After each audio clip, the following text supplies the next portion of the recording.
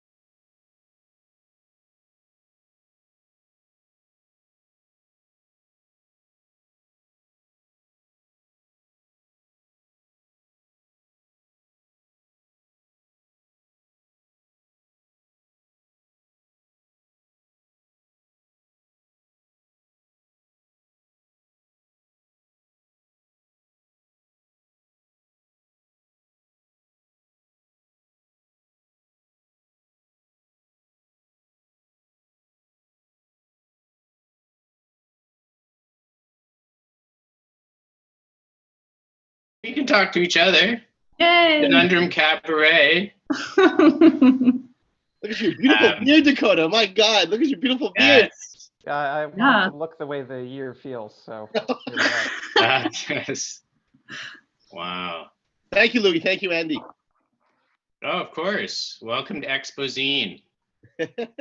So Isa tried to go to find out. Talk to each other. Oh, Conundrum Cabaret. This is officially on the YouTube. Here, Dakota. My God, look at your beautiful beard. I want it to look the way the year feels, so. What the hell is that? Playback, Howie. No, I think Louis is playing it back. So, Louis, should we just start? Nod your head if I should just start, and then it's all good. Oh Lord, my voice. This is officially on the YouTube. Jesus, I'm sorry.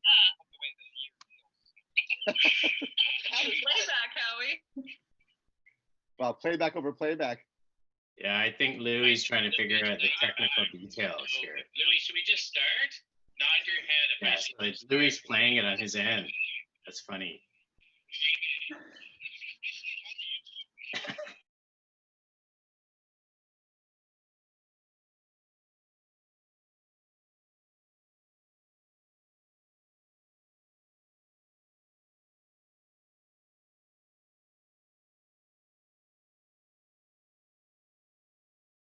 So it's not rocket science. It's going to be Howard. It's order of publication. So Howard, Catherine. That's right. Yeah, Howard, Catherine, Veronica, and Dakota. Dakota, you're like the guy at the end of the 400-meter relay that takes the baton and. Okay, so now you can hear me, right? Oh, now we can hear you. Hi, Louis. Okay. How's it going? All right. So here's the drill. The link is up, but don't play the YouTube's. It's going to be Howard. It's order of publication. So Howard, Catherine. That's right. So, Veronica, and Dakota. Everybody should turn off their YouTube, so there's no extra. Have everything closed except this Zoom, I guess.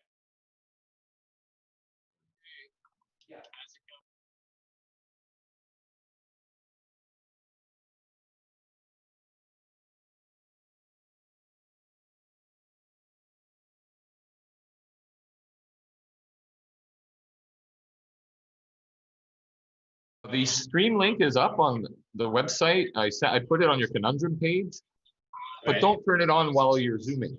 Yeah. Just have the Zoom windows open. Yeah. Yeah, and as each of you are talking, everybody else should turn off their mic, and Okay.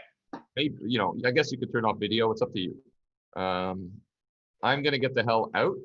And if Sure. you wanted to share the link right now and anything, go ahead. I mean, obviously, it's back on the Facebook page. Oh, okay, now I'm hearing the. That's me hearing the YouTube live right now.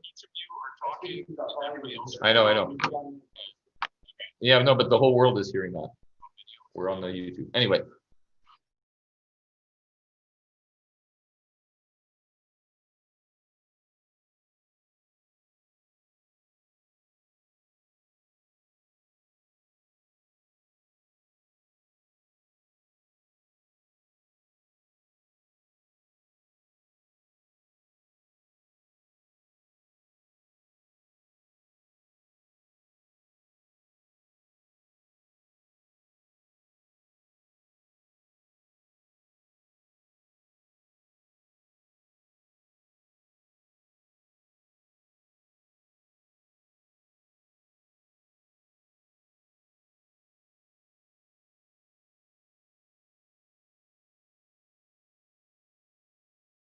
Yay, everybody! My name's Andy Brown. I am the publisher at Conundrum Press. I was one of the co-founders of Expozine and wish I could be there with everyone at a table in a big smelly gym, a church basement with lots of sweat and books and awesome stuff. But we are here Zooming. So we have some amazing artists here, authors, writers, cartoonists, who are going to present their books. These are books that came out some of them came out in the spring, and we're going to be launching TCAF in May. Didn't really happen because no TCAF. And then we have Dakota McFadden, who is just launching his new book, which, you know what? I'll just hold up books as well. To Know You're Alive. So that's awesome. So he's going to be our lead, the hitter that goes forth, basically. So the home run hitter. So we're gonna go in order of people that the publishing order. So Howard Chagowitz, who did this amazing book, Nothing to See Here, launched. Were you at Expozine last year, Howard? You were, right? Yeah. At a launch. Or Nothing to See Here wasn't until okay, the end of so December. we just missed Expozine. So here you are. This is your Expozine debut. Yeah. So I'm going to let Howard talk about his book, and everyone's going to talk for about 10 minutes. And feel free. I'll be asking questions. And Howard, do you want me to ask you some questions, or are you just going to wing it? I know you're able to wing things. Oh, I see. Because I wasn't sure how this was going to be. So what I actually did was I actually set some stuff up. I was going to put some music. Do it. I brought funny hats. Do it. Should we just do that? Sure. Right. So, but you know what? How about if I talk for like 3 minutes? Sure. And then you can ask me questions. Is that possible? Can you only talk? Can you hold yourself to 3 minutes? Let's do it. 3 minutes, go. I'll just show a few things. Here we go. Thank you, everybody. So nice to be here with everybody. And of course, I'll start with the hats. I'm going to put a little music on also.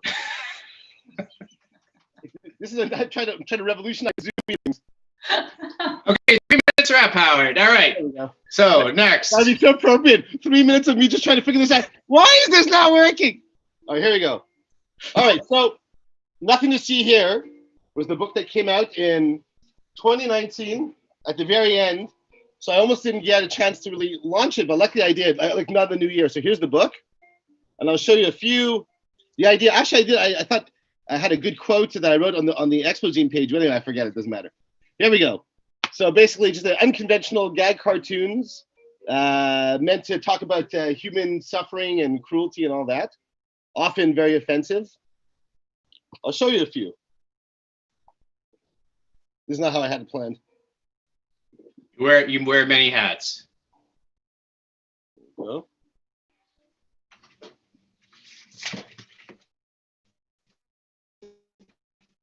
it's all. That's right. That was the back cover.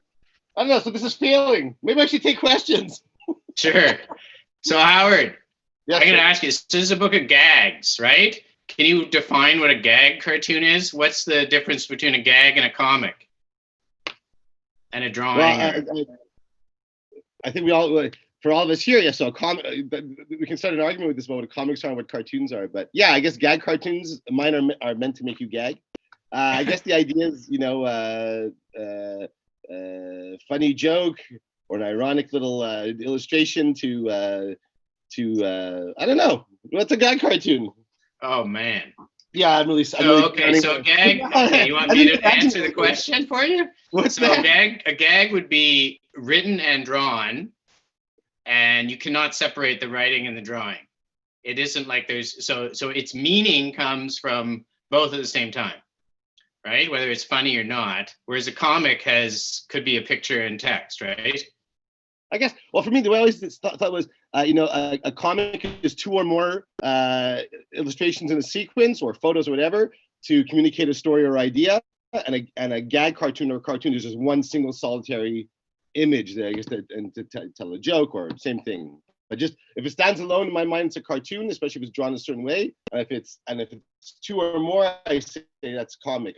Do we all agree with that, or did anyone ever catch that huge? This is Chris. I'm sorry, I'm all over the place. There was a huge debate between Colin Upton and all these people. A huge argument about what the difference between a gag cartoon and a cartoon was, and a comic, and all this stuff. And then it's got into web comics, whether that was real and all. Anyway, so maybe we shouldn't go into such controversial. But I'll show. What should I do? What should I do? More hats. I'll tell you what. We can.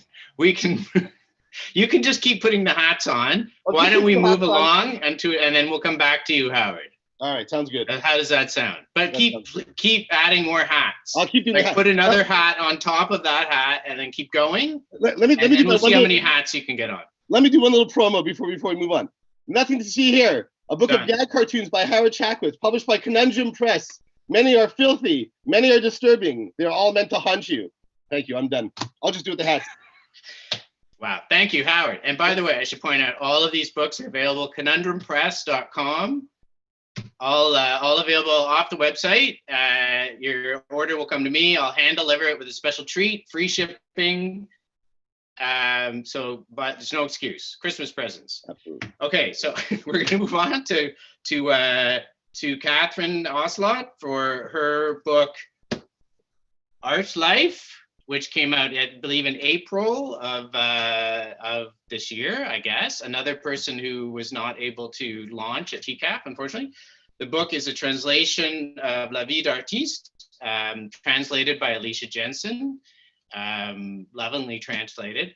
And so she's going to talk. She's in Montreal, Catherine. Do you have a talk? You don't need any hats. Just talk. It's okay. No, I don't have hats. Yeah. Okay. I'm afraid I'm going to be less colorful than Howard. But Well, nobody's as colorful as Howard. So. I failed for all of you in advance, so now it's smooth sailing for the rest of you. That's right. We set you up. yeah. So yes. So it's a book about it's autofiction. So it's a book about I'm sorry, obviously I'm Francophone, so it always takes me a few minutes before I get into the English. It's a book in which I went to interview many artists, friends about their art life. So I wanted to investigate various aspects of what it means to have to be an artist and to have what it means to be in this art life.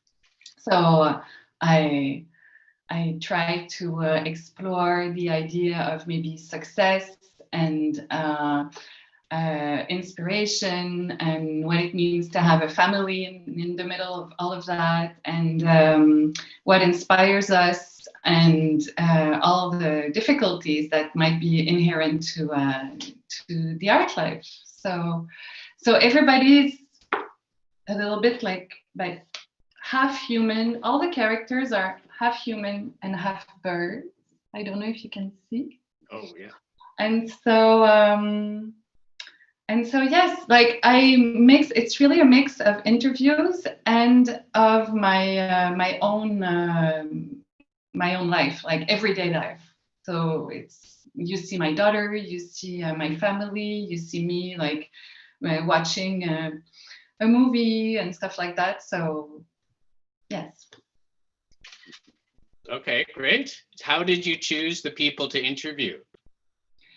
I went a little bit, well, with the people I knew or people I was curious about. I didn't interview, except for Julie Descartes, I didn't interview anybody that were doing comics. I wanted to explore like other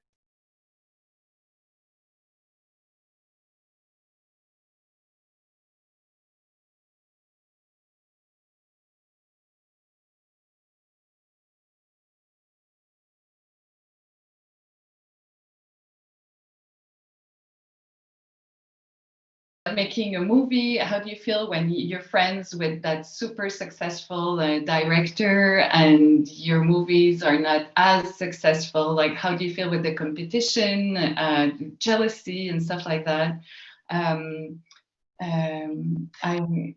There's a woman that is an artist, that is in French we say a comédienne, but in English she's an actress.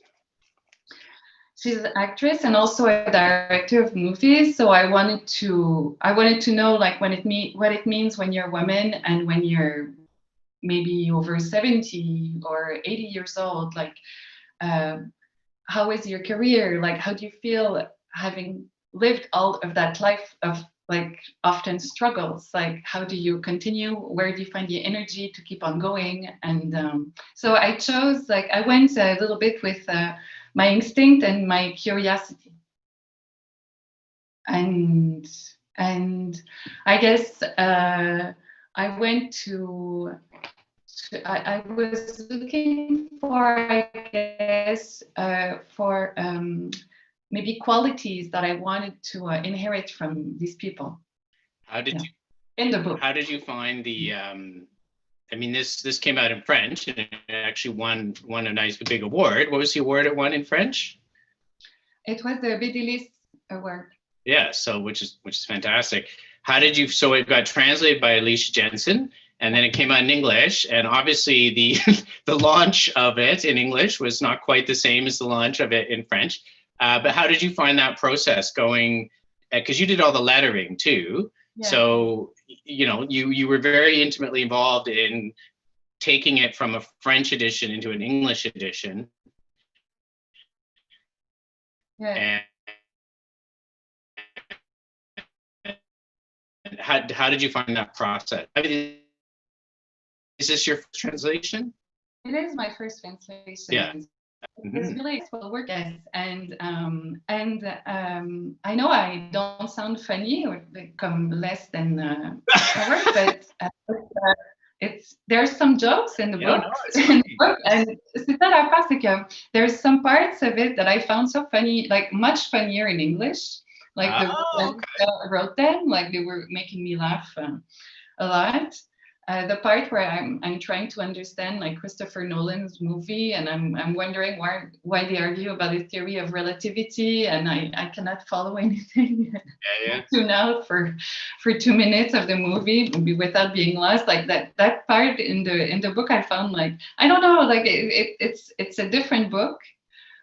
Okay, you find it really different. But for me, it's different. Yeah, for you. Of course, like there's some stuff like maybe play of words that were not possible to put, but there's other stuff that Alicia added that I really found interesting. So the role of the translator was very, there was a lot of it. Yeah. Okay. Cool.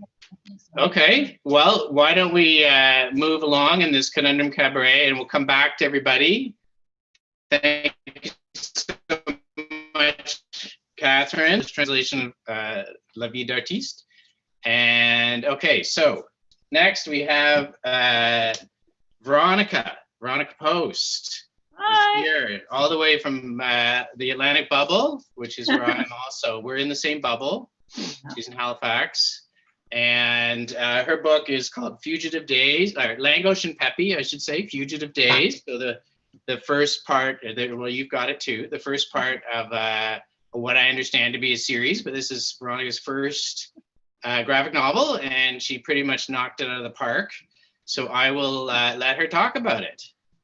Thanks, Andy. Yeah, so my book is also an auto fiction. I like that phrase, Catherine. Autobiographical fiction. So all of the events that happen in the book are things that happened to me, but the characters are fictional. So obviously I'm not this man, but I created these characters in order to help me sort of tell the story without feeling too self-conscious. And it's basically about the travels of Langosh and Peppy through Central and Eastern Europe, kind of trying to remain a little bit on the down low. They're hiding a little bit, and they're sort of living a bit of an unconventional life. So they encounter a lot of interesting stuff on their way. And the last part of the book is about my experience witnessing the migrant crisis that was happening in Europe in 2015 with all of the refugees from the Middle East, especially Syria, arriving there. And yeah, that's kind of what it's about. And hopefully there will be more, because there's many more adventures yet to come in other locations of the world, probably North America next. Okay. Yeah. Now you the process, so it's your first graphic novel. Yeah. And I worked on you with this, although not all that much. I like to feel that I helped a little bit. You did help. Redrawing the whole book. Can you tell people why you like 1 month? Just before before I had to send it to print? Yeah, I didn't tell you about that, Andy. No, you didn't until later. I was like, I'm not going to tell Andy that I'm redrawing the entire thing. Well, I think probably largely it was because, yeah, it's my first book, so I'm not experienced in these things. And I didn't take the time, I didn't really want to sit down and like write out the entire story before I started drawing. So I was just drawing and going down these paths, and then ended up realizing I don't really think that part should go in there. So it was like a lot of exploration and drawing before I finally had the actual book that I wanted. And then when I went back and looked at it, the earlier drawings did not look like the later drawings. So I felt like to make it almost the entire book, to make experience. Did I do it? So to me, it seemed as if you had two different pens. There was like a line issue. So did you put it every page on a whiteboard and just redraw it? Yeah, that's what I did. And I was actually using the same pen, but the pressure that I put on the pen was different because I used fountain pens and nibs. Okay. And I was like really more like when I first started out, more into like thicker lines. And then as I started drawing, I discovered that I actually preferred the look of the thinner lines and like a little bit more of a lighter look. So yeah, I kind of actually developed my style while working on this book, and I didn't really have a style previous to that. So I developed this was my development of cartoon style. Yeah. So you would be in Montreal right now with the rest of us. So you lived in Montreal for a while? Yeah, I lived in Montreal for a long time. I lived in Montreal from 2006 to 2014. Oh, wow. On and off. I also went to Hungary a few times in those years, but I was there a lot, and I went to Rosemount Technical Center to do a cabinet making program, and that was awesome. And then I was working in cabinet making factories there. Yeah. So it was good. That was good. And I was in lots of punk bands and making zines and doing all that stuff in Montreal.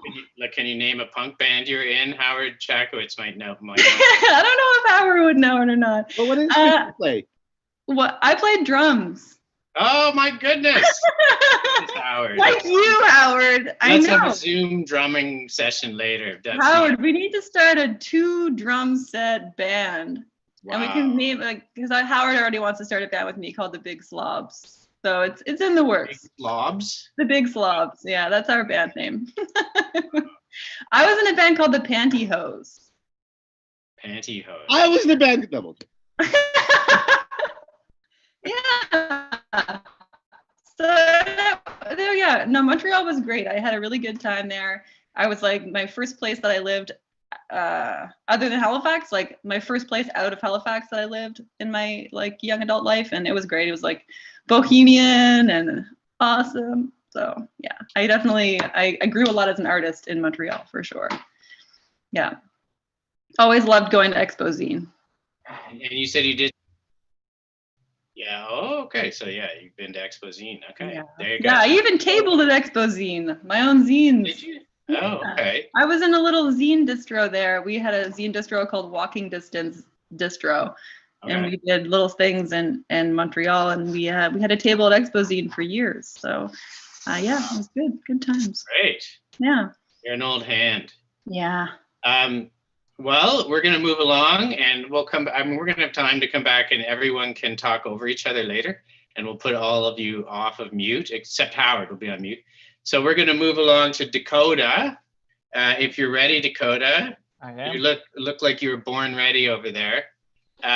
So Dakota is in Toronto. So we're pan global here. He has just launched. Just To Know You're Alive just came out in October, like literally a month or so ago, and he's done a digital event at the Beguiling in Toronto. Amazing store. I'm hoping everyone knows about it. And it's a book of short stories, and they were all pieced together from work that Dakota had self-published. And he put them all together, And then he color, so it's a 2-color. So the artwork is just unbelievably stunning. It's all in one pink Pantone, which just makes it awesome. So he's going to talk from Toronto about his book. So Dakota, why don't you talk? Hi. Yeah, so as Andy said, the book is a collection of short comics that I did, primarily self-published as mini comics, which was sort of the main thing I did over the last 10 years. So this book collects 7 years worth of work, and somewhere about at the halfway point of that 7-year mark, my wife and I had a kid, and then another kid. And so my stories always sort of gravitate towards like horror and nightmares and existential dread and that kind of thing. But they were often sort of set in a childhood setting, like they were very nostalgic, featuring child characters, not stories for children, but about children and from a child's point of view. That sort of idea of looking for something or learning something for the first time, or thinking that the world works in some magical way and finding out that it doesn't, and that it's actually much more grounded and unmagical than that. And what I noticed when Andy and I started sort of looking at stories that I had to put into the book is that after I had kids, the stories became a lot more outward looking, and the fear was less focused on like inner nightmares and inner fears and more became about like the horrors of the world at large. I imagine because, you know, I was suddenly holding these cute little wriggling babies and being like, Jesus Christ, I got to protect them from everything in the world. So that's sort of a fundamental change in point of view that I think is legible in the book. And we even put in an intermission, which is something I always wanted to do in a book, where we threw in a few hodgepodge strips and stories that didn't fit anywhere else. I always thought the idea of having an intermission in a book was very funny. So thank you for letting me do that, Andy. Yeah, and that's the book. It's thematically coherent, but the story is very wildly in content and visual style. Okay, great. So what questions do I have for you? So you're working on a graphic novel, like a larger work, Murray Geithner, which will be coming one day. We know that that's a lot of work. And so part of the reason we put this book together was obviously anyone who's had toddlers knows the amount of work that takes, and it's very hard to make a graphic novel. So when I approached Dakota, and you know, he was feeling frustrated about this process, and I said, well, look, you've made all these amazing shorts, right? Like, and I've been collecting his short mini comics and stuff. So let's put those together. And he's, oh, okay. So that's sort of how this all started out. So I wanted to ask you the process, the difference, I guess, between a short story in comic form, of which there is no name, and a graphic novel, which is a longer piece, which operates on a different narrative arc, is obviously written differently. How do you find that experience? I mean, it can vary from project to project. I think maybe I allow myself a little bit more freedom with the short stories to kind of wing it. I mean, my impulse is to wing it regardless, because if I have to write and draw the whole thing roughly and then write and draw it again, I get too bored by the end of it. So I sort of have to leave an aspect of improvisation to the process. But, you know, with some of the short stories in this collection, I just kind of started on the first page and tried to see where it went without any real idea of what the ending was going to be. And for some of the other ones, like I really like beat them out, you know, in bullet point form first and really planned it from the beginning. I think the biggest difference is just the stamina required for a graphic novel. Like, it takes so long that through the process of working on it, you become a different person and you don't necessarily even believe in the stuff that you wrote in the first bit of the book. So I'm finding that, you know, I'm finding that really hard right now, because in the graphic novel, it's about an aging paranormal investigator. You know, he's never really found any solid proof of ghosts or the paranormal, and he's getting a little more desperate to find that near the end of his life. Yeah, but, you know, ghost hunting doesn't pay well, so he works in a grocery store and tries to make ends meet. And like now with COVID and everything, it feels like there's an opportunity to like explore a whole other dimension of that story. I don't know how much I want to go back in and update it for post 2020 life, but that's an example of like, you know, myself changing as well as the world at large changing in the middle of the process. So I'm finding that to be maybe the most difficult part of working on a longer project, is just the stamina required to see it through. Yeah, well, fair enough. And you bring up a good point there, because I'm finding this, because I'm obviously working with a lot of different artists for books that are coming out next year and the year after, and you guys and everything. And so, yeah, there's a whole year here of COVID. So if you're doing anything autobiographical, it kind of needs to be addressed. So like Right. Sami Alwani, I'm publishing a book. He's doing all these cartoons on his Instagram that are all about him, you know, managing COVID, and he had COVID, and you know, people are addressing it. And you know, my wife's a novelist, Christiane Conlon, and she's writing a book that's in the present day, quote unquote. But she started it like 2 years ago. So the present day, when the book comes out, is totally different. Like, do you address the fact that all these people died? You know, like it's in a nursing home. Kind of an interesting place to set a novel after. So what do you do about that? Like, do you just not mention it? Do you have a nod to it and say, that's not what my book's about, so I'm going to go elsewhere? Anyway, so yes, I see exactly your point, especially with the graphic novel that takes 5-7 years to do. And you know, you might be drawn. The other thing you talked about is having the children.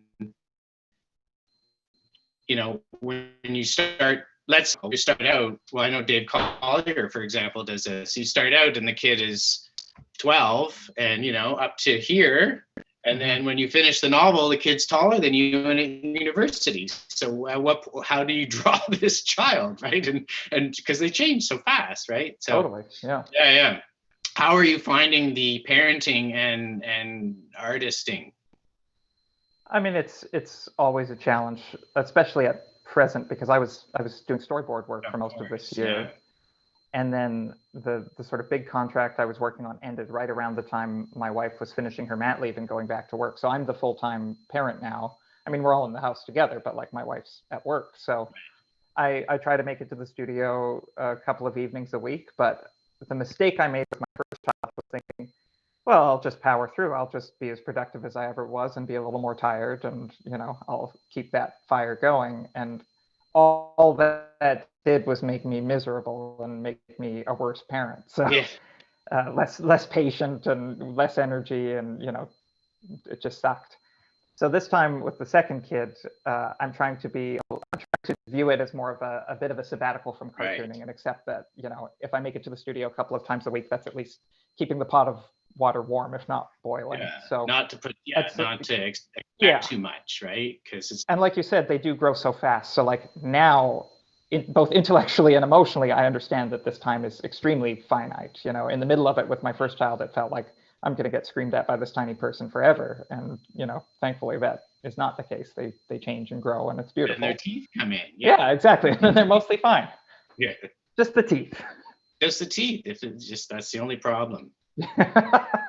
Yes. Okay. So we got like 20 minutes left. So I'm gonna open it up to everybody to ask everybody questions.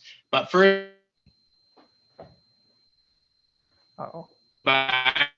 Coda's book, To Know You're Alive, conundrumpress.com, out now. Every bookstore on the planet has a copy. You should buy it because it's awesome. So something that Dakota said, Catherine, I want to ask you about that, because about parenting, and your graphic novel deals a lot with the fact that your art life has to incorporate your child, right? Because you have a child, they're a part of your life. And many are, I mean, I get these conversations all the time. Many artists, because they want an art life and they know that it's very complicated. So how, and you represent your daughter in your comic, and she becomes a very important character. And I guess I'm not really sure what my question is, other than, can you comment on, you know, parenting in an art life, which your book does, that's part of your book, but. It's funny because when I started to make the book, my intention was to not talk about children and not talk about relationships. I mean, love relationships, because like as a woman, we're always asked these questions, and I thought, no, I just want to talk about the art life. But then so quickly I realized that it's impossible not to talk about it because it's such a huge, having children takes such a huge amount of space in your life. So that's why my daughter is a little bit everywhere in my life. Like, but to me, I found, and I talk a little bit about it in the book, I'm separated from the father of my daughter. And so to me, to be able to concentrate on my work and be there for my daughter, I sort of decided like that I didn't want to pursue relationships like for a moment, you know. So I decided, you know what, like I have my friends, I have my family, I have my daughter, like I have my work. This is fine for now, and we'll see later. But right now my plate is full. So for me, that was how I found an equilibrium, because otherwise, like, there's some stuff you have to sacrifice, and I agree when with what Dakota said. Like you cannot have the expectation of having everything and managing everything, and it's impossible. You have to let go of stuff. So maybe your book that is going to take you 2 years to make, like normally it will take you 4 years, but you will have less pressure on yourself, and you're just going to be happier, because otherwise you're just miserable. It's really frustrating. So and they do grow fast, but it's really they become independent like quite fast. It doesn't feel like it when they're 4-year-old, but they become 12 pretty fast, and c'est ça. I think I forgot something. No, it's okay. Did you find, like what I was saying to Dakota, where you start a book and you're drawing your child, and then you finish a book and the child is grown, but you know, but you want to make the book consistent because it only takes whatever 10, 15, 20 minutes to read. Did you find that as an issue? Like you kept drawing her younger than she was, or you found that? Yes, in that book, and the work that I'm doing right now is the same thing. Like I started my work right now a year ago, and I was drawing her yesterday, and I was like, oh, she doesn't dress like that anymore. Now she's almost as tall as I am, and she doesn't talk like that anymore. So I have to I have to fix her in an age and say, go back, be like Veronica. You could be like Veronica and redraw your whole book, but just the child. Does anyone have any questions for any of the other artists? I'm sure Howard does. So like less me talking and more you guys talking? Or do you want me to throw out a question to everybody? No. I have a question. You think I have a question for everybody? Okay. What does everyone think of Conundrum Press? No, I'm not joking. So I think all of you have made like self-published minis, and I've obviously published, you know, your full-length books with spines and everything. How do you find, what is the difference? So Veronica, you talked, or Howard, you're on right now. Why don't you talk about that? You've made some mini comics and things. How do you find, what's the difference between having like a mini, or even having a published book in a bookstore? And well, it's funny actually. The first book, I don't know if it was the first comic you ever published, but wasn't my Howie Action Comics with that yes. So that has an ISBN number and everything, but there's no spine, so it's not really considered a book, right? Is it really considered a book, or this was like the second publication I ever made. So they would not consider it at the time a mini comic, essentially. Yeah. I have it here. I have. Let's see. There's the squirrel of it. Yeah. So this is a very early Conundrum Press publication from Howard Tucker. I've been publishing Howard his whole life. There's other ones. Like this the Action Comic. This is from Distrobito. Yeah, the Distrobito machine. Whatever. Yeah, certainly. This was an early one. Fucking shit. Yeah. So that was the. These are the classic titles I try to get Andy to publish, but this is what sells, Andy. Fucking shit. That's what sells. Yeah. Those were the outtakes that were too filthy to go in the book. Yes. And you self-published them.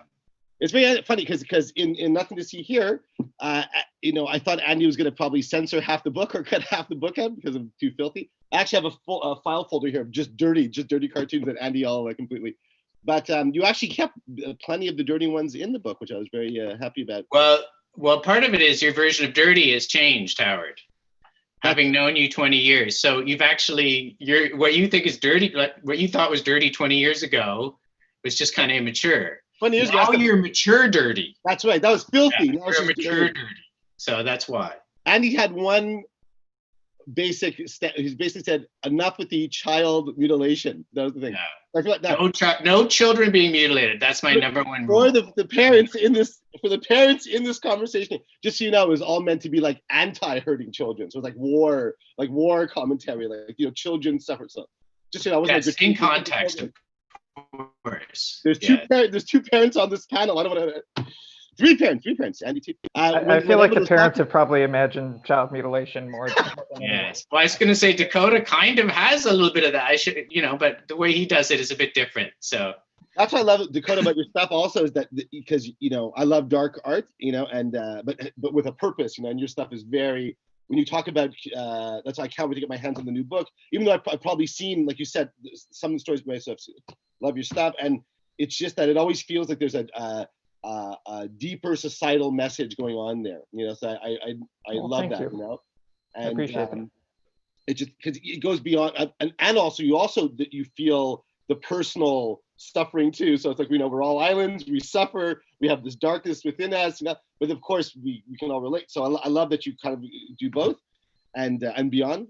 I guess in my book too, my pleasure. God, I can't wait to, you know, that's what's great, Andy, too, is that you publish such a wide variety of things also, you know, and you never shy away from Catherine and Ronnie also. Your books also have a share of heaviness, gravitas to it, you know, so that's great. Andy, you want to say, you're talking about other people parenting throughout COVID, throughout the process of creating. You yourself, as a publisher, you have to do all this stuff too. How about you? Do you relate to what Dakota and Catherine are saying about having to parent while, I mean, you don't have the privilege really of taking 4 years instead of 2 years, that kind of thing?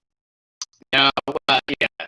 So Dakota's and Catherine's books resonate with me just on an extra level, just because of the parenting. I have 3 boys, 2 of whom are in high school, teenagers. So when I started Conundrum Press, I didn't have any kids, and you know, they've grown up with the press and everything. But yeah, it means I can't have my art life. Basically, was sacrificed completely for publishing. So I have put what I can of that artistic life into the publishing. So, which is partly why I publish all of you, just because and why I publish comics a lot instead of fiction or writing. So at Expozine, of course, we have zines, we have books of short stories, we have novels, we have comics. So it's not just comics. But I started out publishing all that stuff. But I switched to comics. Mostly everything I've been doing is just to try to make my hobby, which was publishing, into my job, and then I've been trying to make that streamline it so I have time to do other things, which hasn't really worked. And ironically, the lockdown here in the spring in Atlantic, Canada, we totally locked down, as did a lot of other places. But we, as Veronica knows, we had this bubble that so life was kind of normal a little bit. So we had 2 kids were away. So we only had 1 kid. It was like having one child, and it was just revolutionary having one child, and who was a teenager and can look after himself. It's like, yeah, I'm going for a run. Okay, see you later. Be back for dinner. You know. So it was like, wow, I have all this time. Like, you know, all this stuff's been canceled. So I was able to do some more sort of creative projects, but it took a global pandemic for me to have time to do that with kids.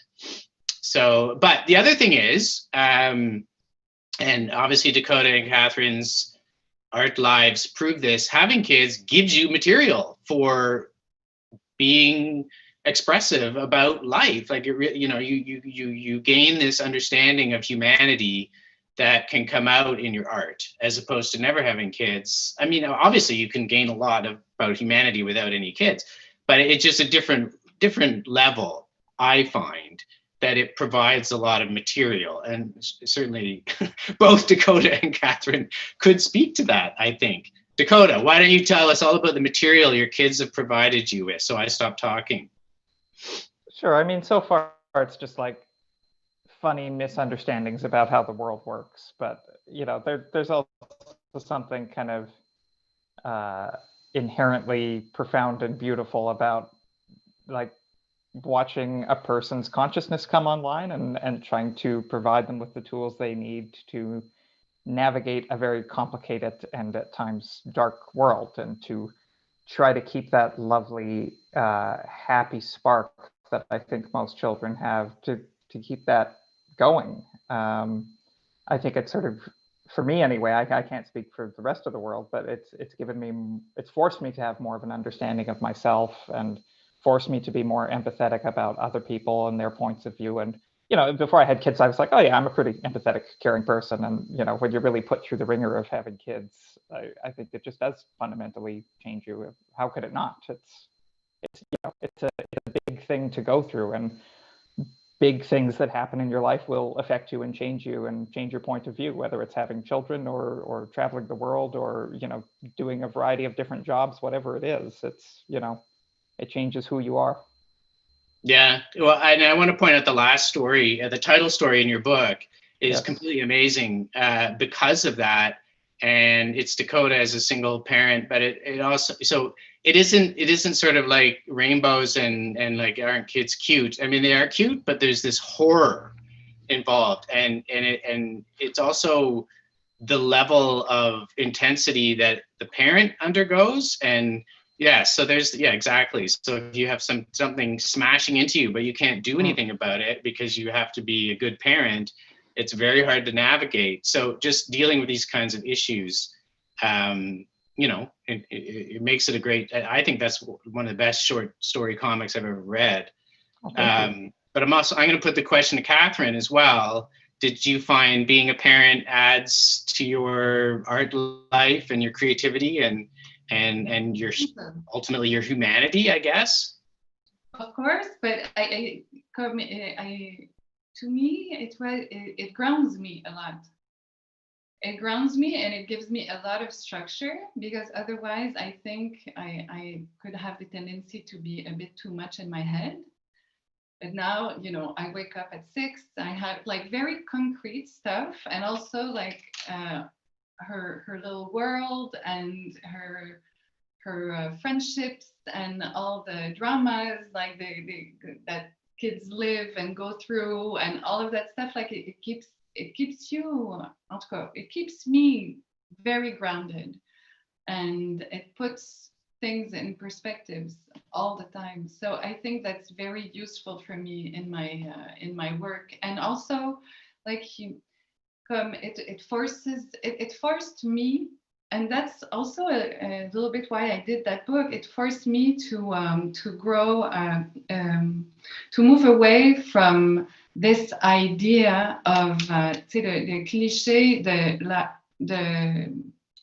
what it means to be an artist, like the figure, the classic figure of the artist, like alone in the woods and creating all the time, etc. But that doesn't exist for me. Like being an artist is in the middle of everything else, and it is possible. So yes, it has enriched my life in so many ways. That's just a little bit, but a little example. But it really helps me to stay grounded. Yeah. Okay, great. Well, yeah, I don't want to make this all about parenting, but that's great to know. It's good. So Veronica, let's get back to you here. So you talked about your book being part of a series, I guess, and you've talked about another book. So is this something that you're working on right now in your bubble in Halifax? What is it you're working on right now? Yeah, I'm working on it. more in the sense that I've been writing about what I want to do, because I've been doing some grant applications. But in the process of writing about the idea, it's like shifted quite a bit, and it's developed quite a bit. So it's been a useful process for me. It's interesting hearing people talk about, you know, initially when they were starting their books, there was aspects that they didn't think they were going to get into, and they're like, I don't really want to write about that. But then later on, it actually becomes like a really central part of what their life is, and they can't ignore it. So I definitely found that happened with me with Langosh and Peppy, because when I first started drawing, they were actually short stories, they were vignettes, and I wasn't getting at all into like the reasons behind why Langosh was like living the way he was. And then I realized as I was writing it, I needed to explain it, because otherwise people are just going to be like, what, why is he why is he doing this? Why is he sleeping in a tunnel? What's going on?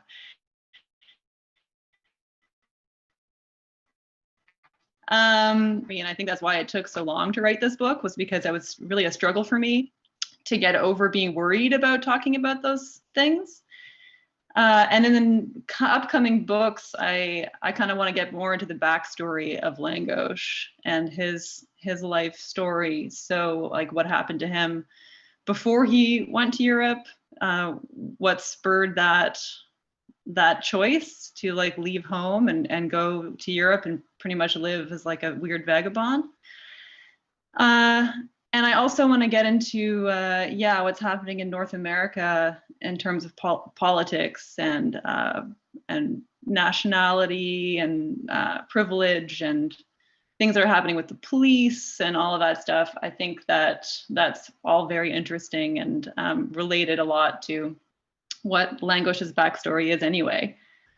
So yeah, I've been working on that. I've been working on writing what I think that second book could look like. Yeah. Okay, and you said books. Are you planning? Yeah, I want to do Langosh Does America, and then I want to do Langosh Does Canada, and then maybe that would be it. But the next one, I think, move on to Peppy, and then Peppy's backstory on the streets. That's funny.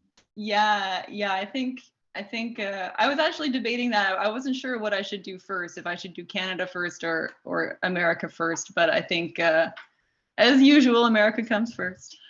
Yes, well, quite a time. Yeah, for sure. I don't know. This Louis gonna probably pop it. It's 2:30 here, but 1:30 there. So Howard, we're gonna give you some last words. We want to get you in there. Do you have any other hats? How many other hats? I do. Yeah. Have we seen? I feel like I ruined my whole thing because I thought we were going to have like 8 minutes each. I was like, okay. I thought it would be like a solo page. I said, okay, I'll put some music. I'll show some people. I'll show things. And I was going to like put hats on as we were talking, you know. Like, I see. But no, it's so nice seeing you all also. And I appreciate it. Do you have a question? You want me just to Sure. do like So I'm going to ask you the same question. What projects are you working on? I know you're in a band. You're drawing all the time.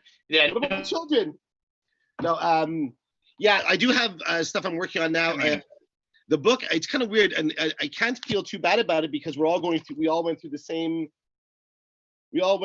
thing. Our books came out, and then COVID hit, and every event, right, and that affects all the publishers like yourself, all of us. So I can't feel too badly about it.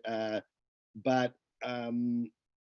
I look now, like the way you're all like everyone's saying, I look at the projects I'm kind of working on now. I don't think the next comic, because my next project will be long, will be like full-length comics. Okay. And autobiographical, one about jobs I've had. I have some fiction stories, but I mean, it's going to take at least 2 years, 3 years or more. So I guess all the while I'll continue doing gag cartoons. I already have a huge pile here, piles and piles of the gag cartoons. When we did this book, Andy, of course, I live in Montreal, Andy lives in Nova Scotia. We must have gone through about 2,000-3,000 drawings to bring that. I stayed with you at Expozine. I stayed at your house so that I would have some sort of control over your material, and it isn't just a box of napkin drawings. Yeah. Oh no, I've evolved. Oh, you've matured. It's the matured filthy. Yeah. Andy would go through like envelope, like I draw on envelopes, napkins, placemats. This placemat one's all placemat book. So yeah, I'm gonna work on that. I'm gonna just keep working on that new stuff, and I would like to get a book to you of like an actual comic story rather than another gag cartoon book. So that's what I'm working on now, and I'm writing it all out. I'm trying to work on podcast stuff. I need money. We all need money. There's no money. We should point out Howard is part of the Wiretap crew, CBC Wiretap. Now they just redid all those, or replayed them. They re-aired some during the summer, and there was some stuff that aired also on This American Life, and so I kind of feel like, oh, I should do the podcast thing, and to try to I just need to make about an extra $100 a month. If I can get $100 a month, if everyone could just buy yeah, absolutely. But the thing is, as you know, I'm horrible with technology. Andy and Louie and everybody helped me, however you pronounce it. And so now I bought myself like a Zoom recorder and all these things, and I've had it for like 3 months. I haven't even put the batteries in the fucking thing yet. I'm so scared of these things. I'm scared of computers. I'm scared. So anyway, but yeah, working on new stuff, still doing piling. The reason why I also keep doing the gag cartoons is this way, at least I feel I come down every day, I draw a bunch, and then I write for the longer. For the longer length, for the full length comics, I'm writing and I'm trying to experiment with different drawing styles for how it's going to be, because that'll be a uniform drawing style, unlike the book, which the gag cartoon book, which has all different styles in it. So that's it. So hopefully in 2 years I'll have a pile of gag cartoons and a whole bunch of comics and kids books. I think we should all work on kids books. Everything. You're doing it all. I'm going to ask Catherine the same question. You're not getting the last word after all. So Catherine, what are you working on? Because obviously you would be working on books in French, and then later they come out in English. So is there something that's coming out in French, or? Well, hopefully in 2021, in next year, I will have another book. It's a collection of short stories, but there is like a common thread, like it's autofiction. It's not how you say it, Veronica. You said it's autofiction is not. Oh, okay. So yes. So it's fictional characters, and I'm one of the characters as well, and it's hard to talk about it because I'm in the middle of making it, and I'm not really sure. I'm not sure what it's about completely. But it's called. I have the title, and it's called Symptoms. Okay. That's French and English. It works together. And is it the same meaning in both? Yeah. Okay. Yes. I think and now is this something you were doing with the Cinematheque? Is that? You were a writer or artist in residence? I did comics for them. Like I did this art residency that lasted for many weeks, where I moved my studio at the Cinematheque, and where I was watching movies and then having discussions with spectators, and then I was making short stories that were inspired by the conversations I was having with people about the movies. So this book that I'm working on takes a couple of those stories that I integrate in the book, but it's not a book about that. That sounds kind of similar to your Art Life book, interviewing people about not their life, I guess, so much as like a piece of art that you would have shared together. Yeah. Yeah. Well, I continued the process of interviews and having interviews like influence my work. Yeah. Great. Okay. I don't know what's going to happen here, whether Louis is going to come and sign us out, but why don't we all talk about our experiences at Expozine? So Dakota, have you ever been to Expozine? Yeah, Expozine was my first like small press really? zine kind First of ever? Yeah. You came from Toronto? No. All right, Louis is giving us the signal to wrap it up. Okay. So, okay. But tell us about Expozine, and then you can have the final word, Dakota. No, my wife is doing a master's at McGill, so we moved to Montreal for a couple of years, and I was trying to figure out how you get the comics you draw into people's hands. I ended up talking to Billy Mavreas at Yes, Billy. like, there's this thing called Expozine, you should come do it. And so I did, and then I kept going and doing that. Billy Mavreas would probably be the common link between half the people I've ever published. Yes. Yeah, That's he awesome. was my first also mentor person for a comic book that I did back in Montreal, like in 2010. Totally. He was my first wife. Hey, we should. Yeah, shout out to Billy Mavreas, and Rick Trembles has a new book coming to Andy, right? Woo! Can't wait to see it. Andy, thank you so much for everything. And thank you for everything. All you guys. I'm just writing to Louis here. I don't know how to send a chat. So, but otherwise, I'm ready. We're ready to leave the meeting, I guess. So I'm not sure if we just leave. Oh, there he is. Okay. Yeah. Thank you, Louis. All right. Everyone close buy it off. Press books, and thanks for Expozine. Thank you, guys. The stream continues till 6 p.m. and you'll be able to find this back online next week. We're gonna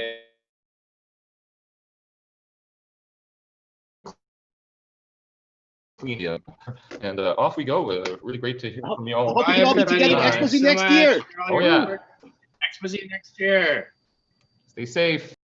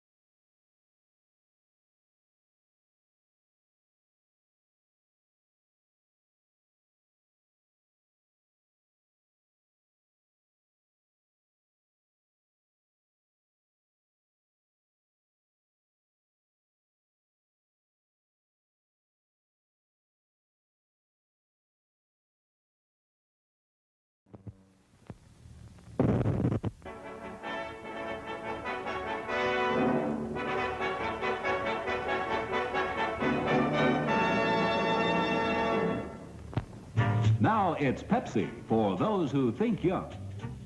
Think young. Say Pepsi, please.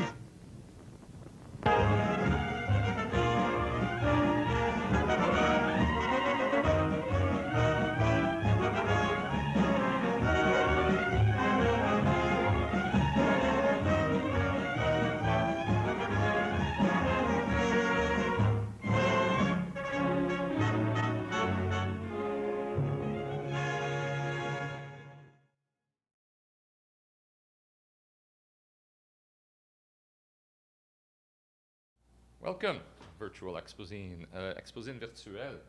On continue aujourd'hui jusqu'à 18h avec plein de contenu, présentation de fanzine, ainsi de suite. We're here till 6 p.m. with tons of presentations of zines by zine makers, publishers, and authors talking about their books. All this set up pretty much non-stop till 6 p.m. And if you don't have time to catch it all, we'll put all this back online next week on our YouTube channel.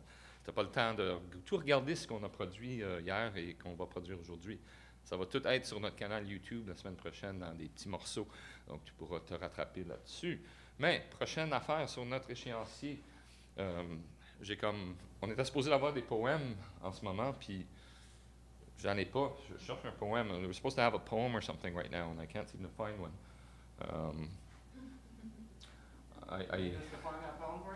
Oh, I can call.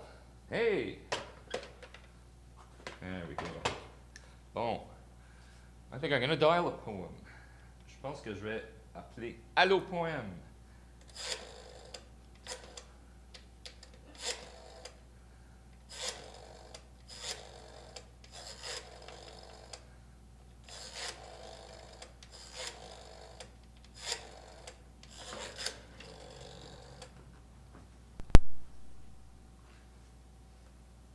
Allô? Allo-Poemes? Hi, thanks for reaching Dial a Poem. For a poem in English, press 1. For a poem in French, press 2. For a poem taken from the archives of the 1985-1987 edition of Dial a Poem, press 3. Bonjour et merci d'avoir rejoint la ligne Allo-Poemes. Pour un poème en anglais, faites-le 1. Pour un poème en français, faites-le 2. Pour un poème tiré des archives du projet d'AI. Hi, my name is Fortner Anderson. I am darkened twine mixed imploringly of exorcists and butchers' packages. But abstemious sisters have beloved my fog's elders. Below, both must repent. You, regal, hypocritical figurine, have defied ennui and can bedevil, festoon aroused Christians, so that I might furl my wardrobe typographically, or insult it, if it must be adorned. But hey, it must be humored. Zoot. The parks of incels and betas have explicated and made it cursive. Let my eyes be sold and undo me, Dallas, with big specials of muscular scooters which pound the grammar. That was a sonnet from my new book to appear in 2021 entitled Reiterations. Ah. Ooh, okay. Hi. That was our new Dial-A-Poem service, in English, I think, we heard. Fortner Anderson. Fortner Anderson is, well, I guess I can put this down for now, a very important poet in Montreal. He came to Montreal in the 70s, started doing poetry at punk shows and Hotel Nelson and stuff like that. By 1985, he actually really wanted to get into poetry and decided to learn about it by recording poets. And he created Montreal's own Dial-A-Poem service, 1985 till 1987, based on, inspired by John Giorno's New York Dial-A-Poem project from the early 70s. We were lucky to get permission from Fortner to take the idea and try to reboot it again, and that's what we did. Allo-Poemes, Dial-A-Poem, 514-558 voix, 514-558-8649. I think we have somebody à parler de ça. Je vais te présenter. I'd like to get my colleague Sébastien Deleu. Je vous présente Sébastien Deleu. Salut, salut. Alors, collègue d'Expozine qui explique-nous un petit peu c'est quoi cette affaire-là. Et comme tu disais, c'est Fortner Anderson qui avait lancé le Dial-A-Poem de Montréal en 85 jusqu'en 87. Il nous a offert la possibilité de reproduire le concept en temps de pandémie. Donc, l'édition 2020-2021 commence cette semaine. Il y a 4 poètes par semaine, donc 2 poètes francophones, 2 poètes anglophones, renouvelés 2 fois par semaine, jusqu'au mois d'avril pour la phase 1, en tout 40 poètes anglophones et francophones pour la première phase. On verra pour la suite. Donc, c'est lancé. Vous pouvez appeler 2 fois par semaine pour des nouveaux textes au 514-558-VOIX, 558-8649. Et l'information, bien sûr, toujours sur le site expozine.ca. All right. Ben, merci. Peace out. Super. Okay, I guess I was going to introduce. Do we have the graphic? Dial-A-Poem.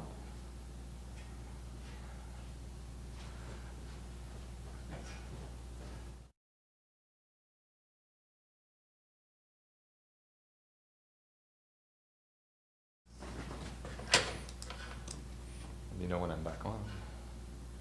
Yeah?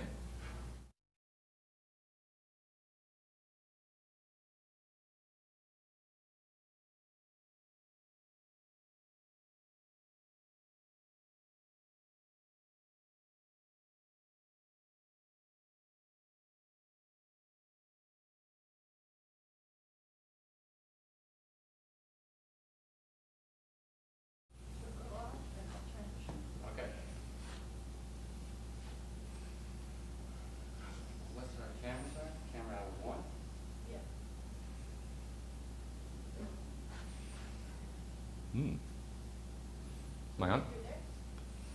Ooh. Ça, c'est de la poésie. Bon. All right. Now, that was a poem. Next up on our parade of videos that we're playing for you today, I should explain, we originally were going to be hosting a sort of book fair, Expozine fair, much smaller with distancing and safety measures, with a whole lot of web streaming of people selling their books and talking and other people participating online. As the months went by, we had to go smaller and smaller and whittle down anything physical. We're now in a red zone, and of course we're doing it like this. We had a lot of people send in videos, we produced some videos, and I'm going to keep playing some for you. Je voulais juste mentionner qu'à défaut des conditions en place, au mois de septembre, on envisageait au moins une sorte de foire physique avec quelques exposants au moins, pas autant qu'un exposé normal, mais assez pour donner un peu l'atmosphère. On voulait mettre cette expérience-là en ligne avec un certain nombre d'exposants et de mélanger du contenu multimédia par la suite. Évidemment, on se retrouve maintenant dans une zone rouge assez confinée et avec des chiffres très mauvais récemment. Donc, finalement, on fait presque tout par Zoom et par vidéo que beaucoup de monde ont préparé pour nous. On va jouer un grand bloc de vidéos à partir de 15 heures, quelques-uns en fait, pour vous montrer tout ce que les gens ont préparé. Mais pour l'instant, je vous présente un court vidéo. On a décidé de visiter quelques librairies à Montréal. Les gens se demandent comment est-ce que je peux aller me procurer tous ces livres-là que j'achète normalement durant Expozine. Mais n'oublie pas, les librairies sont toutes ouvertes, sont permis durant la zone rouge, sont très occupées. Tu peux aller à la librairie, tu peux faire des commandes en ligne et les ramasser personnellement. Ça fait une belle petite marche, et ainsi de suite. Donc voilà, we really wanted to encourage the local bookstores, so we visited a few of them and filmed some videos. Because lest we forget, if you're frustrated about Expozine not happening, but you want to get some of these books and zines that you normally get, don't forget bookstores are open even under the red zone conditions and restrictions. They're quite busy as well. People are looking for books. You can order online or order for pickup, which we definitely recommend. Take a nice walk and save on the delivery fees and that kind of thing. And yeah, go to them and check them out. We should mention Drawn and Quarterly Bookstore is definitely a place where you can get almost all the comics you normally find at Expozine. And there's a few others that I'll show you videos of today. The first one today is La Part de Tête, la librairie La Part de Tête. Normalement, ils ont une table même à Expozine. Malheureusement, on ne peut pas cette année, mais on a fait une belle petite visite la semaine passée pour leur demander comment que ça allait. Je vous présente maintenant une petite visite à la librairie La Part de Tête au 262 Mont-Royal-Est, juste à l'ouest de la rue Saint-Denis. Here is a visit to La Part de Tête bookstore. It's located at 262 Mount Royal East, just west of Saint-Denis. And I hope you enjoy the visit, and then you may make your way there to buy some of the stuff you would have got at Expozine. Donc voilà, La Part de Tête. Puis, ben, c'est ça, nous on est situé sur l'avenue Mont-Royal depuis un bon petit bout de temps. Donc, on a deux locaux. Il y a un local dans lequel on va retrouver surtout de la littérature, donc des romans, de la poésie, du théâtre, la littérature jeunesse et la bande dessinée. Et juste en face, on a un autre local qui, lui, met l'accent sur les essais, les arts, tout ce qui n'est pas de la fiction, en fait. On va retrouver ça juste de l'autre côté. Et les revues aussi. Oui, et les revues, effectivement. On va retrouver chez nous plusieurs éditeurs qui sont généralement présents à Expozine, que ce soit, si on pense à la poésie, par exemple, comme Loi de Cravant, des plus petits éditeurs, de l'auto-édition. Les gens, souvent, nous, on accepte de la consignation. On prend des titres en consignation. On fait de l'achat ferme aussi, tout dépendant de ce que c'est, évidemment. Mais on en a aussi pas mal de ce côté-ci en bande dessinée. Plusieurs auteurs, là, Sviane, Iris, les auteurs de chez Pampard, entre autres. On a plusieurs de leurs titres comme ça. À petit tirage, des trucs plus exclusifs, si on veut. Et de l'autre côté, on a aussi une section fanzine, où là, on va retrouver un paquet de fanzines, que ce soit sur seulement que le dessin, ou des fanzines à saveur, je sais pas, plus sociales, si on veut, féministes, ou ce genre de choses-là. Ça aussi, on a une bonne sélection juste en face. C'est ça, en fait, comme on fait beaucoup de lancements, je pense qu'on se fait connaître aussi des des artistes locaux. Ça attire quand même pas mal de monde. C'est sûr que, bon, depuis le mois de mars, c'est beaucoup plus calme de ce côté-là. Sauf qu'on est aussi actif. On fait des suggestions sur les réseaux sociaux. Sur Instagram, on a des comptes Instagram aussi qu'on alimente assez souvent. Oui, donc, depuis le mois de mars, en fait, c'est ça. Au départ, c'était, comme tout le monde, l'incertitude. On a dû fermer les portes.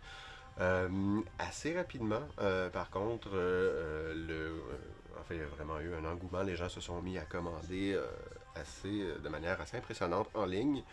Donc, c'est ça. Donc, rapidement, on a eu des employés qui ne faisaient que ça. La librairie restait fermée, mais on traitait des commandes en ligne comme ça, puis on faisait les envois postaux. Parfois par la poste, mais parfois aussi, assez souvent, quand c'était des gens qui habitaient dans le quartier, on en faisait nous-mêmes, que ce soit à vélo, en auto, parfois même à pied. Là. Moi, j'en ai fait jusqu'à Verdun, parce que j'habite dans ce coin-là. Mais c'est ça, donc à peu près tous les employés se sont mis à faire leur part pour que les choses reviennent un petit peu à la normale. Depuis, la librairie est ouverte, depuis, je pense, le mois d'avril ou mai. Et honnêtement, l'engouement pour l'achat en ligne n'a pas beaucoup diminué, honnêtement. Puis là, bon, avec les fêtes qui s'en viennent, on sent que la vague, la vague remonte. Les gens essaient d'être prévoyants, essaient de commander en ligne aussi. Mais même, je dirais, sur semaine et la fin de semaine, il y a quand même beaucoup de monde. Je veux dire, il y a toujours des livres qui paraissent. Donc, il y a eu quelques retards, là, évidemment, liés au transport, ce genre de trucs-là, les trucs plus logistiques. Mais la semaine, les fins de semaine sont très, très occupées. On a quand même beaucoup de monde ici à la librairie. Même si on ne fait pas de lancement, les gens veulent lire. Je pense que le fait qu'il n'y ait pas de cinéma, pas de théâtre, pas de spectacle de musique, les gens se retournent vraiment vers la lecture. Pas de salon de livre non plus, malheureusement. Mais les gens se retournent quand même vers la lecture parce que ça reste quand même assez accessible. Et il y a évidemment beaucoup de bons livres en général, mais aussi beaucoup de bons livres québécois. Donc, ouais, on sent que les gens ont envie de lire. Là, il y a la file parfois. Il y a des files la fin de semaine. La semaine peut-être un peu moins. Ce qui est somme toute assez normal. Mais la fin de semaine, oui, nous, on a aménagé un petit peu l'entrée en prévision des fêtes parce que, bon, on s'attend à ce qu'il y ait évidemment une limite de clients. Il y en a déjà une en place. On a réaménagé un petit peu l'entrée justement dans cette optique-là. Que les gens fassent la file qui ne s'attendent pas dehors parce que bon, le temps froid va venir aussi. Mais non, il y a même des gens qui font la file dehors des fois la fin de semaine parce qu'il y a quand même un assez bon achalandage. Là. Tout ça en respectant la distanciation sociale, évidemment. Et nous, on est sur le réseau Les Libraires, leslibraires.ca. Donc, l'adresse, c'est www.leportdetête.leslibraires.ca. C'est par là qu'on peut commander les livres en ligne. Vous pouvez voir l'inventaire aussi, donc ce qu'on a en stock et ce qu'on n'a pas. Ce qu'on n'a pas, évidemment, on peut toujours le commander, tout dépendant de la disponibilité chez les distributeurs, mais en général, tout déroule bien. Sinon, les heures d'ouverture vont être appelées à changer. On est ouvert depuis le mois de mai de 10h à 20h. Je pense que pour la période des fêtes, peut-être à partir de la semaine prochaine, on va rester ouvert jusqu'à 22h comme à l'habitude. Normalement, c'est notre horaire régulier de 10 à 22h. Donc, ça, on va revenir à cet horaire-là pour les fêtes. 7 jours sur 7. Oui, 7 jours sur 7, on est ouvert tous les jours, évidemment. Sinon, nous, on continue. La période des fêtes, ça s'annonce assez costaude. Il y a beaucoup de livres, il y a beaucoup de clients. Donc, nous, de notre côté, on sent qu'on est prêt. Là, toutes les commandes de livres sont faites. On parlait d'une suggestion de cadeaux, livres cadeaux. Oui, ben oui, en fait, je vous présenter. Ben oui, en fait, j'en profitais j'aimerais en profiter pour souligner le fait qu'on a un éditeur de Marseille, en fait. Depuis peu, il y a quelqu'un qui importe les fabuleux livres de l'éditeur Le Dernier Cri, en fait, qui font des ouvrages entièrement sérigraphiés. Je ne sais pas si le livre rentre dans l'objectif. Donc, c'est vraiment des livres assez spectaculaires. C'est de la bande dessinée. De la bande dessinée un peu trash, un peu punk, je dirais. Donc, c'est ça. C'est le genre de choses qu'on peut trouver chez nous, entre autres. Évidemment, comme je disais, il y a la poésie, la BD, un paquet de trucs. Mais cet éditeur-là, à ma connaissance, je pense qu'on est les seuls pour l'instant à avoir ça à Montréal. Il y a tout plein d'autres titres. Celui-là, je vais le montrer parce qu'il est assez imposant, assez spectaculaire. Mais donc c'est ça, il y a un paquet de petits éditeurs aussi qu'on peut trouver sur nos tablettes à travers toutes les sections. Ben, super, c'est un habitué d'Expozine justement. Donc, oui. C'est super.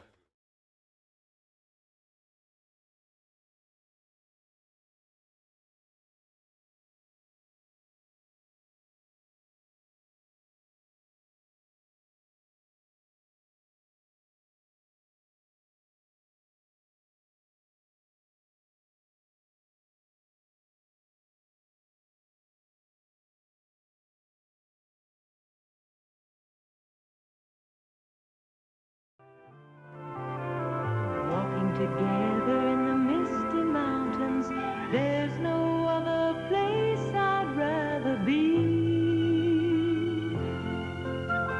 Clear mountain streams like crystal fountains, the sky is a rainbow as far as you can see.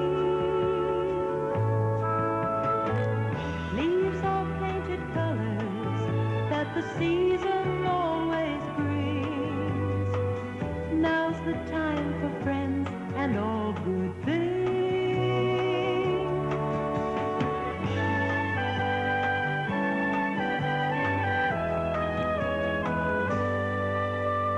Walking together in the misty mountains, sharing all beauty of the day.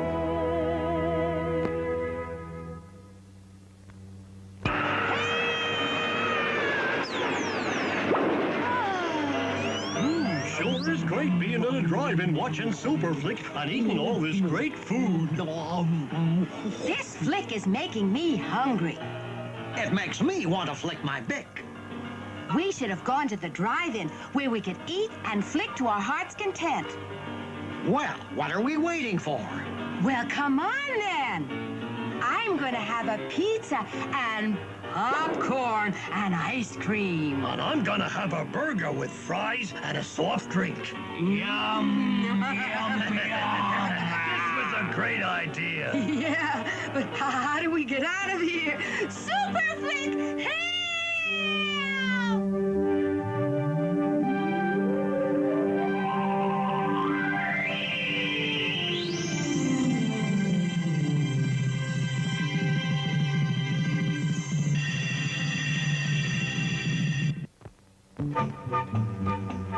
Come alive, come alive.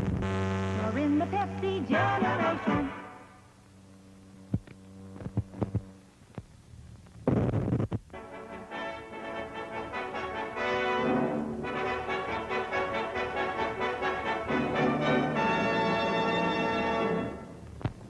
Now it's Pepsi for those who think young. Think young. Say Pepsi, please.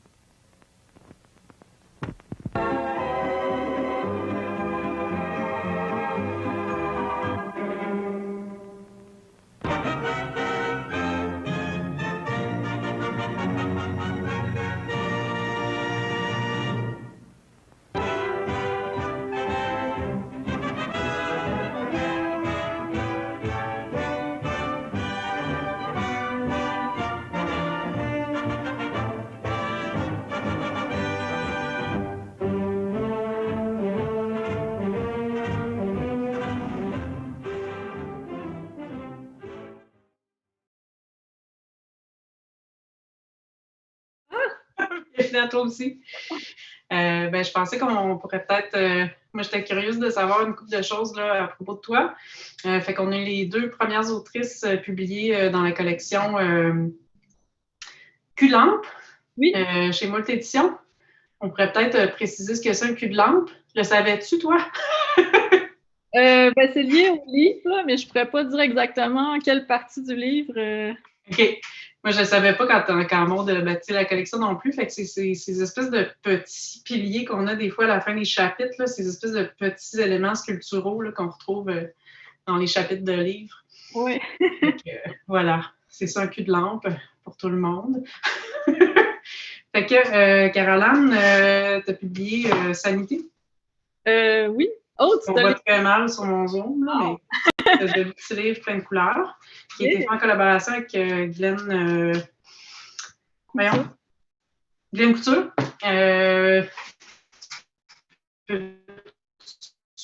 me parlais un petit peu de... Oui, avec plaisir. En fait, ce qui était intéressant avec ce livre-là, c'était vraiment l'exploration graphique entre littérature et les arts visuels, on pourrait dire les éléments typographiques, comment ils rentrent en relation avec l'écriture, puis le sens aussi que ça crée par rapport à ces éléments-là de littérature mis en valeur dans l'écriture. Puis c'est vraiment, je tenais à le souligner aussi, c'est vraiment un travail collectif entre l'éditrice, entre Isabelle aussi Berrigan, puis aussi la graphiste Guylaine Couture aussi qui a fait l'excellent travail de présentation de l'écriture. Donc, c'est vraiment, en fait, j'ai écrit le texte, puis après, ça a été un travail collectif pour faire ce livre-là, pour que ça soit mis en valeur. Puis après, moi aussi, en tant qu'autrice, c'est de trouver le sens à travers l'écriture, puis comment je veux aussi que ça révèle ma pensée. Puis aussi, en discutant avec Maude Trottier, qui est la directrice de la collection, je me suis aperçue que, en fait, c'était un peu dans le rapport à l'écriture que je me suis pas nécessairement rendu compte sur le premier coup, mais il y a des liens avec mes personnages de dessins animés parce que je fais aussi des films d'animation. C'est ça, hein? Ouais. Puis, dans le fond, je suis en train de faire un film qui s'appelle Night, qui est l'histoire de 3 femmes. Puis, à travers ces femmes-là, je retrouve aussi la fille plate qui se retrouve dans ma poésie aussi. Puis, aussi, c'est un peu autobiographique, c'est un peu moi, tu sais, mais en même temps, c'est aussi mon personnage de femme à travers sa quotidienneté, à travers sa fiction, à travers ces éléments-là aussi qui apparaissent dans l'écriture. Donc, voilà. Peux-tu me dire, parce que je sais qu'on a été à la même université, l'Université Laval. Oui. Moi, ça fait plus longtemps. Puis c'est ça, puis il y a beaucoup de références comme aux trucs de bureau, un peu dans ton livre. Moi, j'ai beaucoup aimé la brocheuse, entre autres, qu'on ne trouve jamais. Je me demandais, est-ce que c'est en rapport avec ton activité plus d'étudiante ou c'est plus que tu as travaillé dans un bureau et tu avais envie d'écrire là-dessus? C'est vrai que moi, dans mon travail, j'ai tout le temps au travail, on pourrait dire. Mais entre autres, je travaille dans le domaine culturel, donc j'ai un travail de bureau. Puis, c'est vraiment un travail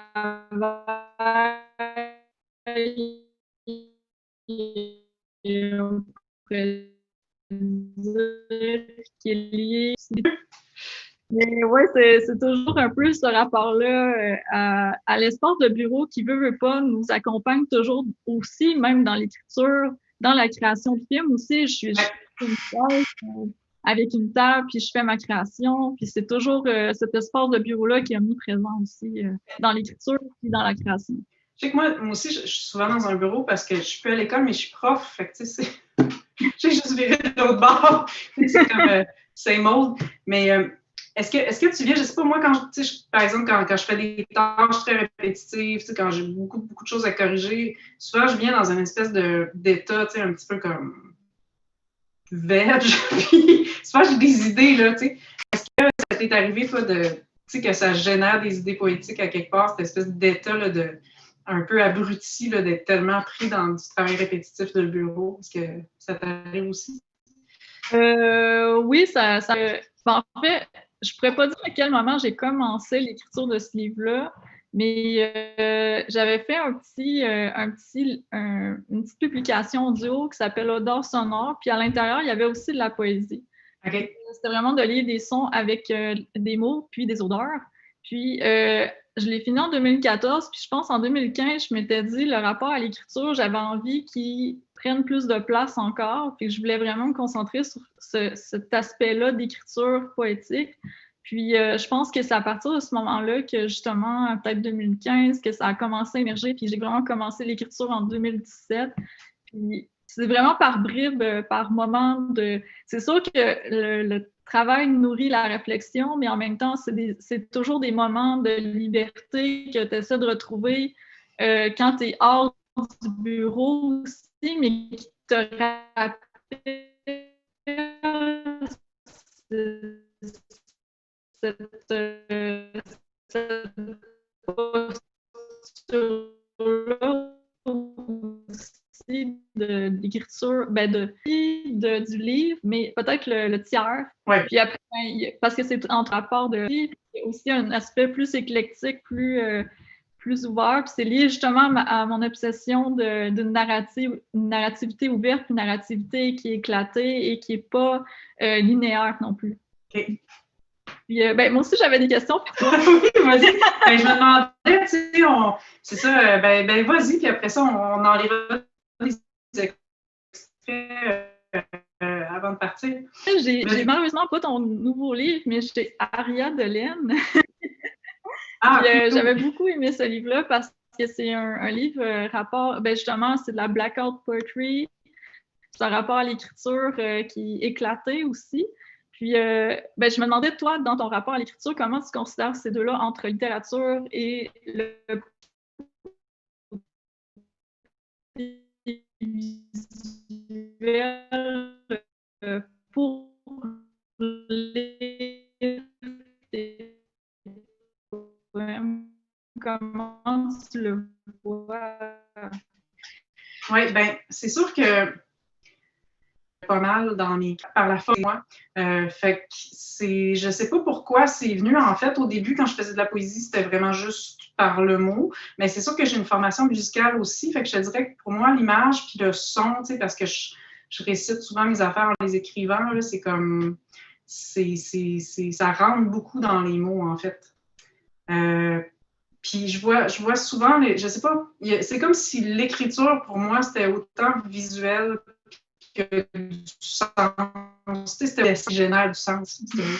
Fait que c'est souvent dans cette espèce d'optique-là, parce que moi, je remarque, le mot, c'est quand même important, parce que, si je me promène dans la rue ou whatever, je vais tout le temps focusser puis chercher le mot, puis c'est vraiment comme hyper important.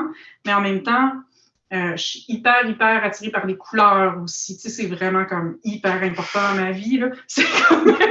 la couleur, c'est comme tellement... je sais pas, je cherche ça aussi, continuellement. Fait que c'est comme si en alliant les deux, c'était vraiment moi, puis en mêlant le son à tout ça. Je sais pas, je suis comme pas capable de juste être dans une dimension, on dirait. Je suis comme un être de plusieurs dimensions et plusieurs disciplines.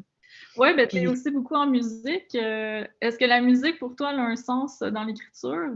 Oui, c'est vraiment, quand j'ai fait Aria, là, je les récitais, puis il y avait un rythme, puis je sais pas, il y avait vraiment, c'est ça, une rythmique dans l'enchaînement des carrés, là, c'était vraiment important. Fait que, ouais.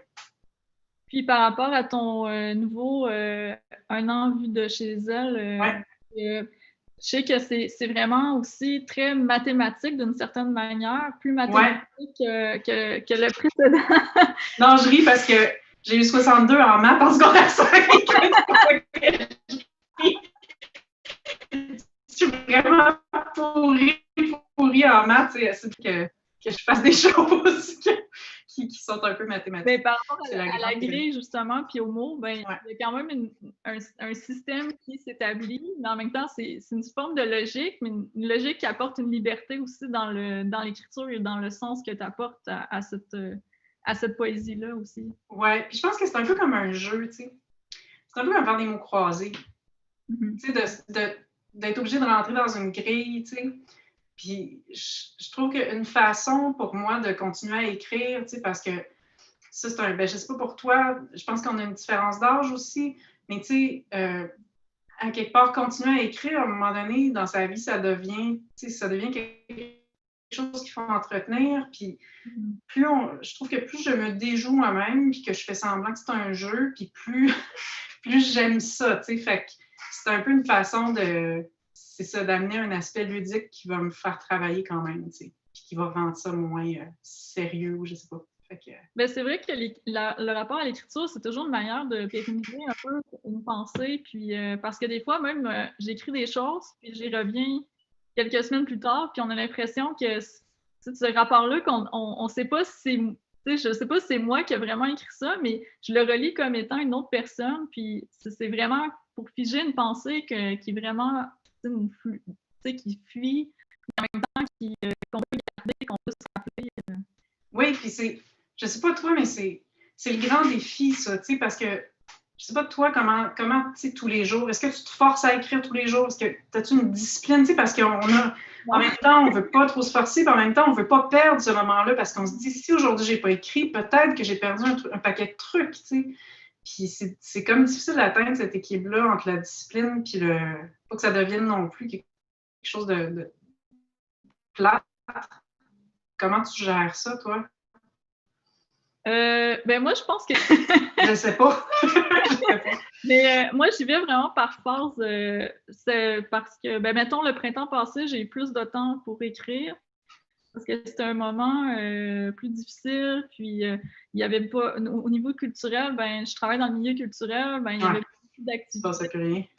Non, c'est ça, c'était dur. Donc, ça a été un moment pour écrire, pour penser, puis j'y vais vraiment par des moments où j'y vais de manière vraiment intense. Tu sais, comme là, c'est un peu difficile d'écrire parce que j'ai 3-4 emplois en même temps, là, différents, puis j'essaie de maintenir ma création. Puis j'ai aussi d'autres projets qui sont plus dans le domaine des arts visuels, mais selon, ben, disons, mes envies aussi. Ouais. C'est pas facile d'avoir une discipline dans ce contexte-là d'écriture, mais c'est toujours, je sais pas, c'est comme quelque chose qu'on a envie de donner de soi, même si c'est plus fort que nous. Ouais. Mais moi, j'ai vu que tu étais en train de faire des calligrammes pour le temps des fêtes.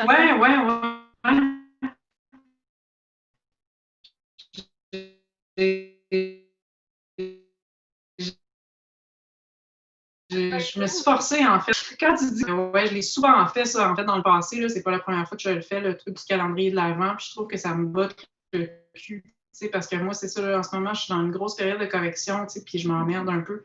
Fait que je me disais que ce serait pas une mauvaise chose de me forcer tous les jours à écrire un petit peu, tu sais. Fait que je suis un peu maîtresse d'école envers moi-même, genre, des fois.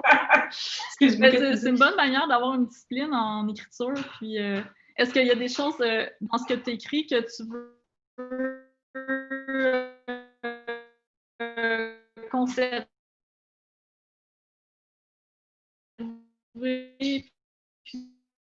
puis continuer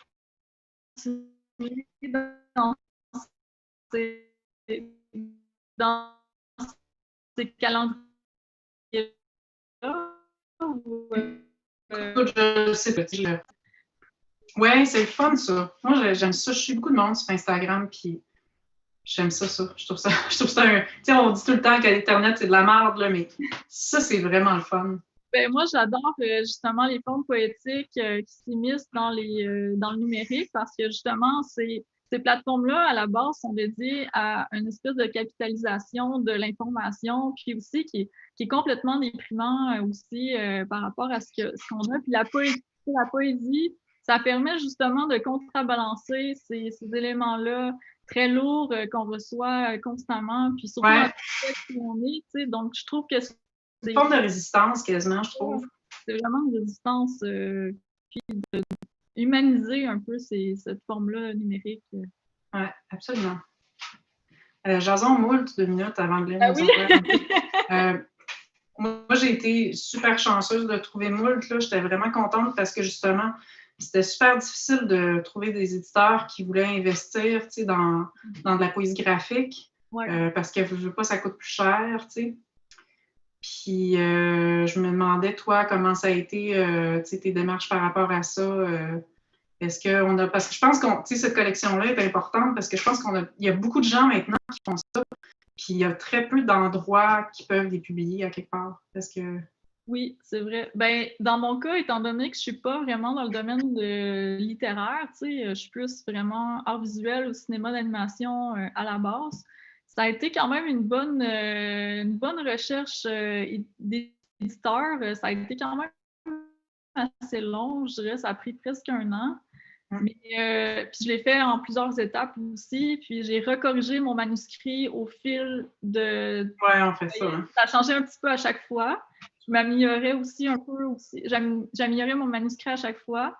Mais j'avoue qu'à la base, je le considérais pas comme un élément poésie graphique. Okay. Ça, c'est évidemment avec Maud qui a apporté cette dimension-là à mon livre. C'est pour ça que je dis que c'est un travail collectif parce que ça a vraiment...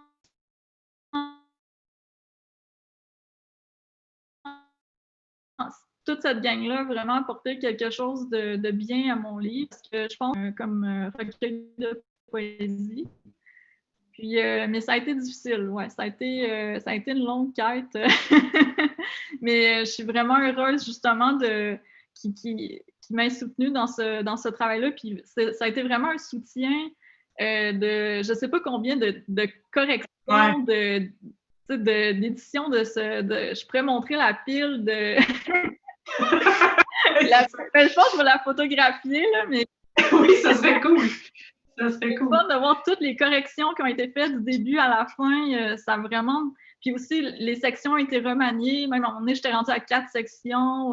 Puis il y a des poèmes en tout cas, ça a tout changé, mais ça a tellement donné quelque chose de plus fort que ma proposition au départ. Donc, ça a été un beau travail collectif aussi. Cool. Puis tu penses-tu refaire d'autres projets dans ce sens-là? Oui,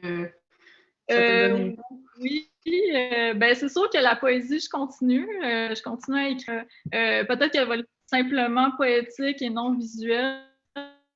Je ne sais pas, mais c'est sûr que j'ai envie de revenir à ça m'intéresse vraiment beaucoup. Peut-être que même moi, je vais le faire de manière plus numérique, simplement avec de l'animation.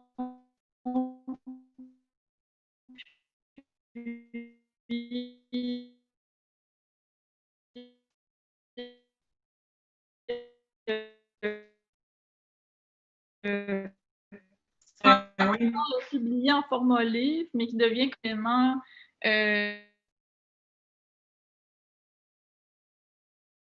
je le fais souvent seul. Oui, c'est ça, t'es dans ton domaine. Si, je fais des films, j'ai pas d'argent, mais je les fais pareil. Je pense que c'est un peu une démarche, parce qu'il y a très peu d'auteurs qui font de l'argent. Mais justement, pour Sanity, là, je trouve que ça donnait beaucoup de sens. Puis des fois, il y a des poèmes que j'avais lus, tu vois, puis là,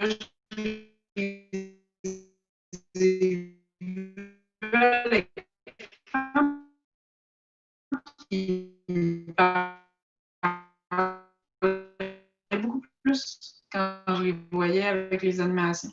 Oui, ben oui, avec Maud, j'ai discuté, puis je pense que j'aimerais ça. Le format. Ouais, je pensais qu'il y avait une question.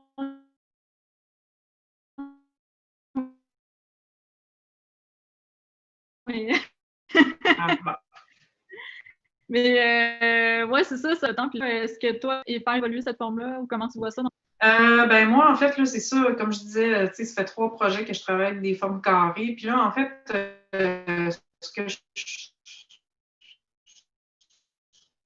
qui sort depuis un bout de temps, les contraires, c'est comme le déluge, on dirait que j'ai comme le feeling, je sais pas encore, mais j'ai comme le feeling que le prochain projet que je vais faire, il va être beaucoup plus long. Ça va être comme le contraire de ça, là, tu sais.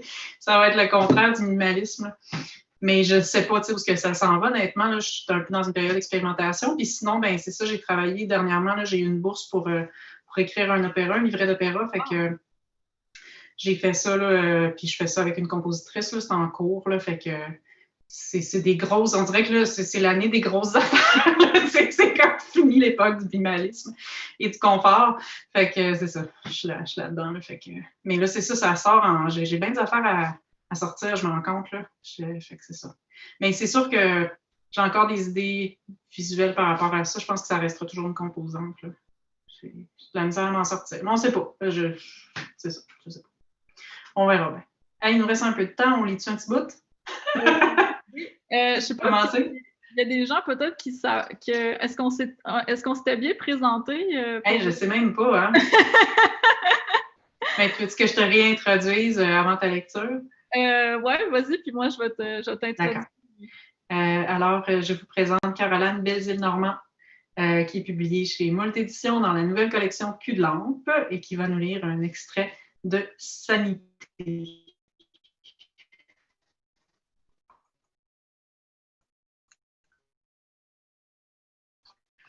Oui, donc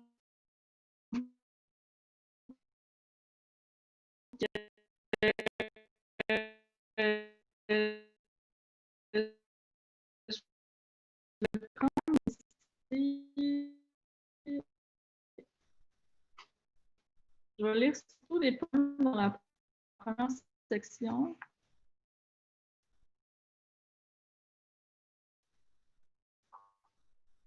Donc, typographe.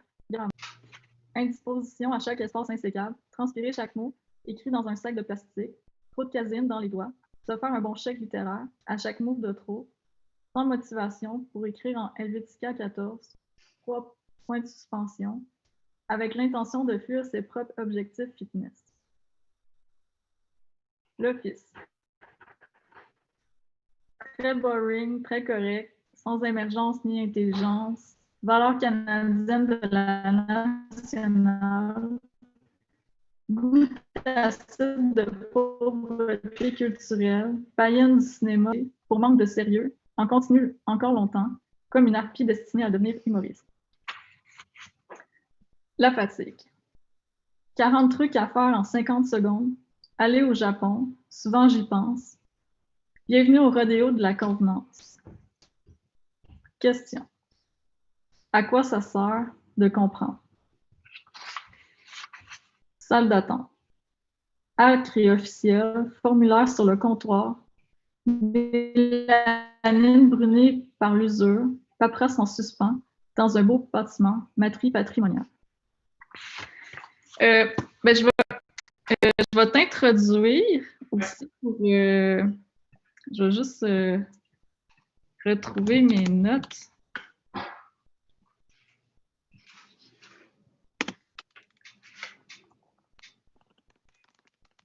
Pas long.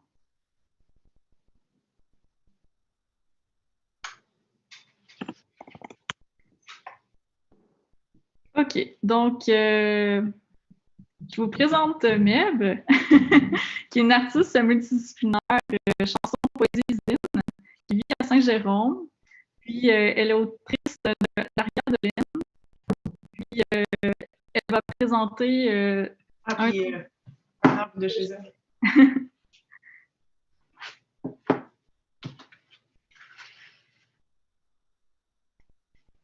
Je vais vous lire Automne. Elle suit, nuit vive, 2 yeux sans île, ville mou, tire-clou, kiwi d'âme déjà plié. usé à dos d'en dessous, vêtu d'oie rang 8, chaud d'égo, hors bord. Gogne, jazz, opus 5. Elle livre fait à lac, char fini, être iodé. Tout dru, dans l'hymne. Prof, pute, mémé, anard.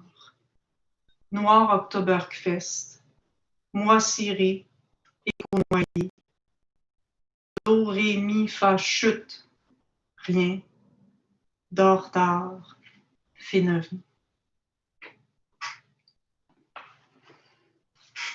Ben voilà. Super. C'est fun. Ouais. Maintenant, on va se voir en vrai. Ben ouais. Un jour. Ben écoute, Mon chat, il est en train de foutre le bordel. Là. Ben oui, les chats, ça veut détruire les autres. Ils ont comme un complot international entre eux. Ouais. Mettre fin aux autres pour avoir plus de bouffe. C'est bon. Ben écoute, je te remercie. Puis c'était le fun de te voir. Puis comme je te disais, j'espère qu'on va se voir un jour bientôt. Ben oui, j'espère moi aussi. Je te souhaite de joyeuses fêtes. Ben merci, joyeuses fêtes à toi aussi. Bonne journée. Bonne journée. Bonne journée tout le monde. Bonne journée tout le monde.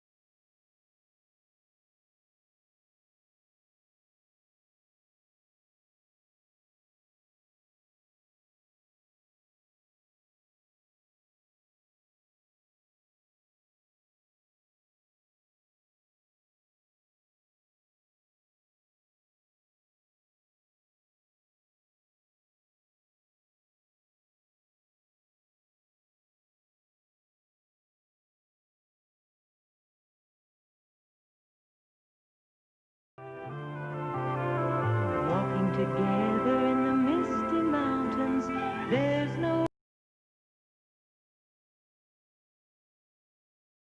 It's showtime. Her busy day, you see, is done, and you are down to minute 1.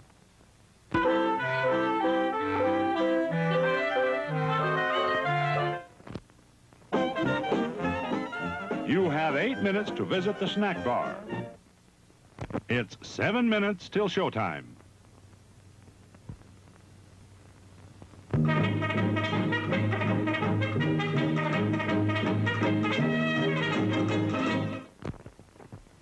There's just 2 minutes till showtime. 1 minute before the show begins. We want you back soon, so remember to drive carefully always.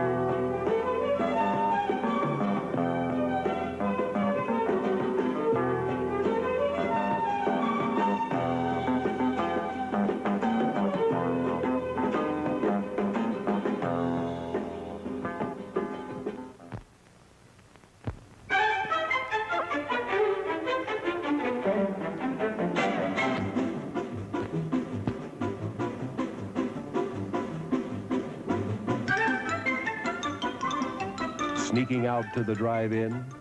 Why not take the kiddies along and save the expense of a sitter? Everyone enjoys the drive-in.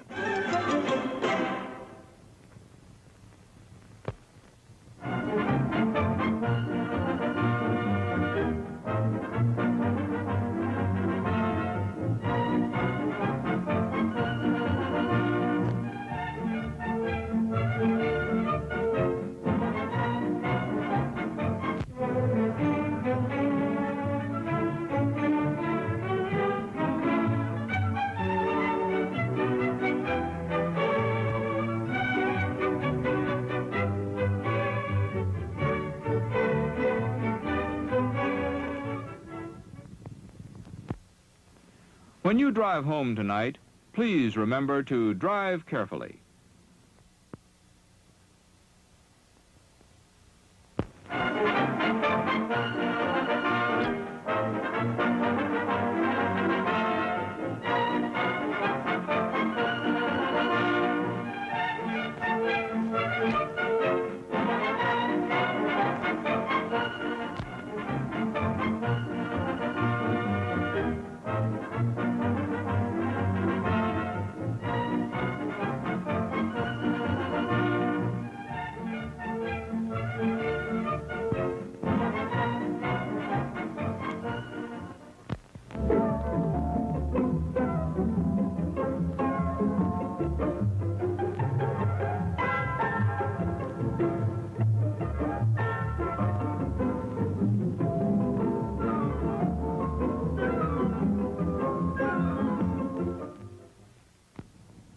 Please remember to replace the speaker on the post when you leave the theater. Please replace the speaker on its rack when you're ready to leave. Failure to do so will damage both the speaker and your car. We'll be grateful, and so will the patrons who follow you.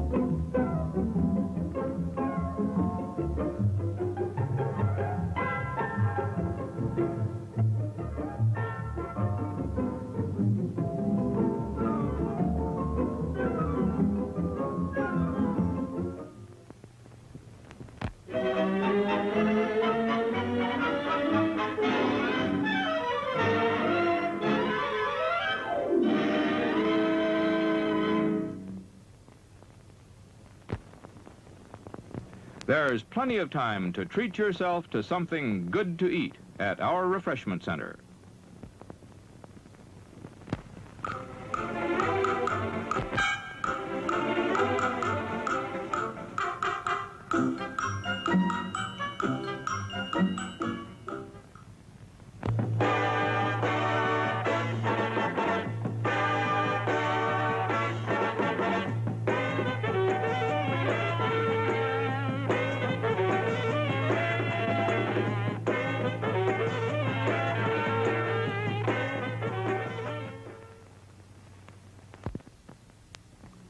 We suggest you patronize these neighbors for friendliness, courtesy, and value. Ask them for your free merchant driver tickets to this theater.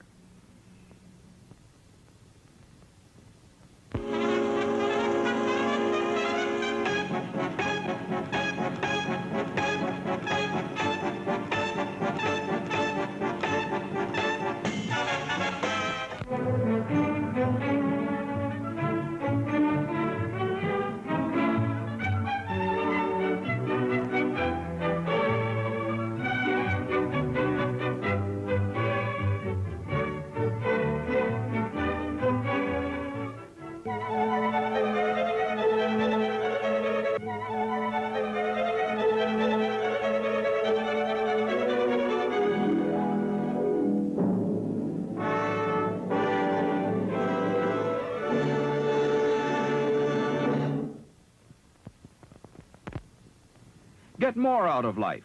Come often and bring your family to our drive-in theater.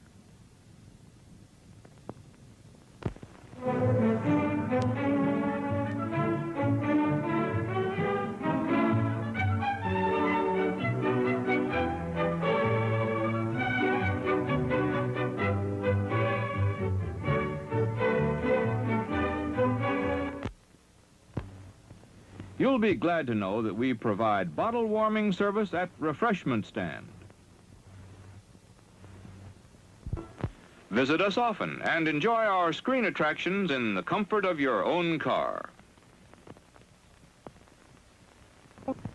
Pizza! Pizza! Pizza, pizza, pizza! Everybody loves pizza, and we're now featuring the famous original Tolona pizza. Only the finest and purest ingredients go into the original Tolona pizza, made fresh to your order. And into the oven it goes. Presto, a luscious, hot, crispy pizza. We're now featuring... Hey, wait a minute. Give me another pizza. That's better. Now, as I was saying...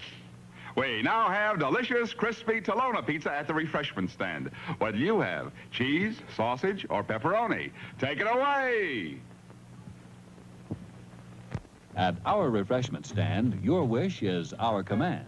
So the coffee we serve there is pure perfection. This is a dill pickle, a mighty pretty pickle, especially when he joins you at the show. We have lots of pretty pickles waiting for you at the refreshment center. They're plump, tender, mouth-watering. Wouldn't one taste good right now? When you're on a picnic, hot dogs are mighty good this way. But when you're here at the theater, hot dogs are at their best. We start with the choicest Franks. Cook them until they're just right. Make available your favorite seasonings and leave the rest to you. Everyone likes our hot dogs. Why not get one for everyone right now? Here's magic, popcorn magic. Only hot, fresh, perfectly seasoned popcorn can satisfy that movie-time popcorn craving. So if you like popcorn, you'll really like ours. We start with the best and make it better. Get plenty for everybody, now. Get the item that adds to your personal comfort. Cigarettes, here they are. Get the kind you prefer and enjoy them thoroughly. All the most popular brands. Get the item that adds to your personal comfort. Cigarettes, here you are. Get the kind you prefer and enjoy them thoroughly. All the most popular brands.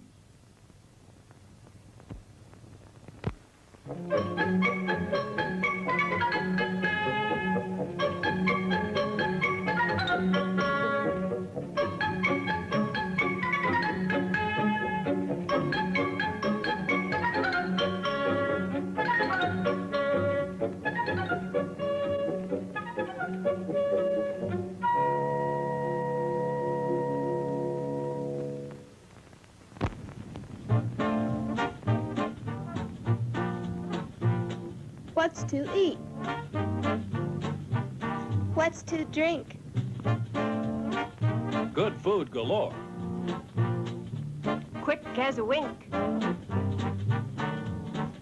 Right. Ice cream bars. It's the handy way to enjoy smooth, rich, creamy ice cream. Get some. Popcorn freshly popped and buttered. Mmm. Look good? Sure, it looks good, and it tastes even better. Get some now. Crisp, flavorful fish sandwiches, golden brown and crunchy outside, and tender and juicy inside for a snack or a meal. Junior, he's always hungry. As for Sis, she's hungry too. Our barbecue is prepared with just the right amount of heat to keep in the natural juices and hold it. Oh.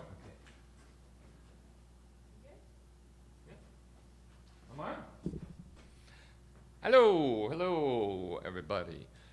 Merci beaucoup aux éditeurs Moult Éditions et leurs artistes qui viennent juste de présenter. Super, merci.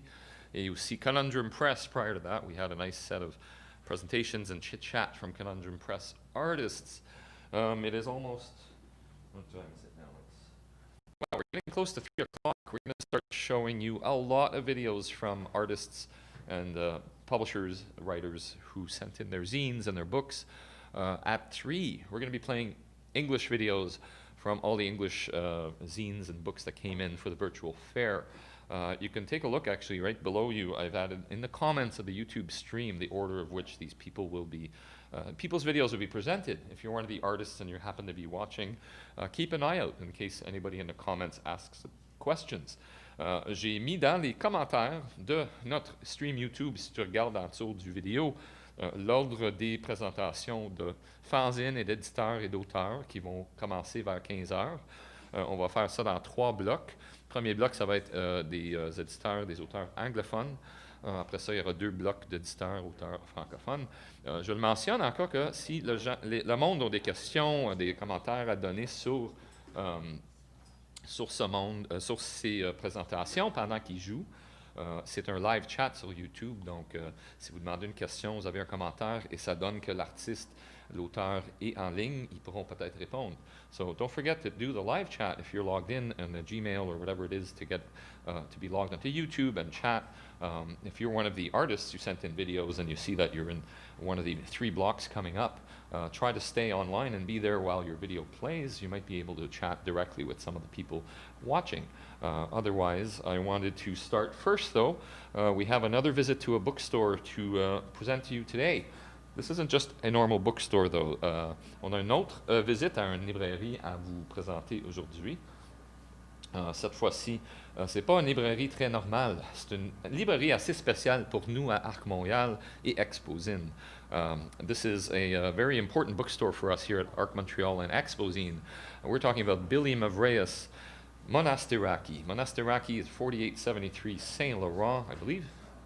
Is that right? No, it's not that. Anyway, 50-something. Saint Laurent, it's a corner of Saint Viateur and Saint Laurent. It's been there for over 20 years.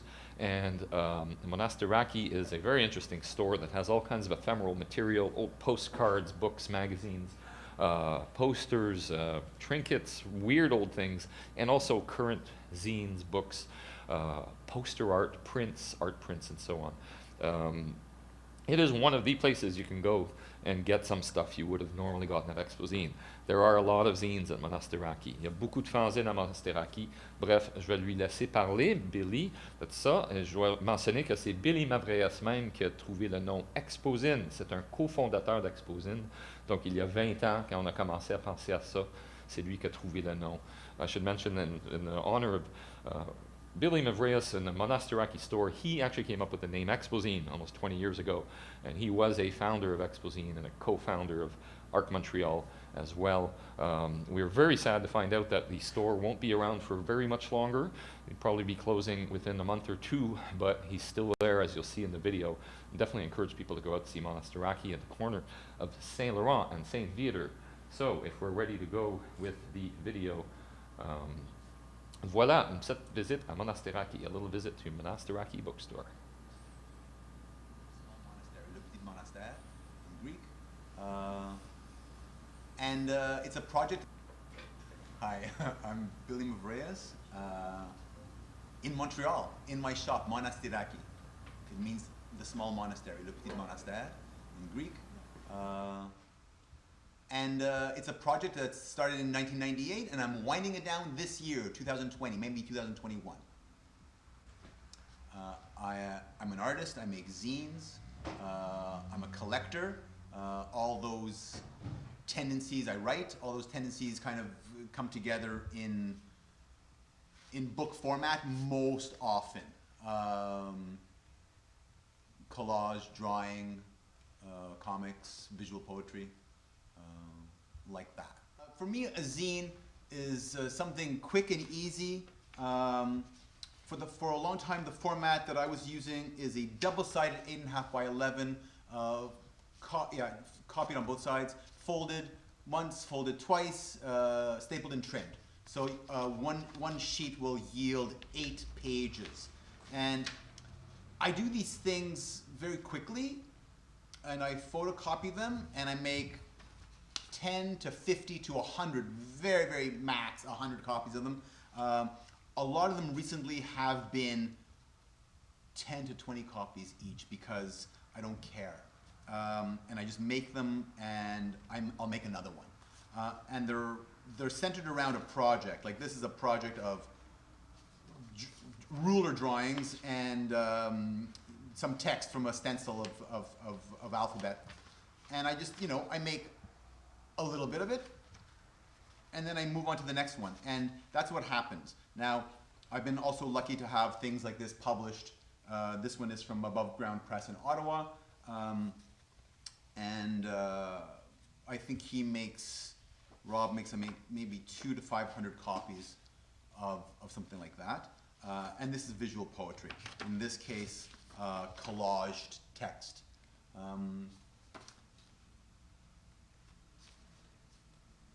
A lot of them are visual too. I grab it, I move between little bunnies and abstractions, and scrawls and that kind of thing. Very gestural stuff. What it does for me is that it takes an idea that, like the way that I'll draw or write or collage is that I have a burst of something, and I usually work on 8.5 by 11s, and I'll make 4 to 12 of a series of something, and slapping them between 2 covers is the best way to have it dealt with. It's done, it's finished, I've copied it, I could share it now. I don't have to be precious about the originals and trying to get some sort of top dollar for an original drawing or collage. I can make a zine, I can sell it for $5 or $3, or trade it or give it. And it kind of, it stops that. It kind of, yes, exactly that. The chapter is done, and then the next chapter is begun. Textures and paper that resonates with, that's already been printed. I love that stuff. And one of the things that happened here in this shop was that my art practice and my collecting practice merged and mixed up. And now there's things that I can't get rid of because I think I'm going to use them somehow in some way. Whether I take pieces of found paper and I fold them into a zine format, but I sell it as a notebook. Just today I was going through all these little bank books, and I'm like, well, I could draw on these and make these little art books out of them. It's a problem. It's a problem because everything merges, and it's hard to distinguish what I'm keeping for what reason. One good thing has been to let things go and let other people also have a go at the magazines and the stationery and the postcards or the found photos or whatever it is. But it all does mix together. And it mixes together nicely. I mean, paper is paper, and a collage zine could easily sustain, or a zine could easily sustain a found drawing, a found photo, and a poem that one has written, and all together. I think my shop Monastiraki in Montreal has been a place that welcomed young creators and gave them an outlet for some of their work, posters or zines. I've always wanted something to replicate in other people what happened to me when I was 15 years old and I would walk into these crazy hippie shops on Saint Denis or something in 1983, or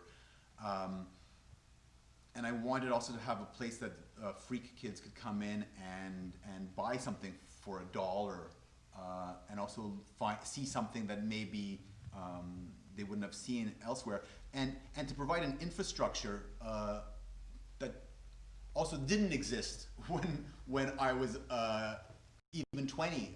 If you wanted a zine, you had to go to a record store or a comic book store, and this kind of thing, where I think now an entire place could sell lots of them. They're kind of everywhere now to a certain degree, and I think that I've helped formalize that practice of having a place that you can go get zines and share them, and have a young artist make a little bit of coin. And the first thing that I did in 2000, when I took this place over from my father, it was a very, very full antique shop. The very first thing I did is invite colleagues from the Montreal comics community to give me some art for the walls. And then that kind of spread in word of mouth, and other artists and people would come by, and cartoonists from North America, if they were in Montreal, they'd drop by.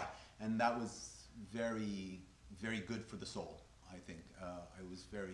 I am very grateful for that, having a place that I could be found, because visiting dignitaries from around the world in the culture would drop by, and we would chat, and I would show them cool things, and they would show me cool things, and we would trade.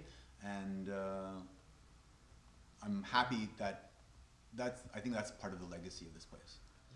The plays in the window display. There was a Halloween play. There's been projections in the window. There's been installations in the window, and of course, me and friends would have a drink and draw, and that was.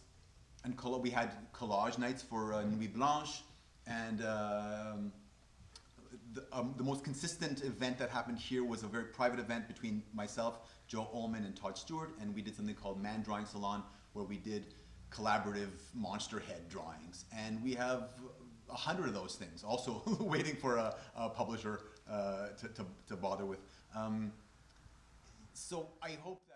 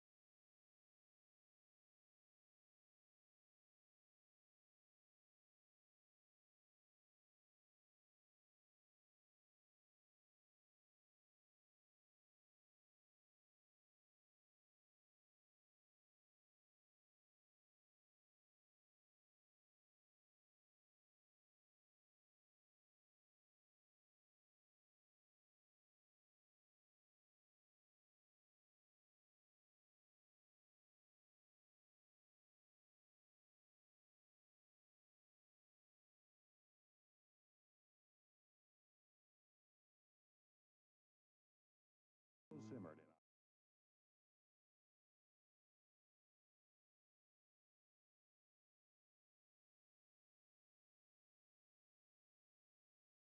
You'll understand why John Smith stayed in Old Virginia. One of the best things about this tradition is we make it quick and easy for you. Be sure to visit our concession stand now for James Rivers Smithfield Barbecue. Suffering from pizza cravings? Try Red Baron Pizza. Crispy crust, zesty pepperoni, sausage, mouth-watering mushroom slices. Available now at our concession stand. They say the Red Baron loved flying, but his true passion was pizza.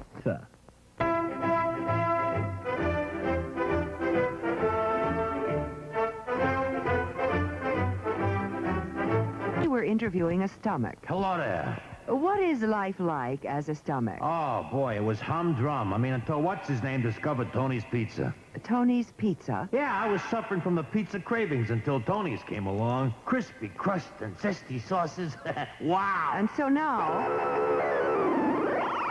What's that? Another pizza craving. Just thinking about Tony sets it off. Oh, where are you going? He's going to get a Tony's Pizza.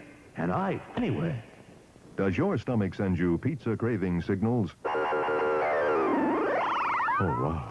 Tony's, the Pizza Cravers Pizza. Available at the concession stand.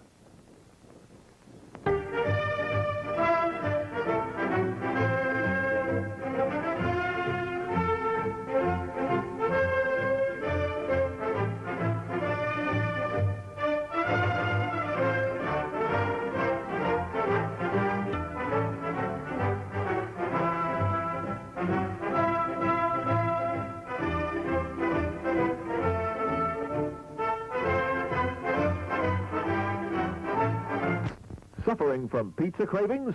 Try Tony's Pizza. Crispy crust, zesty pepperonis, sausage, mouth-watering mushroom slices. Tony's Pizza, perfect for home parties or family dinners. Tony's Pizza, you'll love it.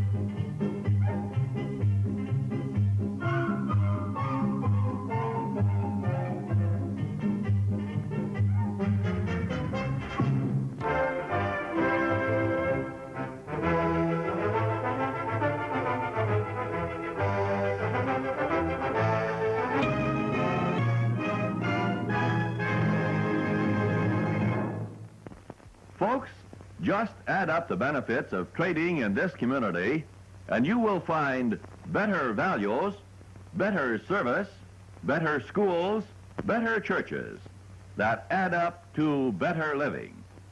You get all these added benefits at no extra cost when you keep your shopping dollars in this community. The horsepower under the hood of your car can turn into killer power if it gets out of control. Remember, too fast can be at any speed when you let horsepower take control of your car.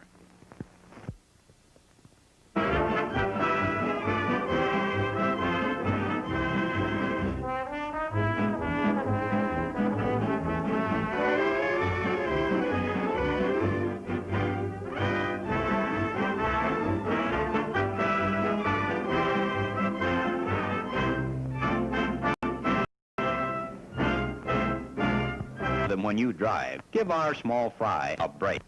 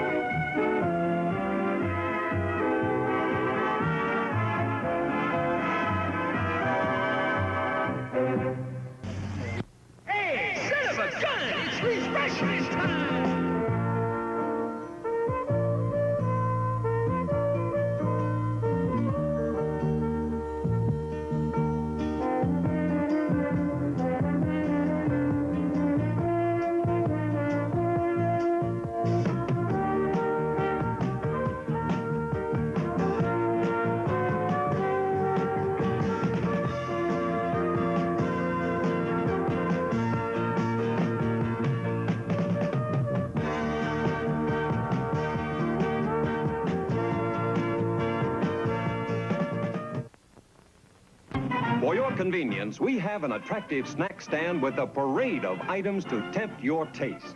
Buttered popcorn, golden good and hot from the popper, sizzling hot dogs, cradled in fresh, fluffy...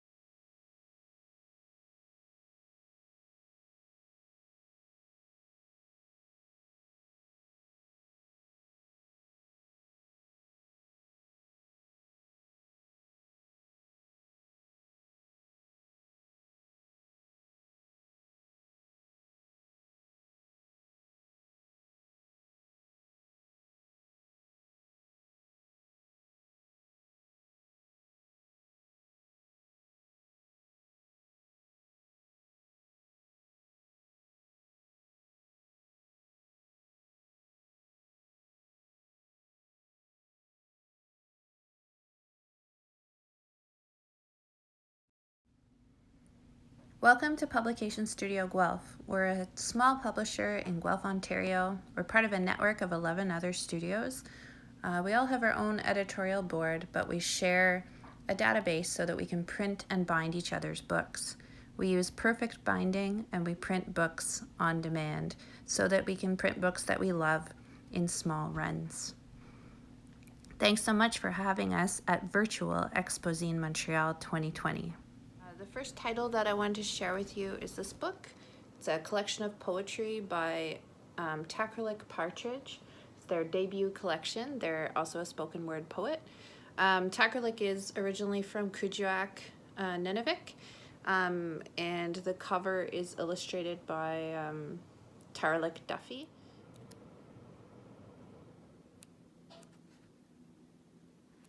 Hi, so the second collection of poetry that I wanted to share with you is a book called Forests Not Yet Here. It's also a debut collection of poetry by Guelph artist Lisa Hermer.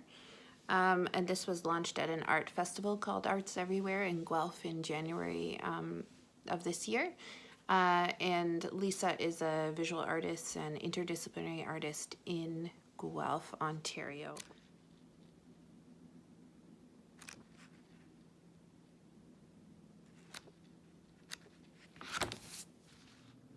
So unfortunately I don't have this book right in front of me, but the third book we wanted to feature is called Observer Data from Block 135 to 145 and 160 Rye Crescent.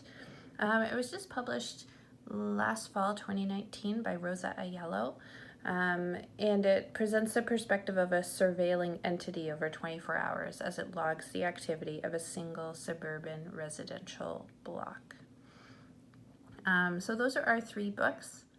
Thanks so much for listening about Publication Studio Guelph and the Publication Studio Network. Happy Expo!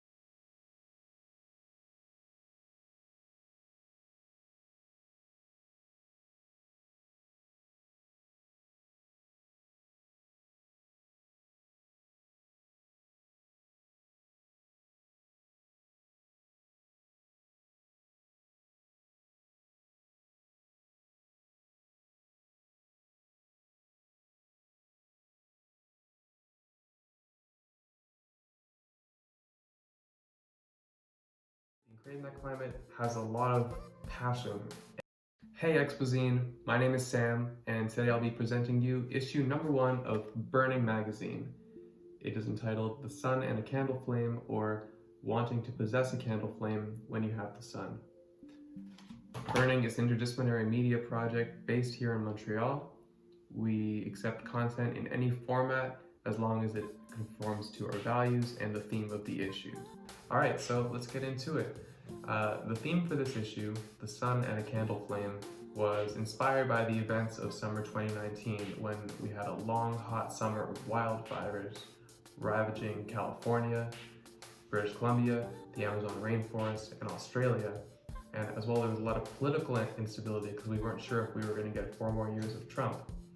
So this issue, being created in that climate, has a lot of passion and fear, but at the same time, it has a lot of warmth and humanity.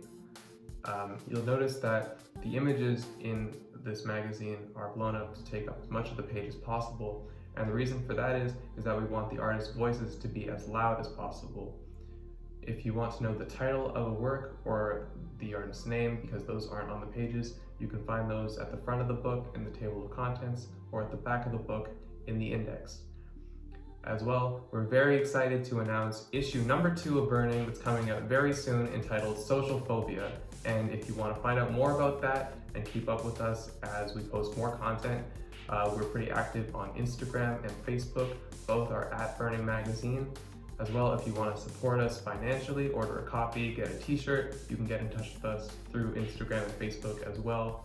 And if you're interested in collaborating with us, then you can reach out to us by email at info@burningmagazine.com. All right, I think that just about covers it. Thank you so much for your time. And again, check us out on Instagram and Facebook if you want to stay up to date with what we're doing. Have a great Expozine.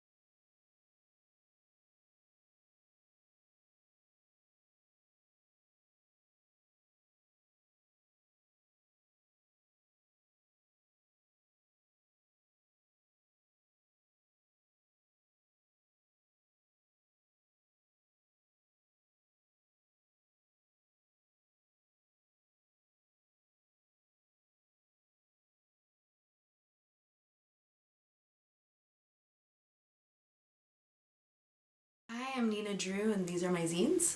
I'm going to show them to you in order from biggest to smallest. So this one's called Am I Gay Enough? And it's a story of 2 magical girl poodles who jump in and out of being regular humans and magically transform into poodle dogs. And the story is about sort of dealing with fluctuating senses of identity and how that fits into community and self-understanding. And I've added stickers on the backs with my stamp and my contact info. The next one is called Frog and Toad Are Queer, and it's sort of a fanzine I made based off of the work of Arnold Lobel, who was a children's book illustrator in the 70s. He's famous for his series Frog and Toad. And according to his daughter, Adrienne Lobel, this was the beginning of him coming to terms with his homosexuality and coming out as a queer person. And so it's sort of my own personal reflections about what the relationship between these 2 fictional characters, between each other and to themselves, means to me. And it's in full color. It's sort of a blend of illustrations that I have copied and that I have been inspired to make from the series. And I hope you'll enjoy. And the final one is called Rituals of the 1950s Butch Lesbian Bar. It's based on the work of Merrill Mushroom, who wrote Bar Dykes, and also a list of cruising strategies which inspired the artwork in this scene. So it's a 3-color risograph print with artworks detailing the steps of cruising Butch lesbian style in the 1950s. And it also folds out to an 11 by 17 poster with all of the steps detailed out. So you can sort of fold that one into book form or out for your wall.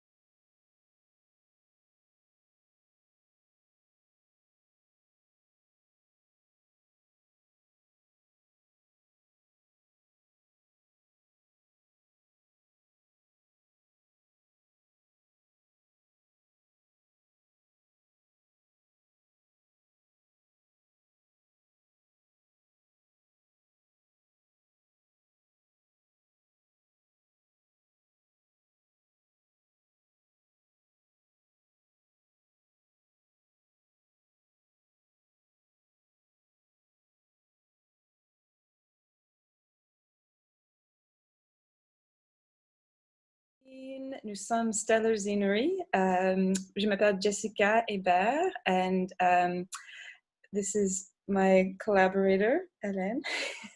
Oui, je m'appelle Hélène Brousseau ici. So we're both librarians by day and zine makers by night, and we've been collaborating on this project for a couple of years, so we're going to present some of our zines to you. Alors ici, on a un premier zine qui est un zine collaboratif. Donc, Jessica et moi, on aime bien essayer de travailler ensemble. On a certains projets qui sont personnels, certains projets qui sont collaboratifs.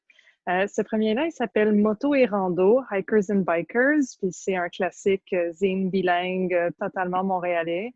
Et dans le fond, si vous aimez les photos d'archives des années 70, ben, c'est une sélection de photos d'archives qui ont été interprétées avec des récits de voyage. C'est un zine tête bêche, donc il y a un récit en anglais et un récit en français. Donc certainement à découvrir pour les amateurs des années 70 et des vieilles photos d'archives.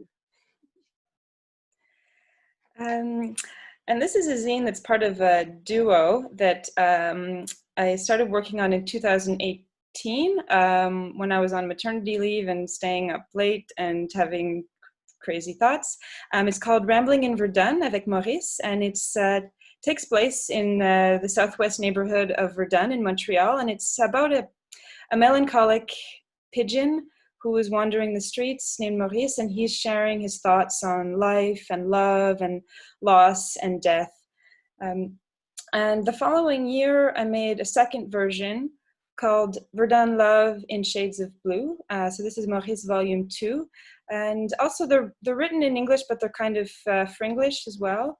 And this one, Maurice is grappling with the effects of gentrification in the neighborhood of Verdun. And he's drawing parallels between romantic love and the deception of heartbreak and comparing that, drawing parallels between that and gentrification. And it's also each section is a title of a song, and it makes up a karaoke playlist at the end, which you can use whenever you're able to do karaoke to heal an aching heart. So those are the two Maurice volume zines about Verdun. Yeah. And we have a few other zines as well, which you can visit in our Etsy shop, visiting our website, stellarzinery.ca.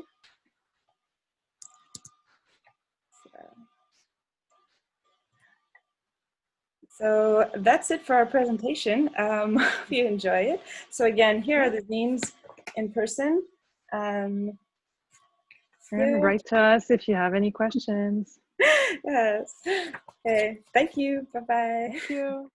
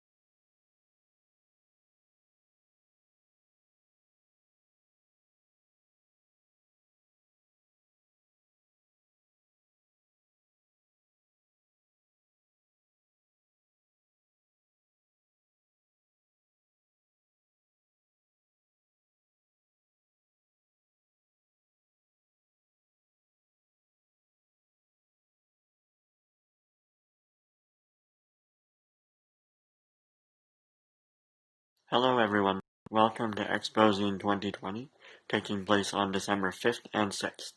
My name is Francis McNamee. I'm the author and co-creator of the Homeward comic book series. Hi, I'm Laurence Deadian. I'm the co-creator and illustrator of the series. Homeward follows the story of Alfred and Bertrand, two brothers who grew up in space and don't know they're human. Their story is about fitting in and finding our place in the universe. It's about accepting ourselves and accepting others as they are. Book 1 and 2 are already out, and Book 3 is scheduled for release next year. You can buy the Homeward books in English and French, as well as awesome merch at the official website, homewardcomic.com. You can also follow us on Facebook and Instagram. Our handle is @homewardcomic. Take care and have fun! Thank you and have a great Expozine.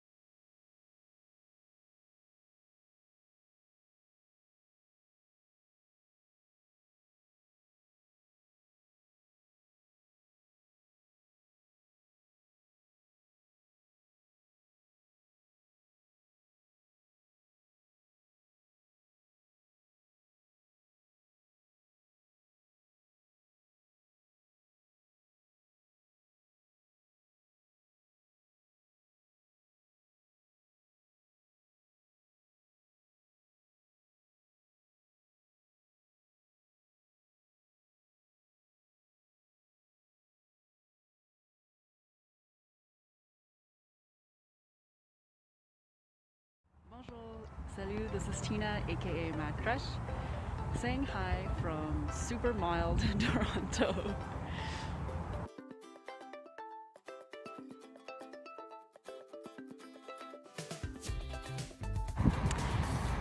this looks like a good spot for a reading. On you go. Do you have a cervix? What'd you ask me? Down here. I said, do you have a cervix?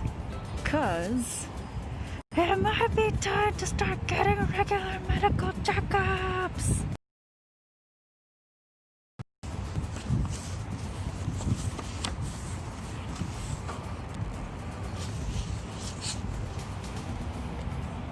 For example, if you're 21 to 65 and you're sexually active, then it's time to get a pap test, aka cervical exam. Excuse me. Wait. Ah.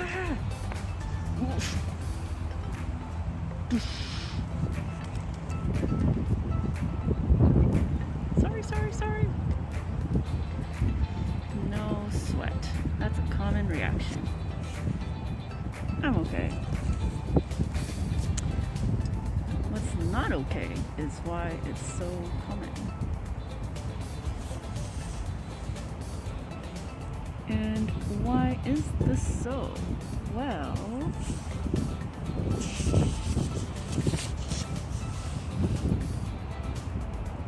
we hear so many rumors all the time. Without clear info, we imagine the worst.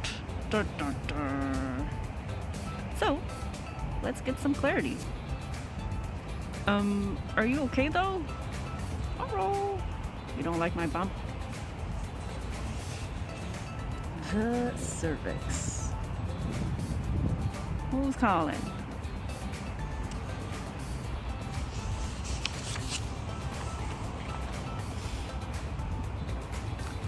This is the image we usually see of the female reproductive organ, where the cervix is sometimes forgotten or even neglected all the way at the bottom. To help us visualize, here's a side view, and next, a straight-on view from the bottom.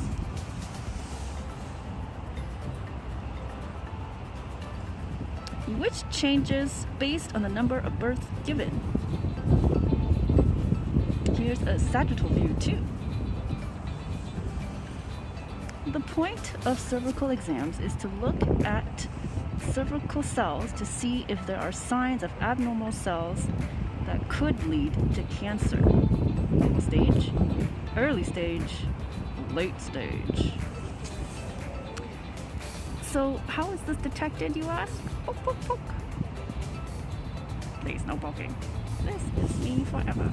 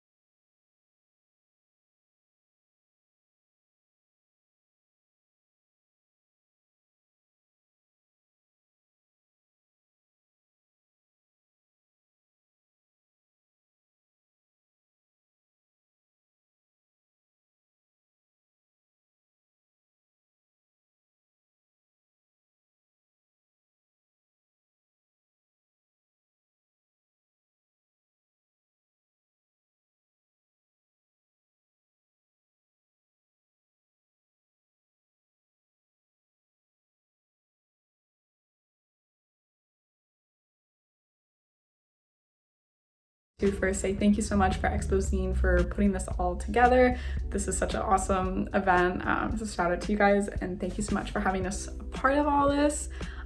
If you're here watching this, thank you so much. I guess I just wanted to give you a little more background on Luna and let you know what we're working on. I started Luna in February 2018 just as a way to connect with other creatives and feature people that I thought were doing cool stuff. I just wanted people to support all these cool people that I was finding and supporting. It's been a real pleasure getting to work with so many creatives all over the world, and it's something that I'm very grateful for. We've definitely come a long way since our first issue. You know, from the very beginning, I knew I wanted the Luna Collective to be more than just a magazine, so it's been cool seeing that whole end of everything evolve. We recently released another merchandise line, our fall zine, and just this past week we released our coffee table style book called Introspection, which features the work of over 80 creatives, and it's been such an incredible thing to put together. That's mainly what I've been working on the past 4 months, and I feel very grateful for everyone part of it. We're also currently working on our 14th issue of the magazine, which will be out late February. Something I find really special about Luna is the community that we've been able to be a part of and foster. We get to work with and feature the coolest people, including our own audience, which is really special. We've always had an open line of communication with our followers, and over time really developed some incredible professional and personal relationships with these people. I love that Luna has given me the ability to connect with, like-minded individuals in so many capacities, whether it be just for inspiration or for professional projects. Over the summer, we created a publication network, just as a way to better connect with other magazines and zines. This is such a special community to be part of, and I'm really grateful for it. So it's been fun having a space for us to, seek advice, collaborate, provide opportunities for one another, and overall just connect. Thanks for listening to my little spiel about everything. Moving forward, we got a lot coming up. We got more seasonal zines, more editorial magazines, another line of merch. We're pretty much always working on stuff. Sky's the limit with us. I feel very grateful to be able to have this platform that allows me to pretty much do anything. So if you're interested in staying connected or staying tuned with any of this stuff, you can follow us on Instagram at Luna Collective Mag. Our website is lunacollectivemag.com. So just stay tuned for everything moving forward. Make sure you check out all the other zines featured, and thank you.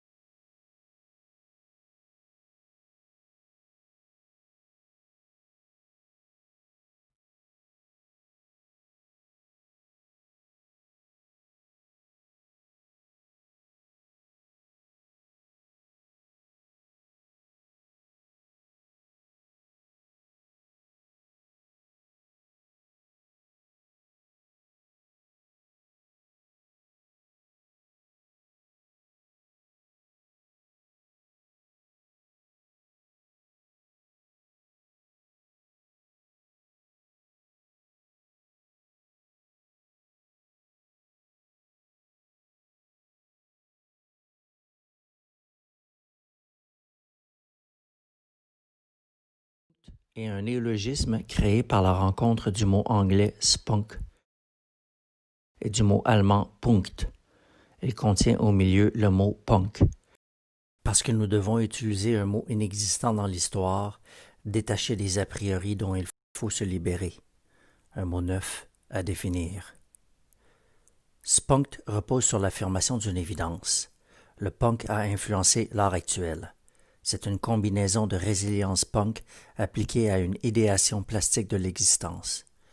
Conscient des erreurs et des capacités de l'humanité, découragé par la banalité de l'art, le spunk est une conception du monde appliqué. Cette publication est un laboratoire social testant des réactions plastiques et philosophiques. Sous-tendus par des idéaux et une naïveté rédemptrice, ces textes et ces images participent à une création collaborative qui servent à appréhender le monde et à prendre place dans celui-ci. Si le punk et l'art ne changent pas les travers sociaux, ils aident au moins à mettre le doigt dessus. Spunked Art Now est une prise de parole qui permet de prendre position et d'occuper un territoire esthétique.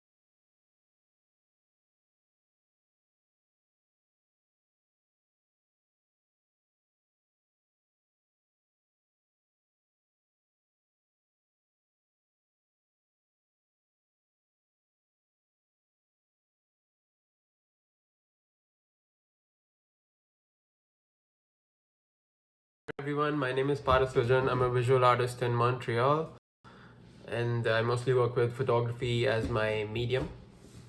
I'm going to briefly discuss two of my recent publications.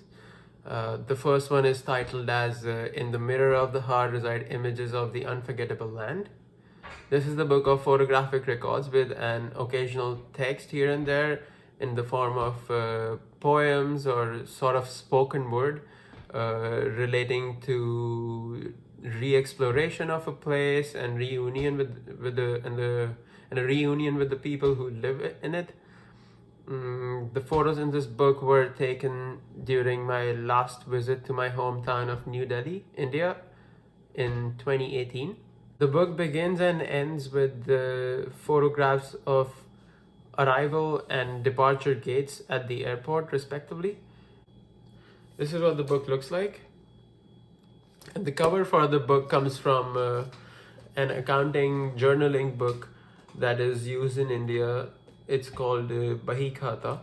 This book is used to keep a track of all the transactions that take place in a business or an enterprise, and in the same way I'm using this book as a way to record all the activities and interactions that I had with this place and the people who were living there. And the second book I'm going to briefly talk about is called Once Upon a Night. And Once Upon a Night is an accordion book that looks at material photographs, physical photographs, as a source of memory that is stored in the printed material, and the memory that I have from the time when I took those photographs. So in this book, basically, I have made use of leftover images from the previous publication that I talked about, from all the tests that were made, and I've used them as raw materials to recreate this experience that lays somewhere between my own memory and what the image has provided, and like it all ends up creating this fictional artifact that is highly manipulated with the use of photography mixing with drawing, and the book kind of functions in a similar manner to a Chinese scroll painting would. And there is no central character in the book, but all the characters exist at the same time. So this is what the book looks like, and if you want, you can flip through it page by page or open it all at once to the length of the book, that is 25 feet, or you could open certain pages and have like a scene happening in it, like that. And what happens is, like, with the combination of different pages being showed at once, like different scenes happen, or it's pretty much like how photography functions. There's a frame and you cannot see beyond the frame, but it also sort of defies what photography does. It allows you to break through the frame and see what's outside of it in a way also. And that's my time. Thank you so much. And thank you, Expozine, for providing this platform during this pandemic time so we can still keep sharing our works virtually.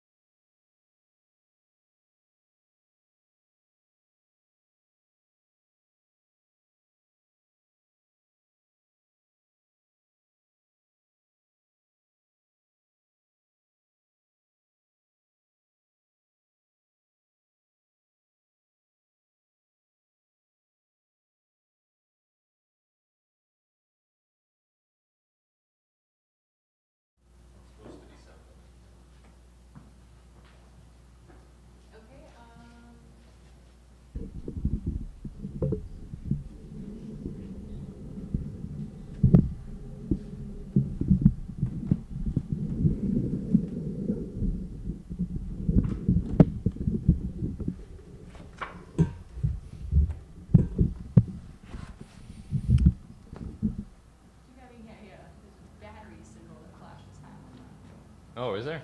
But it's in the top corner. Oh boy, maybe the battery's gonna die soon.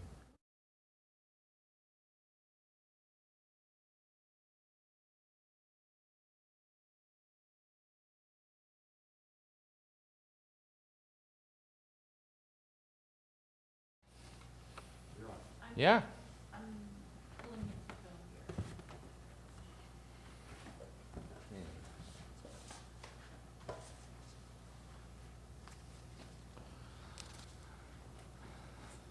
So I am talking? Beautiful books by Parrish. Here. Here's another one by him. This one.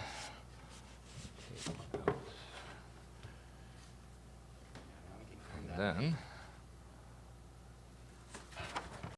essentially, it is one long publication.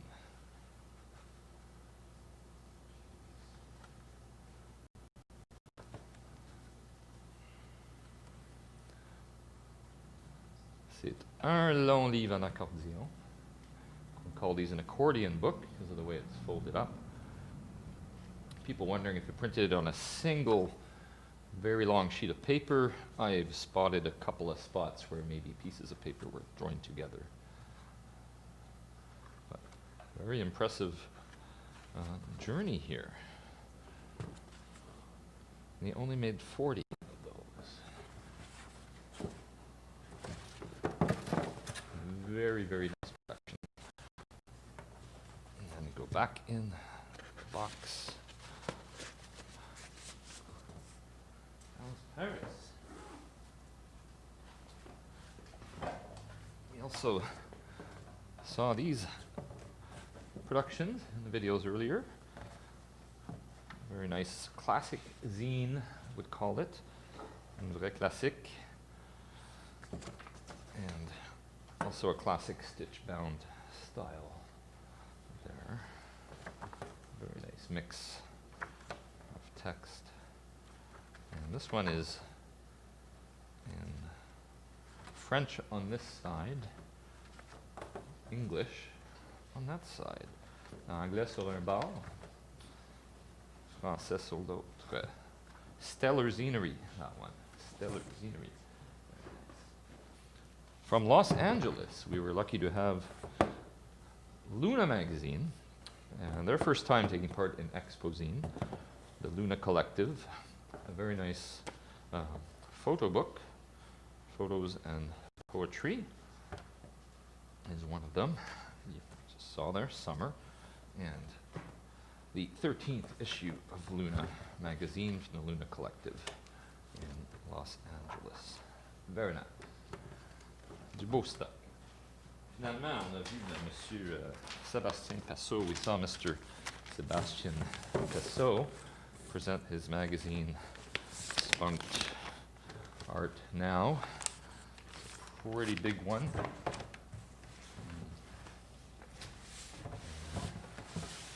Yeah, very large.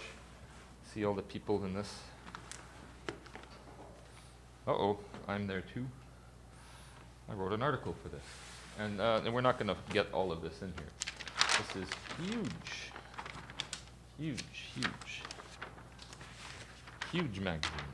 Well, I guess if you go up, you can do a zoom out. If you want to grab the focus ring, zoom right in. So this is spunked. It's like buying a whole bunch of art prints.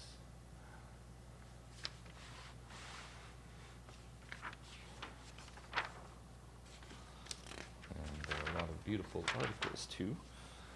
Et tous les articles sont en anglais et en français. Every single article is in English and in French. And definitely the biggest zine at Expozine this year. De loin, la plus grande publication à Expozine cette année. Voilà, spunked. All right, we take a little break for intermission and get back with more presentations shortly. Nous allons prendre une petite pause pour une petite pause après laquelle une autre série de présentations des artistes. Merci.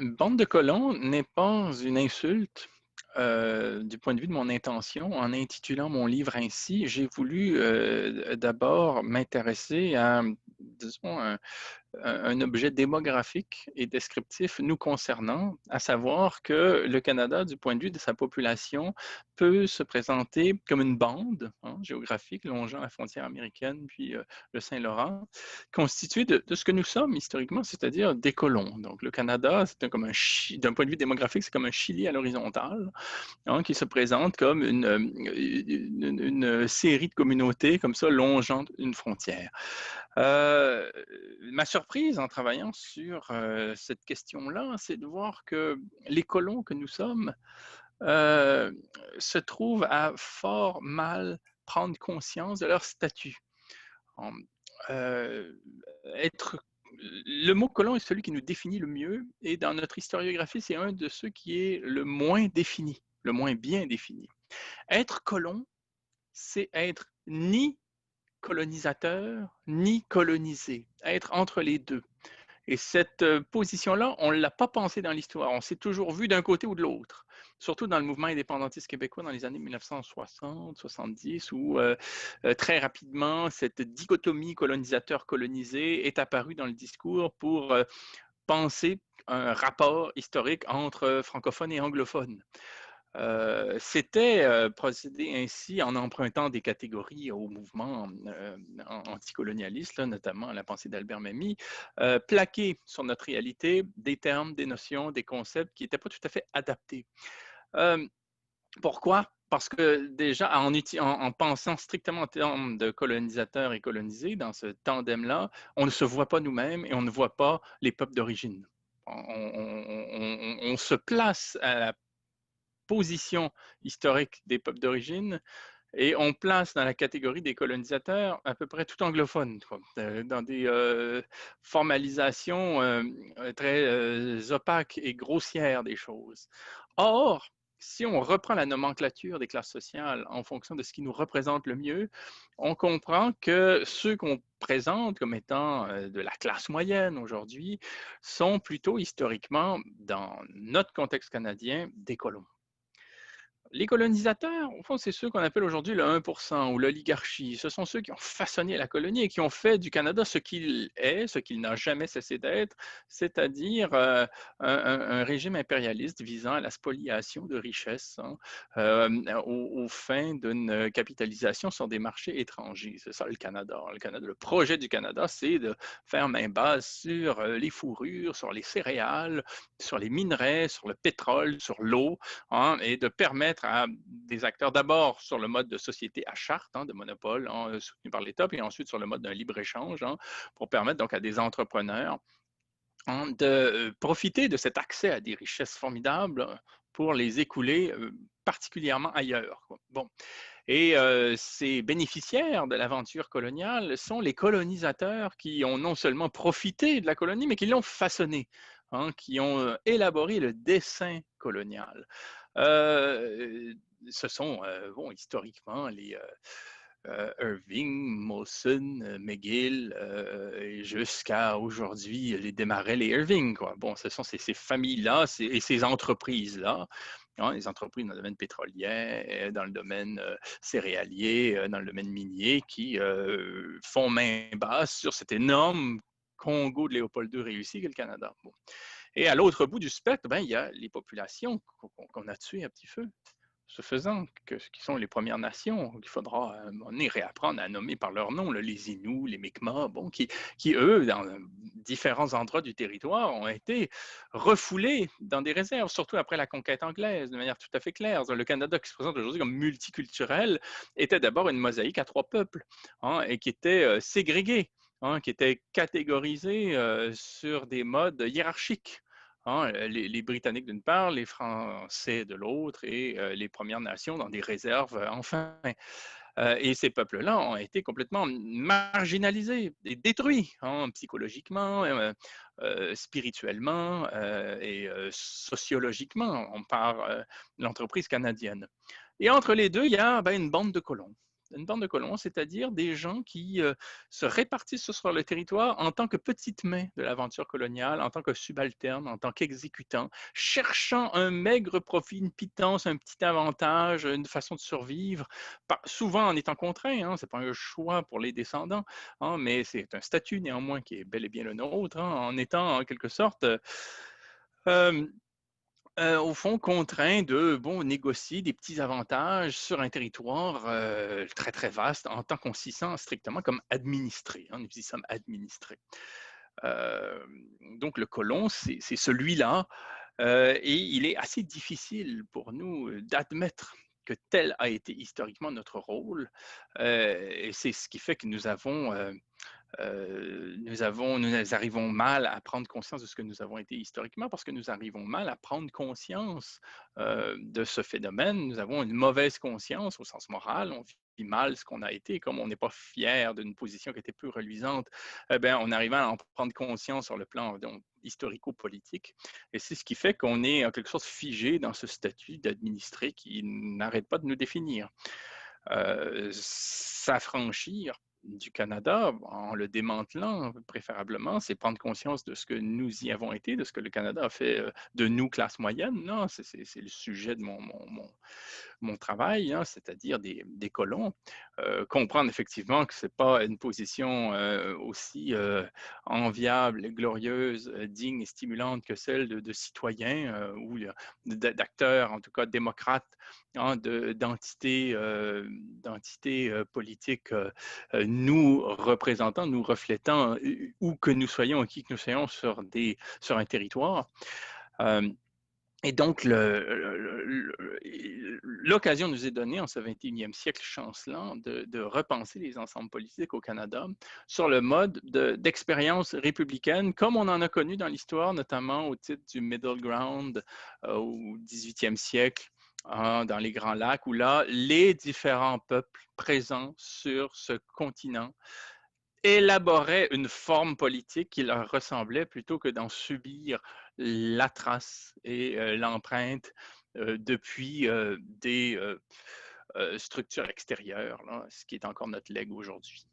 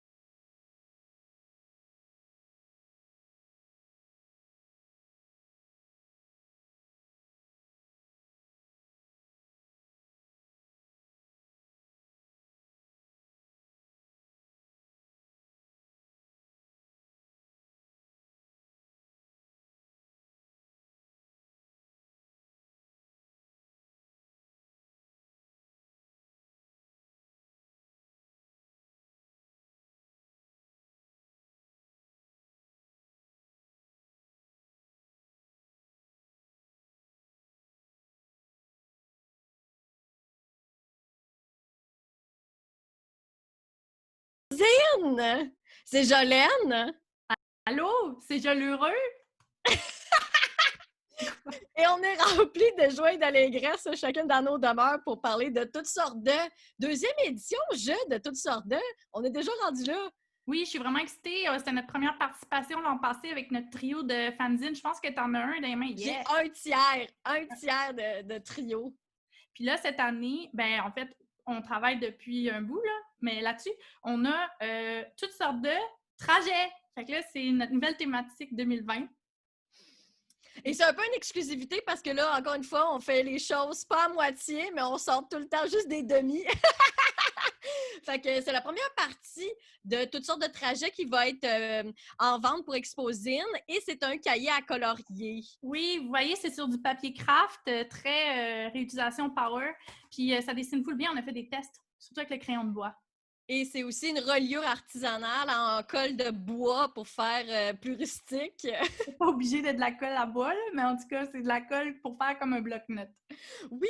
Et sinon, ben, pour ceux qui n'ont pas connu toutes sortes de la première version, c'est sur la même thématique, là, peu importe nos projets, c'est à la fois le style candide et naïf de Jolheureux dans ses dessins qui est quand même imprégné dans mes mots. Alors, on est des grands enfants et des petits adultes, tout le monde peut en profiter. Et le premier trio était sur le thème des maisons.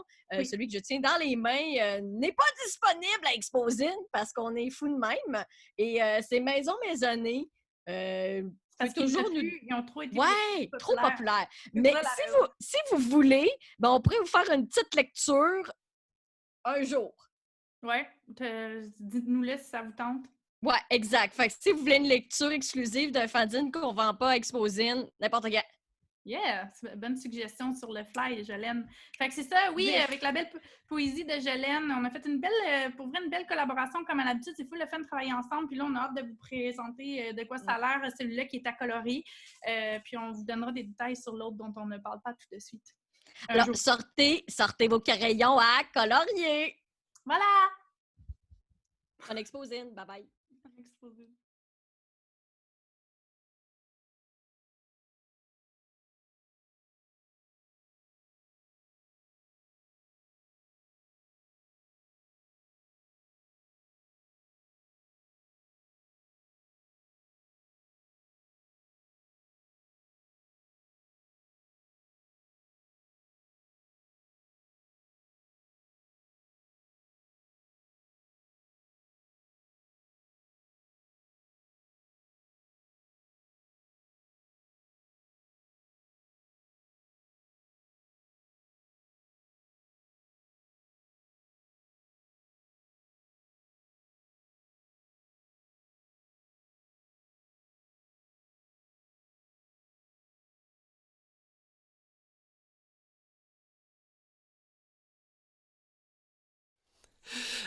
Troisième essai. Bonjour tout le monde, merci d'être là. Mon nom est Mélissa Thériault, je suis là pour vous parler des éditions des livres et des réfugiés.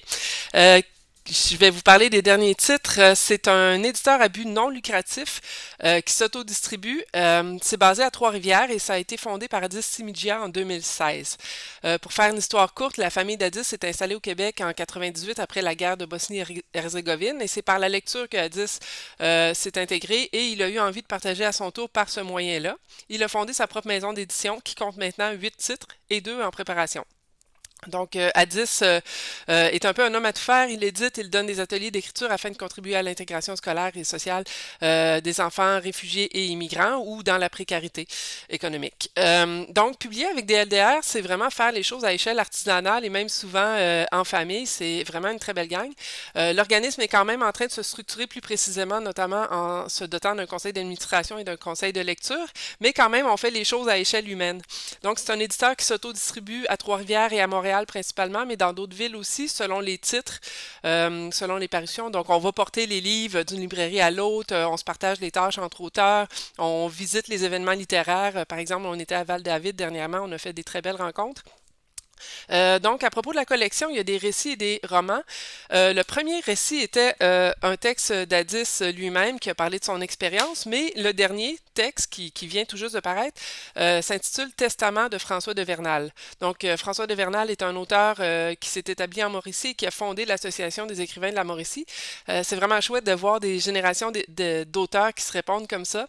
Dans les parutions récentes, on a aussi 2 romans qui brassent de l'air. Hein. Quand je dis brasser de l'air, c'est parce que ça se passe en voyage. Donc, si vous vous ennuyez de prendre l'avion, c'est parfait. Le récit de Hugues Chabot qui s'intitule Le fil d'Ariane, qui est paru l'an passé. Et ensuite, on a aussi Love Bombing à Joe Jagger de Romenko qui est paru juste avant le confinement. DLDR a aussi publié des collectifs, dont un qui s'intitule Les âmes crépusculaires et qui est épuisé, comme certains d'entre nous. Mais il y a aussi des ponts à construire. Il reste quelques copies. Vous pouvez aussi faire pression sur Addis pour qu'il réédite, on ne sait jamais. Donc, DLDR fait aussi des trucs un peu plus... essaye et expérimente d'autres choses. Par exemple, ça, c'est un recueil théorique. C'est moi, dans mon autre vie, je suis professeur et j'enseigne la philosophie et j'étais pas satisfaite des ressources didactiques que je trouvais sur le marché. Et donc, je voulais un collectif de plumes féminines et j'ai proposé, est-ce qu'on peut faire un livre un peu do-it-yourself, un peu... plus simplement, et Addis est embarqué dans le projet et on était une belle gang pour faire ça. Donc, ça s'appelle Autre Voix. Dans ce qui s'en vient, il y a aussi un très beau recueil de poésie dans lequel vous allez pouvoir découvrir une jeune autrice de la Mauricie. Je vous garde le suspense pour le moment. Et aussi un très beau livre de photos qui s'intitule Les racines de l'exil, qui est à paraître dans quelques mois. Donc le livre présente en texte et en photo le parcours de 10 femmes et hommes, 10 femmes, 10 hommes de 15 nationalités différentes et qui ont choisi le Québec comme terre d'accueil. C'est vraiment superbe. Voilà, j'espère vous avoir envie de donner envie de découvrir ce que fait DLDR. Vous pouvez aller voir la page Facebook et le site. La page Facebook contient des actualités. J'en profite pour saluer et remercier les autres collaborateurs, auteurs, autrices, bénévoles qui s'impliquent dans le projet DLDR. Donc, longue vie à DLDR et surtout longue vie à l'Expozine. Merci de nous proposer de partager nos nouveautés dans cette édition spéciale et bonne expo à tout le monde. Merci.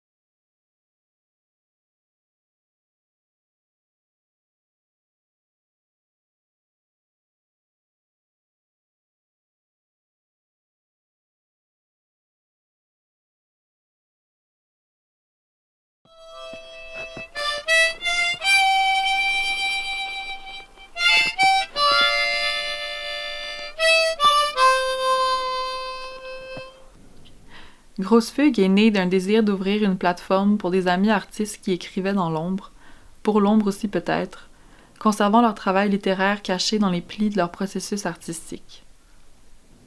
Grosse Fugue publie des artistes et des poètes de la marge de la littérature, celle qui se confond, lutte et fleurit dans toutes les plissures de la vie où s'infiltre l'écriture. Son grand-père était goûteur d'eau, euphémisme désignant ceux qui détectaient, en y goûtant, les anomalies dans l'urine d'inconnus. Mon propre arrière-grand-père, que je n'ai vu qu'une fois vivant, avait fini mangeur de péché. C'était un incendie causé par ma tante Mary, qui oublia les frites sur la cuisinière en suivant son roman savon dans le salon, que je retrace mes premiers souvenirs gustatifs. Des frites au sein doux réutilisées, au point d'être élixir condensé d'artériosclérose lipidineuse, dans un petit village du Yorkshire, en Charentaise. Le temps s'occupe de tout. Il s'occupera de toi pour reconstituer le gâteau mangé. Jean-Luc Bonspiel est surtout connu pour être le chanteur du groupe punk mythique des années 80, Vendu mon char. Mais Bonspiel est également un grand poète, qui vous fera rire, réfléchir, différencier le dur du mou en vous palpant l'arrière du cou, vous faire un sandwich en pensant à votre mère, et arrêter de manger la bouche pleine et de vous masturber en écoutant les voisins baiser. Mariana Marcassa is a Brazilian artist who has been developing a performance-based therapeutic research centered on a somatic experience of the voice and sound. The state of voicelessness is both central to my understanding of the lived experience of Banzo and my point of departure toward an aesthetical clinical practice. It is through voicelessness that the voice distinguishes itself as a place to explore the uniqueness of what occurs between muteness and the word. What I have been asking is how to listen to voicelessness and its sounds that have been scribed and are reverberating in bodies. Discomfort is everywhere. Entire populations are displaced from their properties, families evicted from their land, lives swept out as if they were leftover garbage. Something squeaks inside its throat, an effect of the air loosely touching his vocal cords. No sound is made voice. Nothing can be said, an absent of sound almost absolute if it were not for sudden spitted syllables, whispered through its muted voice, cross-cut in their motion by the imposed hiatus. The air blows and blows and it does not notice his voice speaking inwards, echoing bottomlessness. It is close to 4 and our lashes are filled with pollen and dirt. I confess, there is no well for us to find. The spring is hidden. They have never found it. As a child I thought if I went looking, perhaps I would be greeted with an apparition, my very own Notre Dame de Lourdes. Greedy little girl, you laughed. Nelly est la plus belle pute de ma chair. Montréal se couvre de ton cadavre. Je mange ton cœur, avec les barbares et les déesses de ta peau. Nos corps trempés si proches, dans le temps et l'avoine du dialogue. Avec toi la lumière s'ouvre à la vie, et le temps qui passe joue avec les muscles de ton langage pur. Je respire ton linceul et te protège de tous les hommes. This is tyranny. It's tyranny. The promise is a lawn, a yielding. Might it be said, huge recklessness is forward. Might it be said, she was a mighty Himalaya, but she was a monster of a tickle. Might it be said, its father's house was as bright as the stars that birthed it. Might it be said, silence, silence in the courtroom. Might it be said, twirling and whirling round. Sometimes it's hard to catch sight of one's delusions. No, that's not quite it. So back to that other thing. This is tyranny. It's Tyrannosaurus. Enormously small, so tiny, and injecting itself into every conversation.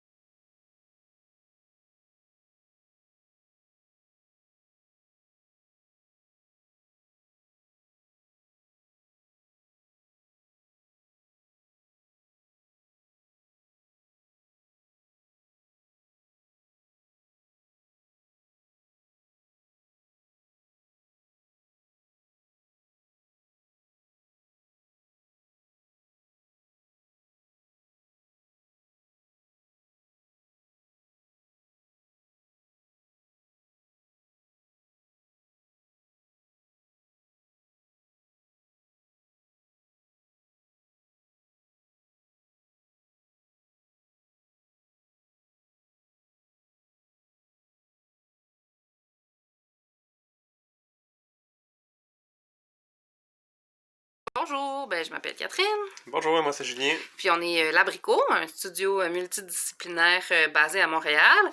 En fait, on fait de l'impression en risographie et à la letterpress, un petit peu d'édition de fanzine aussi. Et surtout, on édite le magazine pour enfants Gretches, qui est un magazine bilingue publié 3 fois par année et imprimé en risographie. Pour Expozine, on vous présente nos 2 plus récents numéros qui portent sur le Nunavik et Gretches est un magazine bilingue français-anglais, mais celui-ci est trilingue, français, anglais et inuktitut. Et il a été réalisé entièrement par des auteurs, autrices, illustrateurs, illustratrices inuits sous la direction de Tomasi Manjok, qui a été notre rédacteur en chef invité pour ces numéros-là. Donc, on a un numéro 2-4 ans et un numéro 5-10 ans sur le thème du Nunavik. On a aussi les Chacun chez soi, qui sont des journaux collectifs qu'on a fait pendant le confinement au printemps et qui se poursuivent. D'ailleurs, on a une édition en cours ici, ça vous intéresse d'y participer. Vous pouvez aller sur notre page Instagram pour voir les détails. Mais en fait, c'est des journaux qui regroupent des illustrations, des photos et des textes variés sur un thème. Donc, il y a plusieurs numéros. Ils sont toujours imprimés en une seule couleur, en risographie. Et la particularité est dans le format. Qui est un format en fait plus grand que ce qu'on peut imprimer normalement en riso. Fait qu'on a plié les pages pour les passer dans la machine, ce qui nous permet d'avoir un format plus grand que ce qu'on voit d'habitude. Donc, chaque numéro est sur un thème et il compte la participation de personnes variées. En fait, c'est ouvert vraiment à tous et à toutes, peu importe l'âge, la profession ce que les personnes ont envie de faire, en fait. Donc, il y a différents thèmes qui sont proposés. On a, par exemple, ici, j'ai 2 mètres, faire le point, incertitude, attente. Et celui qu'on est en train de faire, en fait, s'appelle Temps des fêtes. Les participants ont toujours un exemplaire qui leur est posté. Puis sinon, ils sont aussi vendus sur notre site web à très petit prix, en fait. Donc, c'est une belle façon de voir ce que les gens pensent de la condition actuelle. Oui, en fait, on se rendait compte que nous, on avait beaucoup de choses à dire sur la situation qui se passe, ou en tout cas, on ressentait beaucoup de choses. On n'était pas les seuls, donc c'est intéressant de voir ce que des personnes de différents horizons ont vécu et comment ils se sont sentis. Donc, c'est un échantillon, en fait, de la situation actuelle qu'on est en train de vivre. Donc, ça, c'est parmi les projets qu'on a. Puis, c'est des projets qui sont en risographie qu'on a imprimé nous-mêmes ici. Alors, merci. Merci. Bonne journée. Bonne journée.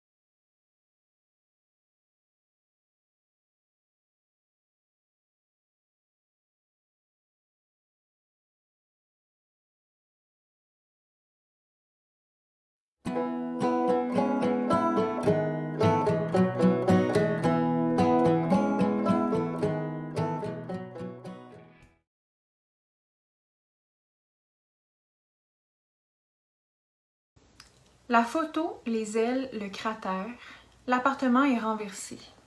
Ma maison en barbouillage déchiré s'efface du ciel. Léa a même disparu de l'écran de téléphone. Je prends mes clés, dévale les escaliers, la chaîne du loquet ballotte derrière la porte. À l'extérieur, les 3 petites marches de béton sont plus invitantes qu'un divan de plumes. Je m'assois. L'air frais sur mon visage m'amène dans les profondeurs d'un lac. Je sens les racines pousser dans les entrailles du béton. L'air gonfle ma poitrine. Je m'affaisse le dos droit. Les voitures se suivent à la même vitesse, les pneus sursautent tous dans la même flaque d'eau. Un nid de poule oublié par les employés de la ville. Le reflet des réverbères est stable malgré les vagues. Le béton froid semble humide sous mes fesses. Une place de stationnement est vide devant les escaliers. La voiture de Léa devrait s'y trouver. Les traces de son départ sont dans les espaces vides.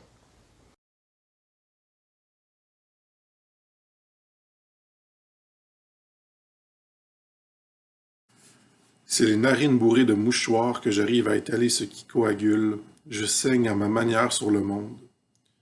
C'est vrai qu'à traverser les regards, personne ne donne l'impression d'avoir retenu quelque chose du passé, même pas moi. Et je ne suis pas ici pour en parler, c'est que l'amertume virale me brûle. Je l'incarne en éclats verbeux, en expiant le sang, c'est pas le mien, c'est assez drôle. On fait quoi de notre lecture de l'histoire si on agit encore quotidiennement comme des colons débordants, comme des soldats de bonne conscience? Et que le confort et l'idéal de l'opulence est la résine même de l'arborescence banlieusarde. Reste que j'irai marquer vos piscines de mes déjections. En tout cas, je touille ça de même. Je suis le spectacle, l'animal jeune, l'homme-enfant toujours en révolte. Mon chapeau colonial est plein de marde. Je le renverse sur ma tête en lapant joyeusement mon menton.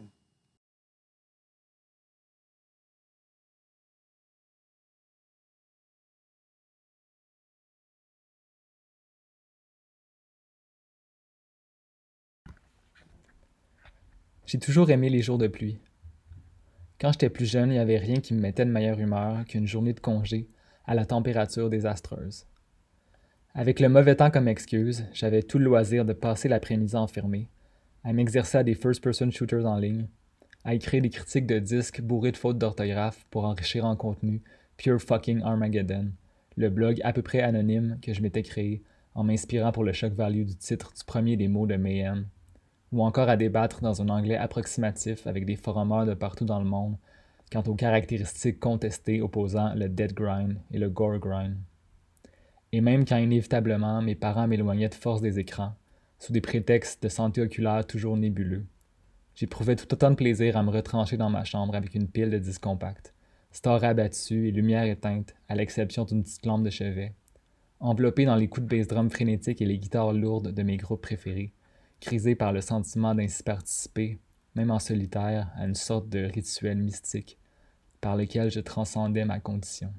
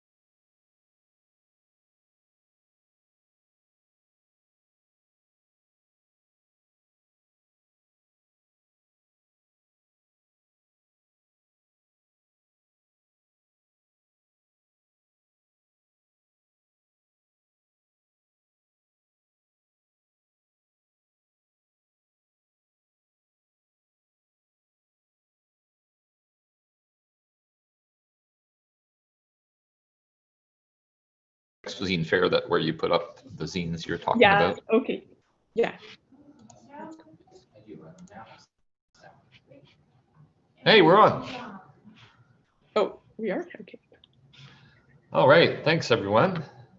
Okay, Jenny Lynn, really sorry about having had you on as a performance artist yesterday. That's okay. Some people commented on the performance. Yeah. Oh no.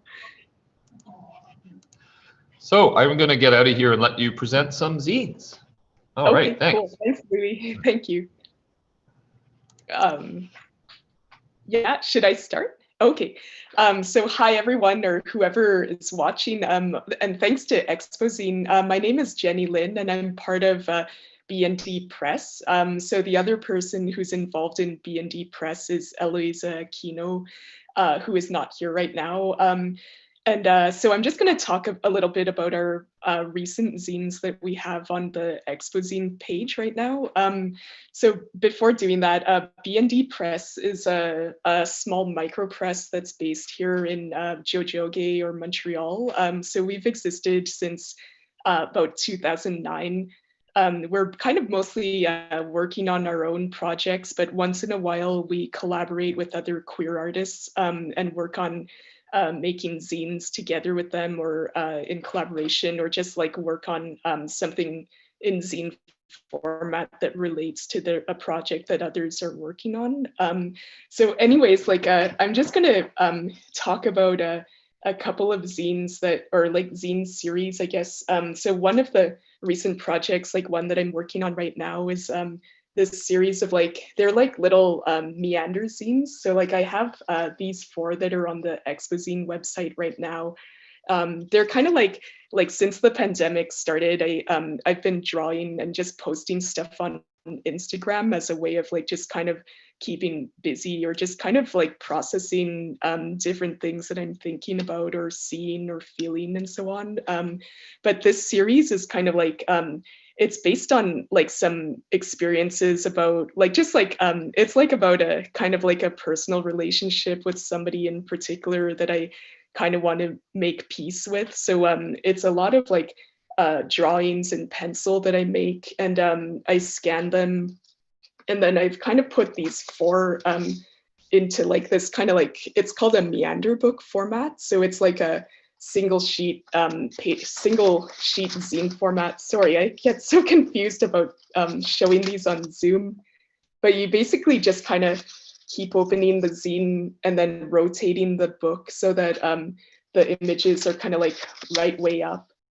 But it opens up to be like a full page, like sort of like this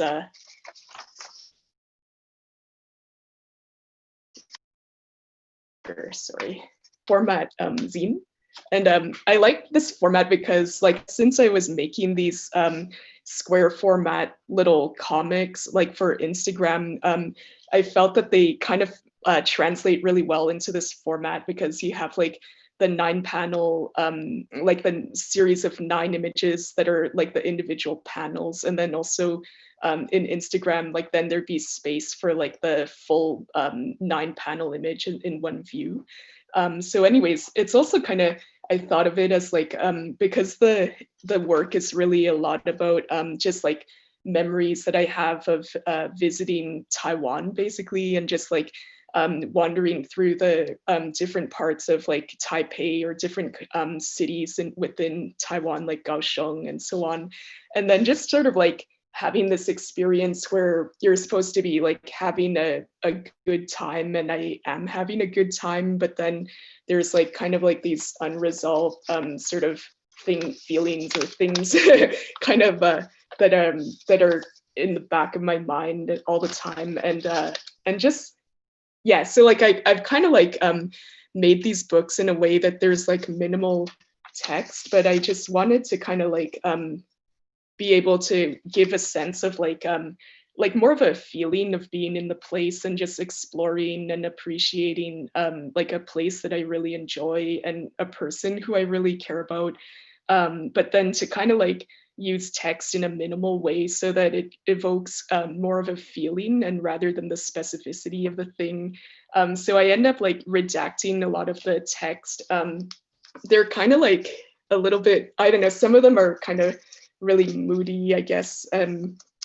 Just like I end up sort of redacting a lot of the text so that in the end, it's not really so clear what's happening in them, but I guess, yeah, just sort of like focusing on this short story or short kind of feeling, I guess, that gets wrapped up or results in one single zine. But I'm thinking of this as a series. So like so far there's like 4 different zines, but there's a lot more comics that I posted on Instagram.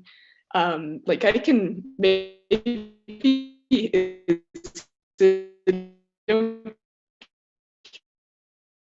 if I do a share screen, or I mean, I guess tell me if it's oh, forget it. Never mind. I'll just do something else then.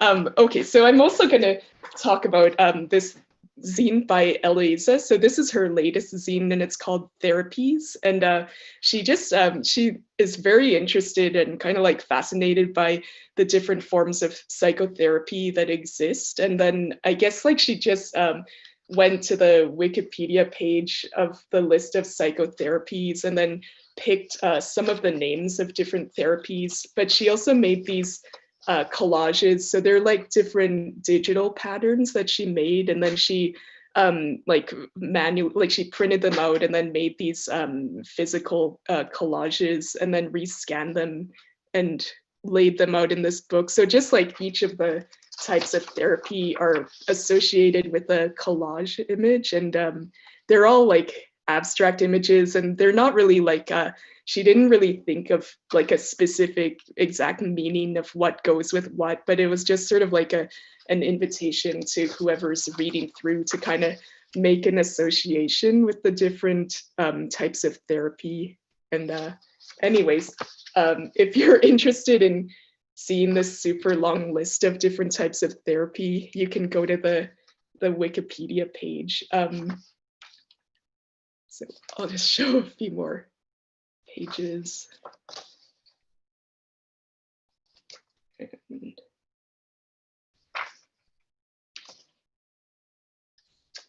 Or if you have a therapist friend, you can buy this zine and send it to them if you want.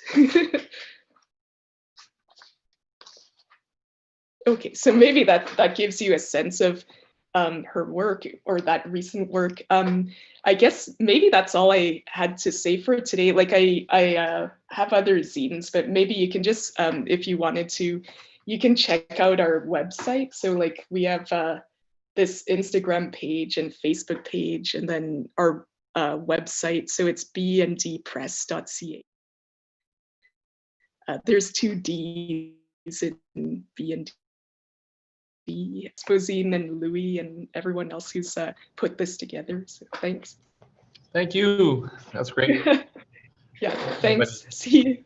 We're going to show the website now. Okay. Thanks.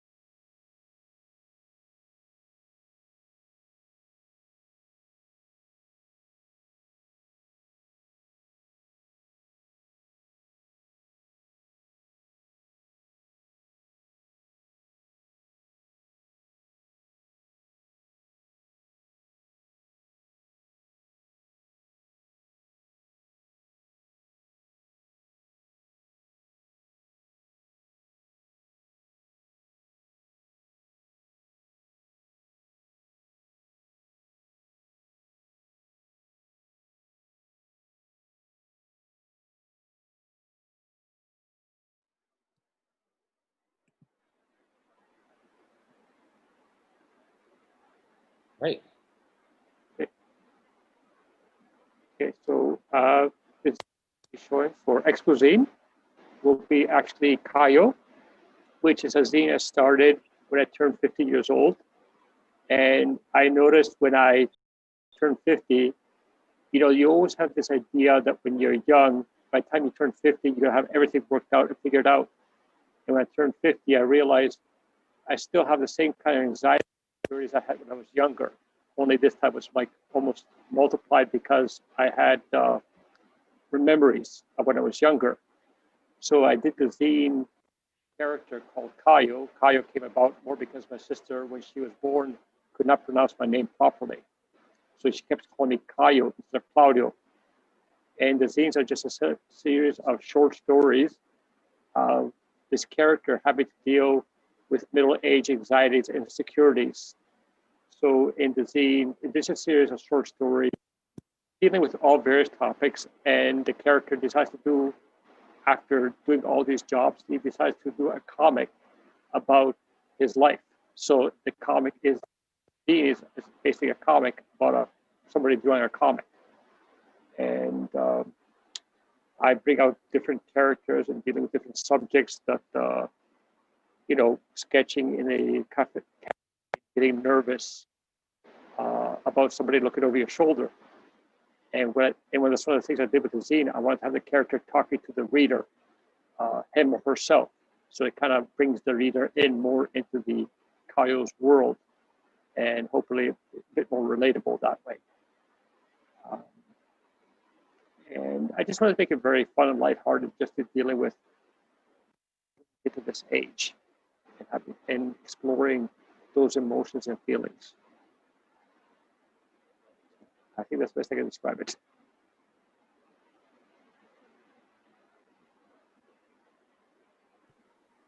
What about the three different issues? Oh, yes. Four issues done this year? Yeah, I've only been able to do 4 issues of this, mainly because once the pandemic hit, I could not. I have still more stories, but once the pandemic hit, I wasn't quite sure how to get them out there anymore at this point. So I figure, let me just focus on getting the rest of these issues out there.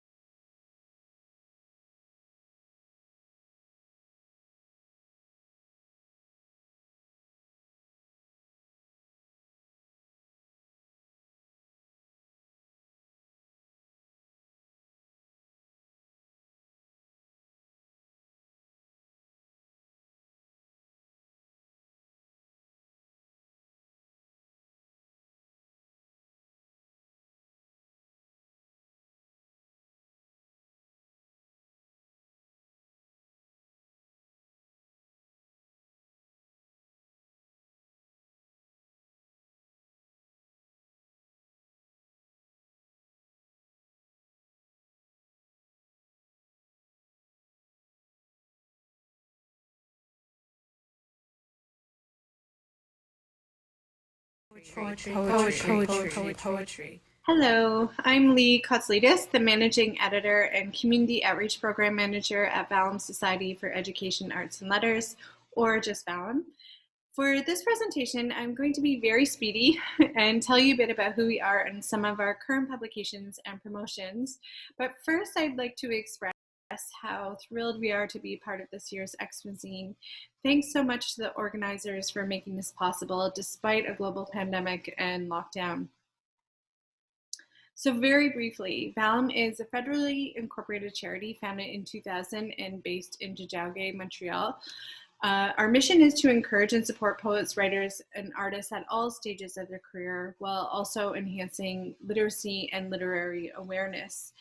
We accomplish this through the print and digital publishing projects, which include the biannual magazine Vellum Contemporary Poetry and the Vellum Chapbook series, as well as administering an outreach program, Poetry for a Future, which hosts workshops in underserved communities, primarily throughout the city of Montreal.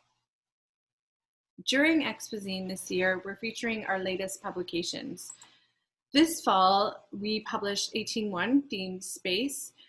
This issue includes an interview with poet Paul Muldoon and exciting new poems from Kelly Nora Drucker, Emily Shue, Rob Winger, Aisha Hamid, Richard Sanger, and many more poets, as well as excerpts from the Vallum's Chapbook Award winners, Matthew James Weigel and Joe Newbert, reviews from Bill Newmeyer, and the striking photography of Louis Perrault. So in addition to including poetry content in the magazine, we also feature one artist per issue, usually a photographer. So for this issue, it was Louis Perrault. We also just released 4 chapbooks. These include the first place winner of the Vallum Chapbook Award, Matthew James Weigel, for his chapbook, It Was Treaty, It Was Me. The second place winner of the Vallum Chapbook Award, Joe Newbert, for his manuscript, DC Poems. Also published this fall is Paul Muldoon's new chapbook, The Bannisters, and the re-release of Nicole Brossard's chapbook, A Tilt in a Wondering. If you're around, in fact, next week on Wednesday, December 9th at 6:30 p.m. is the official launch of these chapbooks, and all the authors will be there reading from their new books. So we hope you can make it to that event as well. You can find more details about the launch on our website or on our Facebook page. Also available for purchase through our online store are our back issues of Vallum magazine. So some of our themes include surrender, evolution, fear, humor, threshold, speed, lies, and duplicity, which happened to be released the same year Trump was elected president of the United States, go figure, memory and loss, and many more. You can also find our chapbook back titles on our website, which includes small poetry collections from, among other authors, Don Mackay, Yusuf Sadi, Banu Kapil, Jan Zwicky, Franz Wright, Fanny Howe, John Kinsella, and Thurston Moore. Yes, that is the same Thurston Moore from the band Sonic Youth, for those of you who are old enough to remember that band. Alexi Perry Cox, Tina Karras, and as I mentioned, many other authors are featured in their chapbook collection. And finally, not to be missed, is our holiday giveaway. So it's as simple as subscribing to Vallum, and then your name will be automatically entered into a draw for a grand prize, or tagging a friend on social media for a second prize. So you can find details for the Vallum holiday giveaway on our website as well. So thanks for tuning in. We hope you enjoy perusing all the great books and merchandise at this year's Expozine. Please visit our website to check out all of Vallum's great poets, and perhaps see you next week at the Vallum Chapbook launch. Take care.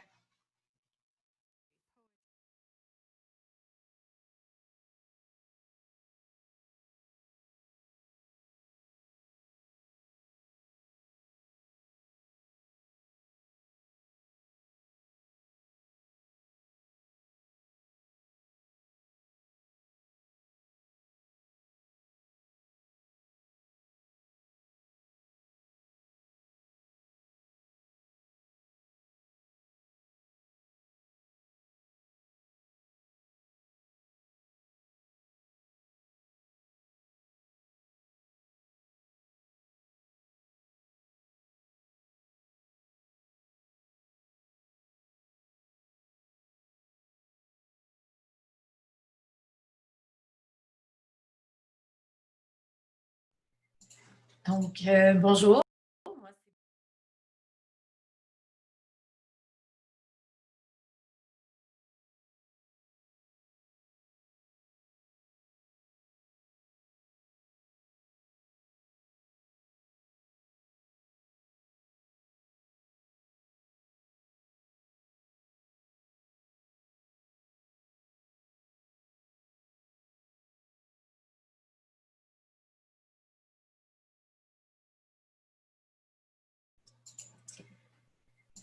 Bonjour, moi c'est Boom. Je fais de la bande dessinée. Je suis régulièrement à Expozine. Je pense que je suis là sans arrêt chaque année depuis 2012, si je me trompe pas.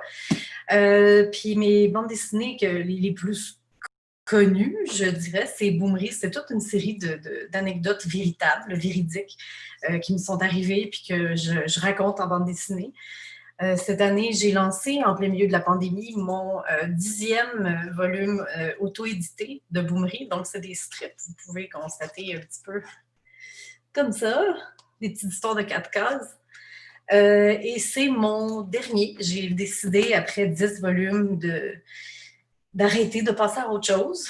Ça me manque, mais déjà, mais c'est pour le bien. Je vais pouvoir me consacrer à d'autres projets de plus grande envergure. Puis, ben, comme aussi je parle de mes enfants, je parle beaucoup de ma vie de famille là-dedans. Je voulais aussi que mes enfants aient une vie à part de la BD, donc je passe à autre chose. Mais j'ai quand même mon petit nouveau cette année. Puis je vends ça sur mon magasin en ligne, vu qu'il n'y a pas d'événement cette année. Puis bien évidemment, j'en ai pas juste un, j'en ai un paquet. C'est que si jamais vous voulez de la lecture, j'ai fait au-dessus de 1600 strips de 4 cases et plus. Et donc, il y a de la lecture en perspective. Je vous redirige vers mon petit magasin. Alors, c'est mon site à moi. Ça se paye avec PayPal, carte de crédit. Je ne sais pas si on le voit bien. On le voit bien, oui. Puis, c'est ça. Tous les livres que j'envoie par la poste sont dédicacés. J'ai fait un dessin dedans et c'est fait avec beaucoup d'amour. Et voilà, c'est ça. Je suis bien triste que Expozine.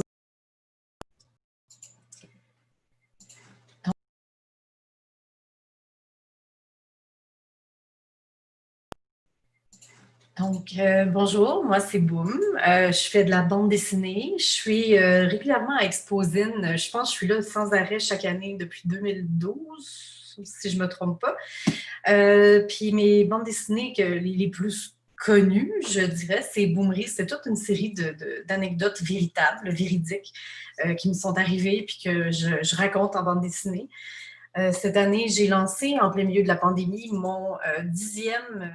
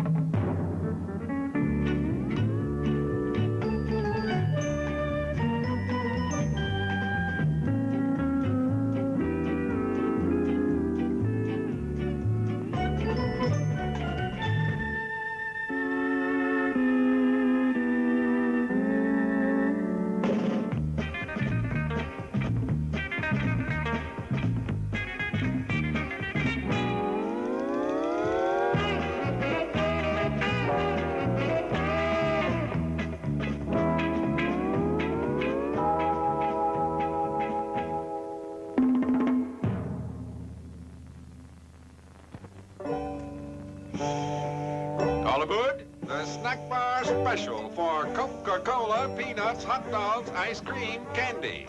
That's the snack bar special for Coca-Cola, peanuts, hot dogs.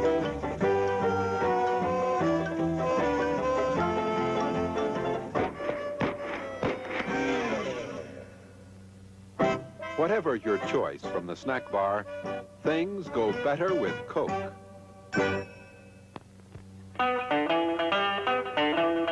It's intermission time. Time to pause and refresh at the snack bar. During this short break, you can treat your taste of good food and sparkling cold beverages, including delicious Coca-Cola. If you're hot dog hungry, we have them. Sizzling, juicy hot dogs served in warm, oven-fresh buns, plus a complete menu of all your favorites. Visit the Refreshment Center now. Enjoy delicious food and ice-cold Coca-Cola.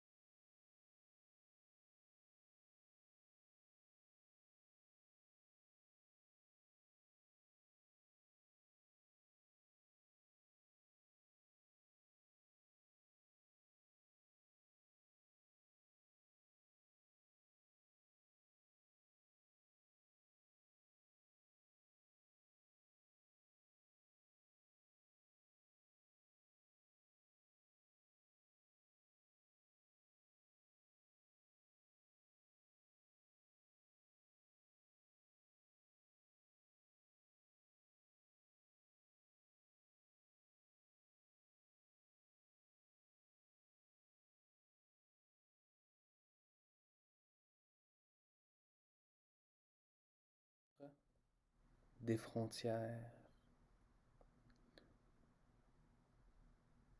de votre propriété privée, de vos panneaux qui lui disent défense d'entrée. Ne marchez pas sur la pelouse. Restez sur les sentiers. Ne pas toucher. Les voleurs à l'étalage seront poursuivis. Le feu fait ce que je voudrais tant pouvoir faire, reprendre le territoire.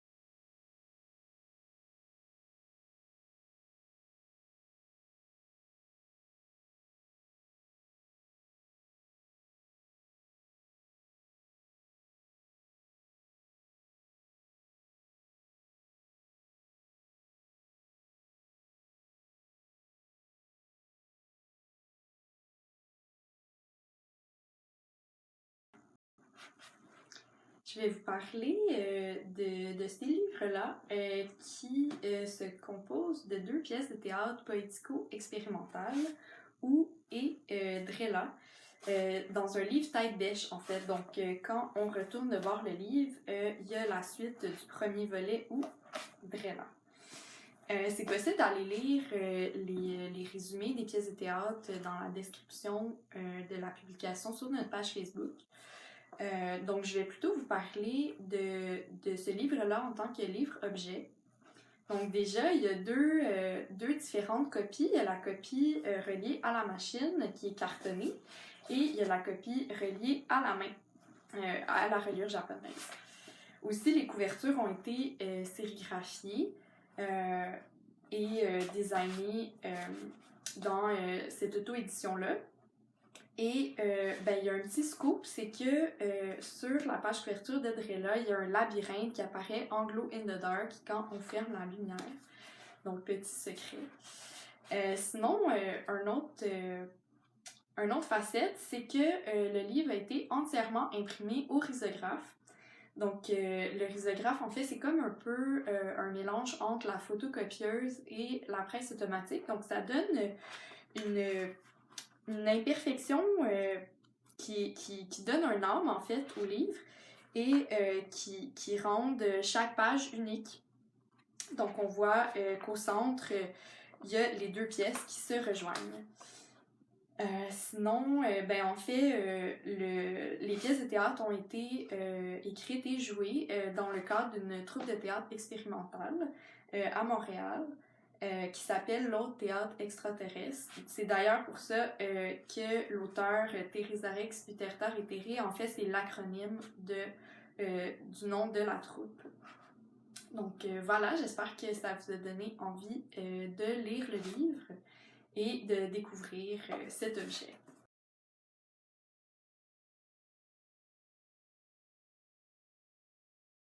Le trésor de Torsavol, c'est un recueil de propos, poèmes, prophéties et absurdités que profère mon amoureux quand il est en demi-sommeil.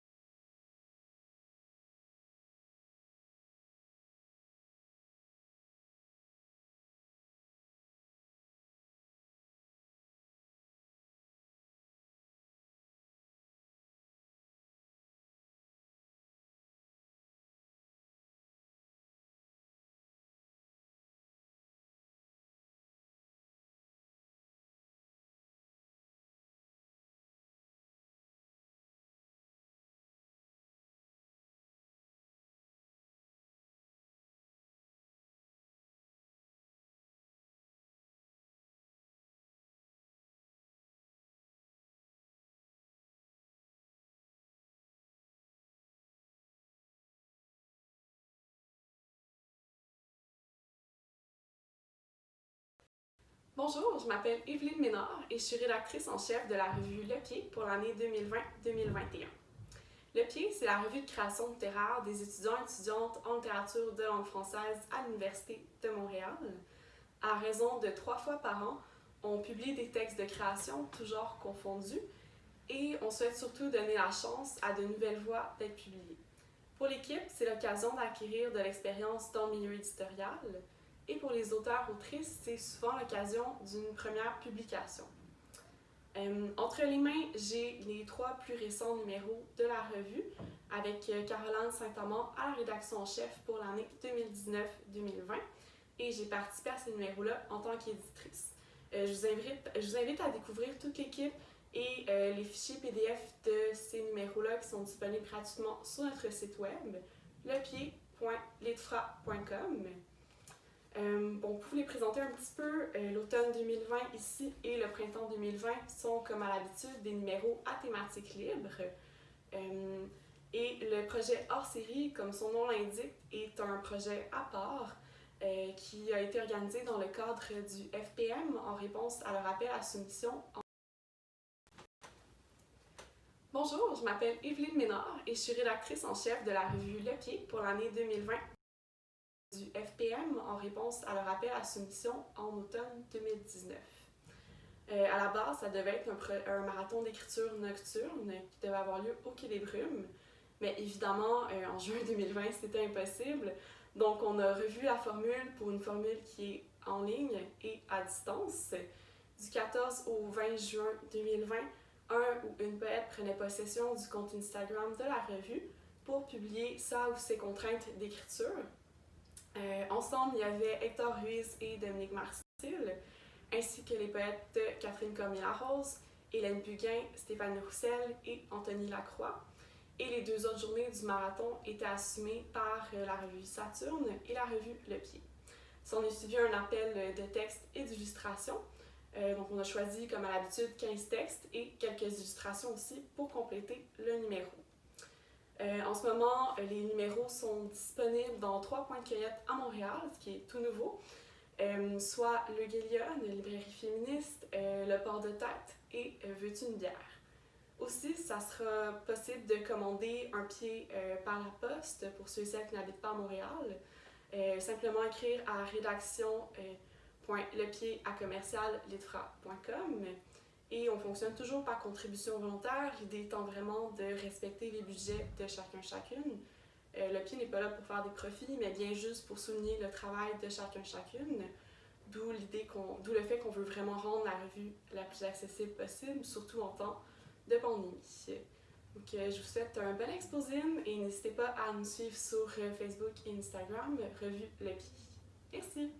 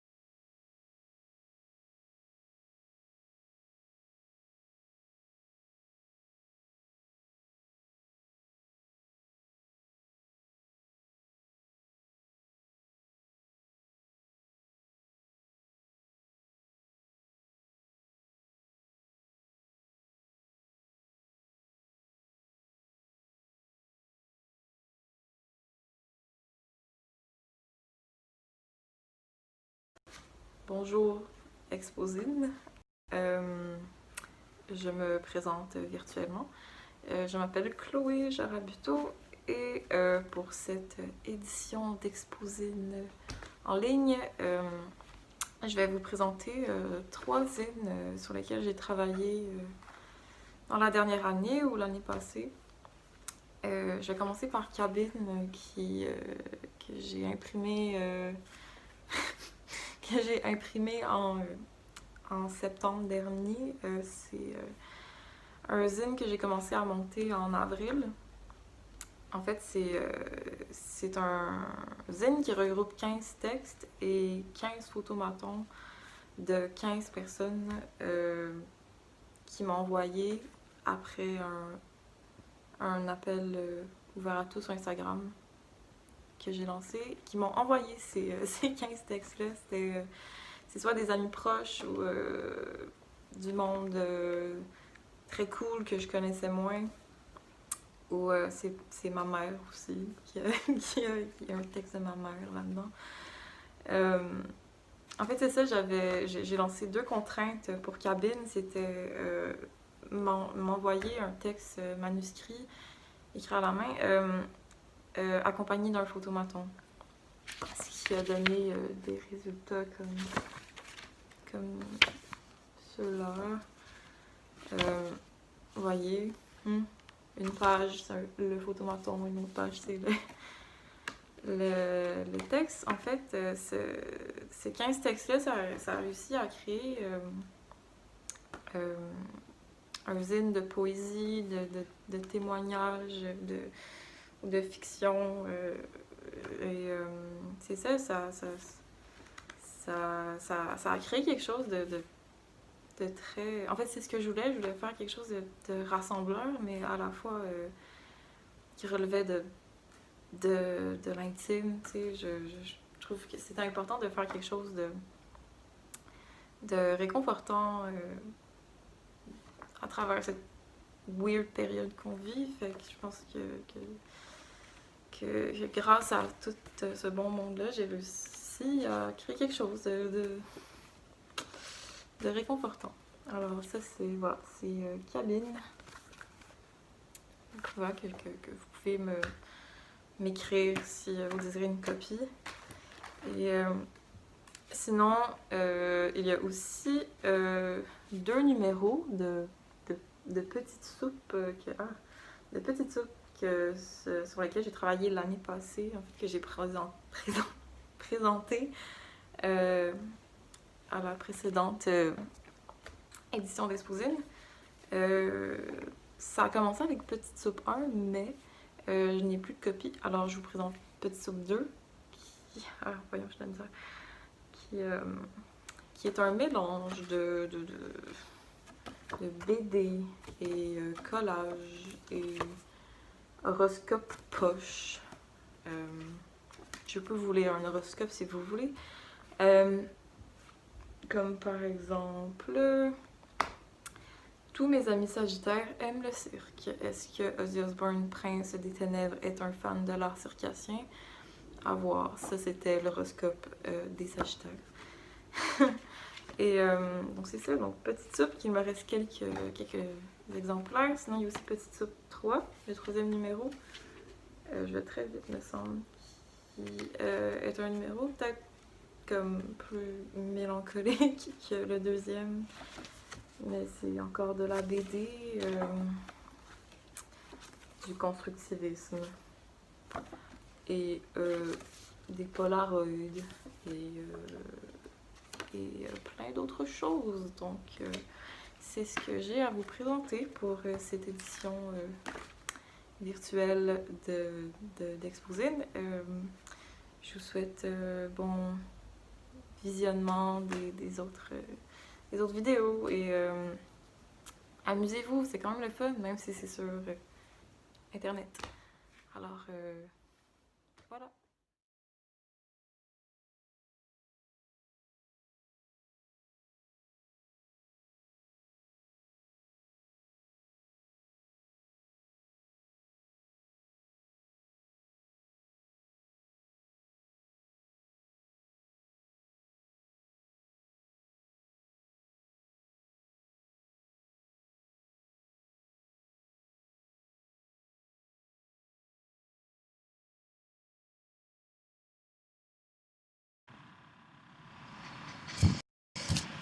Bonjour, je m'appelle Jean-Christophe Leblanc.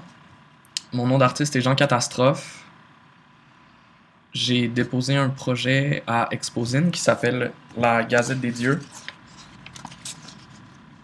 qui est en fait un journal à sensation pour les dieux de l'Olympe dans la mythologie grecque. Et puis, qui est sous forme de journal comme ça. Ça, c'en est la première édition que j'ai faite au printemps passé. Et puis, là, pour Expozine, j'ai décidé d'accompagner le journal avec des petits prints que j'aurais vendus, idéalement, mais que le contexte ne permet pas, donc je vais vous les montrer. Donc, c'est ça, j'ai une petite représentation du cheval de Troie. On a le coup de crayon d'Y, ici. Vite! Il faut remplir le gros pot. Le gros pot est percé, disent les Danaïdes.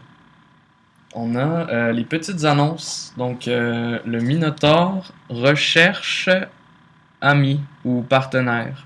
Le Minotaure est triste. Vous le voulez bien, je vais peut-être vous lire le dernier courrier du cœur, justement, dans la dernière édition de la Gazette des Dieux. C'est une lettre d'Orphée à Eurydice. Pour ceux qui ne sont pas familiers avec le mythe d'Orphée, c'est le jour du mariage d'Orphée et Eurydice. Eurydice s'en va se balader dans la plaine et tombe sur un serpent qui lui pique le pied, la cheville plutôt.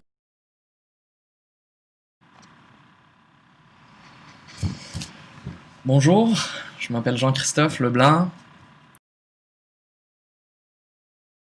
et tombe sur un serpent qui lui pique le pied, la cheville plutôt, et puis elle s'en va directement en enfer, gardée par Hadès, le dieu des enfers, qui ne la laissera pas partir facilement, là. Orphée, qui est un prodige de la lyre, décide quand même de s'en aller dans les enfers pour essayer de libérer Eurydice, en charmant Hadès avec ses talents à la lyre. Mais là, Orphée descend dans les enfers, il joue de la lyre devant Hadès et Perséphone. C'est Perséphone, c'est ça? En tout cas, la blonde à Hadès, je me rappelle plus. Puis là, Hadès est charmé et décide de laisser partir Eurydice, mais pas si facilement que ça. Orphée n'aura pas le droit de se retourner vers Eurydice tout au long de la remontée vers le monde des vivants. Mais là, Orphée, qui est bien tanné, ou on ne sait pas pourquoi, qui s'est retourné. Là, les gens débattent encore là-dessus, mais il a fini par se retourner juste avant d'arriver dans le monde des vivants. Et puis là, ça, c'est sa lettre qu'il a envoyée à Eurydice, lui dans le monde des vivants, puis elle encore dans le monde des morts. Ça va comme suit. Je peux pas me retourner pour te voir. Hadès a dit non. Il a dit, t'es mieux pas. Sinon, je me souviens déjà plus de ta peau fraîche qu'on cueille avec le dos de la main. Sinon, je te reverrai jamais, qu'il a dit. Mais tu pourrais avoir changé. Tu pourrais mûrir et tomber sans qu'on t'ait cueilli à temps. Vite, appelle les renards de tes reins qu'ils glissent leur museau sous mes mains. L'importance d'être nu, de se voir, d'être des fruits. Je peux pas me retourner pour te voir, alors je vois un pamplemousse tomber par terre. Il est resté habillé. Si je pouvais te voir, je te décrirais mieux, je dirais les paumes de tes lèvres sucrées et agiles, les moutons olympiques de tes cheveux, la course tiède de tes yeux. J'ai envie de te faire de la soupe. Je peux pas me retourner pour te voir, mais je sens l'odeur d'une voiture que j'ai aimée, la fumée d'un poêle à bois. L'enfer te va bien. L'importance d'une image, d'un bain, d'une soupe. Sans toi, les étoiles, je les raconte à qui? Leur bain de minuit. Pourquoi certains bains, on prendra jamais de bain dedans? Certains pamplemousses resteront habillés, personne pour les voir, personne pour t'éplucher. Je peux pas me retourner pour te voir, je peux pas t'embrasser, m'enfoncer dans des sables mouvants, pas assez pour avoir peur, juste assez pour avoir l'impression de faire l'amour avec une plage. L'importance de s'embrasser, d'un siège, d'un drain. Sans toi, je m'assois où? Par où s'échappe le souffle? Je te laisserai t'imprimer nu sur toutes les chaises de la maison. Sur 8 chaises. Sur les bancs de mon auto aussi. Je retournerai me stationner là-bas, écouter l'écho des rapides du Styx. Je chanterai du folk. J'endormirai le chien qui te garde. Je me suis retourné pour te voir, alors je te vois pour toujours, habillé comme un pamplemousse. Puis là, ça c'est l'intérieur du journal. Ça c'est la... non, ça c'est la lettre. Et puis ça, c'est le tour.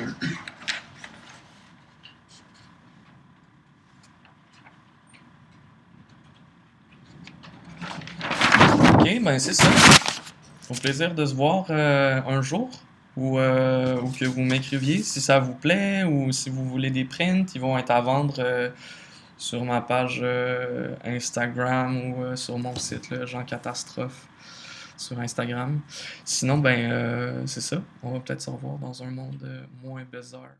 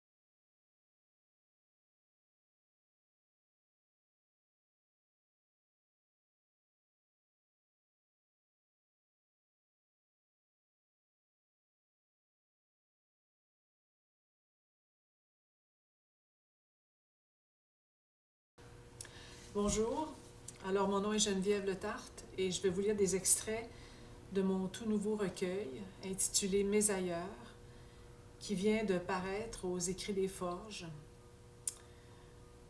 Mes ailleurs. Le temps a filé dans les eaux troubles du pays, et nous voilà désarçonnés dans la tempête, avec le cliquetis des sous qui dégringolent, la détonation d'un avion en plein vol. On ne sait plus dans quelle histoire s'aventurer. La distance vicieuse pose ses jalons, éloigne le poids de tes mains. Nous nous sommes tant aimés, dans ces soirées accrochées aux fenêtres, nos ombres allumées pour la cérémonie. Aujourd'hui, j'ai le cœur qui palpite contre l'hiver et ses traverses d'amitié désertées. J'ai mal à ma mémoire et ça sent le bitume autour de mon lit. Ardents compagnons, nous voilà loin des loges enfumées où l'on s'agenouillait avant le décollage. Mains frottées sur les guitares, nous avons rejoint le prisonnier et la fille aux doigts engourdis. Superbes ignorés, dans nos voies écarlates et nos rues dorées, nous étions les caleurs de la chanson du loup. Aujourd'hui, le cœur sur l'oreiller, j'ai mal à ceux qui se sont écartés.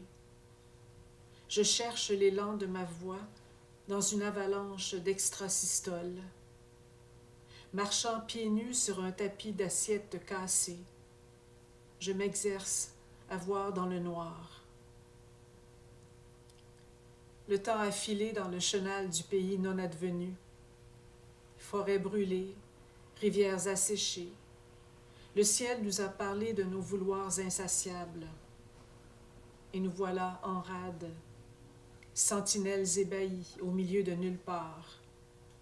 Nos prières déposées sur le sol comme des armes inutiles. Comment entendre ce qui se murmure? Comment dire ce qui se désire dans les bois du printemps? Migrants d'une cartographie hors la loi, noyés d'une transhumance forcée, nous voilà, oubliés le long des frontières, avec des chants en lambeaux sur nos joues. Je ne sais pas si je crains ou espère ce qui viendra demain.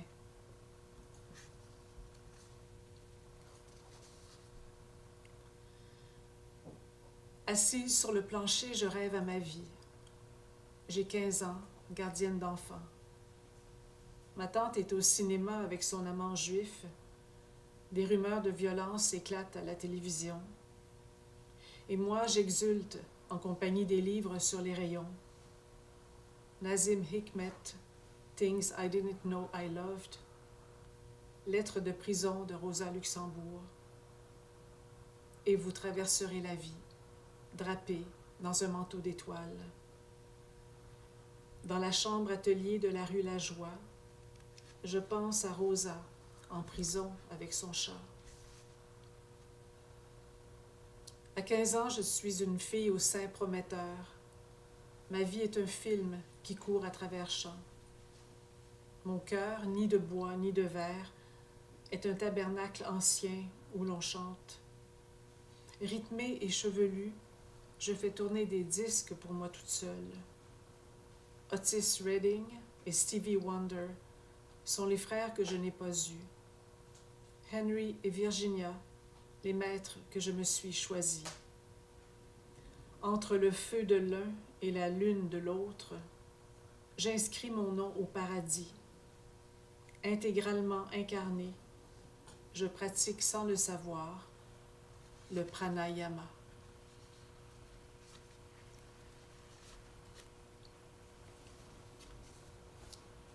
Que ta vie entre ciel et terre prenne sa forme pleine, que tes éclats restent purs, que tes courbes s'approfondissent, que la montagne en toi se lève à l'est, que ta grotte intérieure s'illumine, que la catapulte des heures soit bienveillante, que les voleurs de temps soient évincés, que le voyage n'aboutisse pas dans une trappe à fourmis, que brillent les sédiments qui t'ont formé à ton insu, que la clandestine donne vie à bord du bateau, que la mer de substitution soit respectée, qu'un air de samba t'accompagne au Japon, que la déesse forge sa propre légende, que l'enfant de ta sœur soit aussi le tien, que les chemins de glace mènent au paradis, que les verdeurs de la poésie ne te quittent pas, que le sphinx épouse sa sirène, que tes jambes te fassent marcher avec les Inuits, que les plaisirs acidulés de la jeunesse soient permis, que le cobra se déploie gracieusement, que l'amie guérisseuse soit honorée, que le mystère te prodigue sa constance, que la vache vénère ses pâturages, que les anneaux de Saturne continuent de briller, que les grelots de la fête ne trempent pas dans le sang, que les bonheurs de la maturité se prolongent, que tu t'assoupisses sous un pain de Calabre, que le chameau du désert t'invite à le rejoindre, que la peau des arbres te raconte leur histoire, que le corbeau soit solide sur ses pattes, que le nœud se dénoue dans ton ventre, que le temps valse avec l'espace, que la danse soit calme au lever du jour, que le rose du ciel apaise tes peurs, que le vieil écrivain te croise sur sa route, que les portes de l'église s'ouvrent à tous, que la pluie fredonne sur tes joues, que le minotaure embrasse le soleil, que le coq ne soit pas condamné pour avoir chanté. Merci.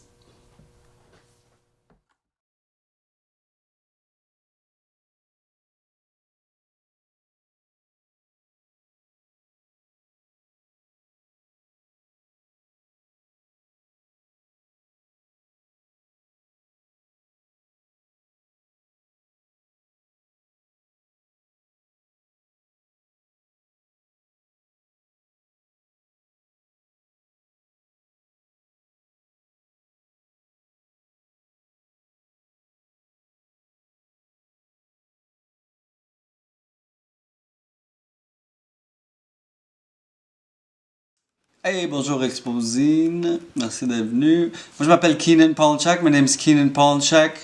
Je fais des zines et des BD et des livres pour enfants. I make comics, zines and multilingual children's books.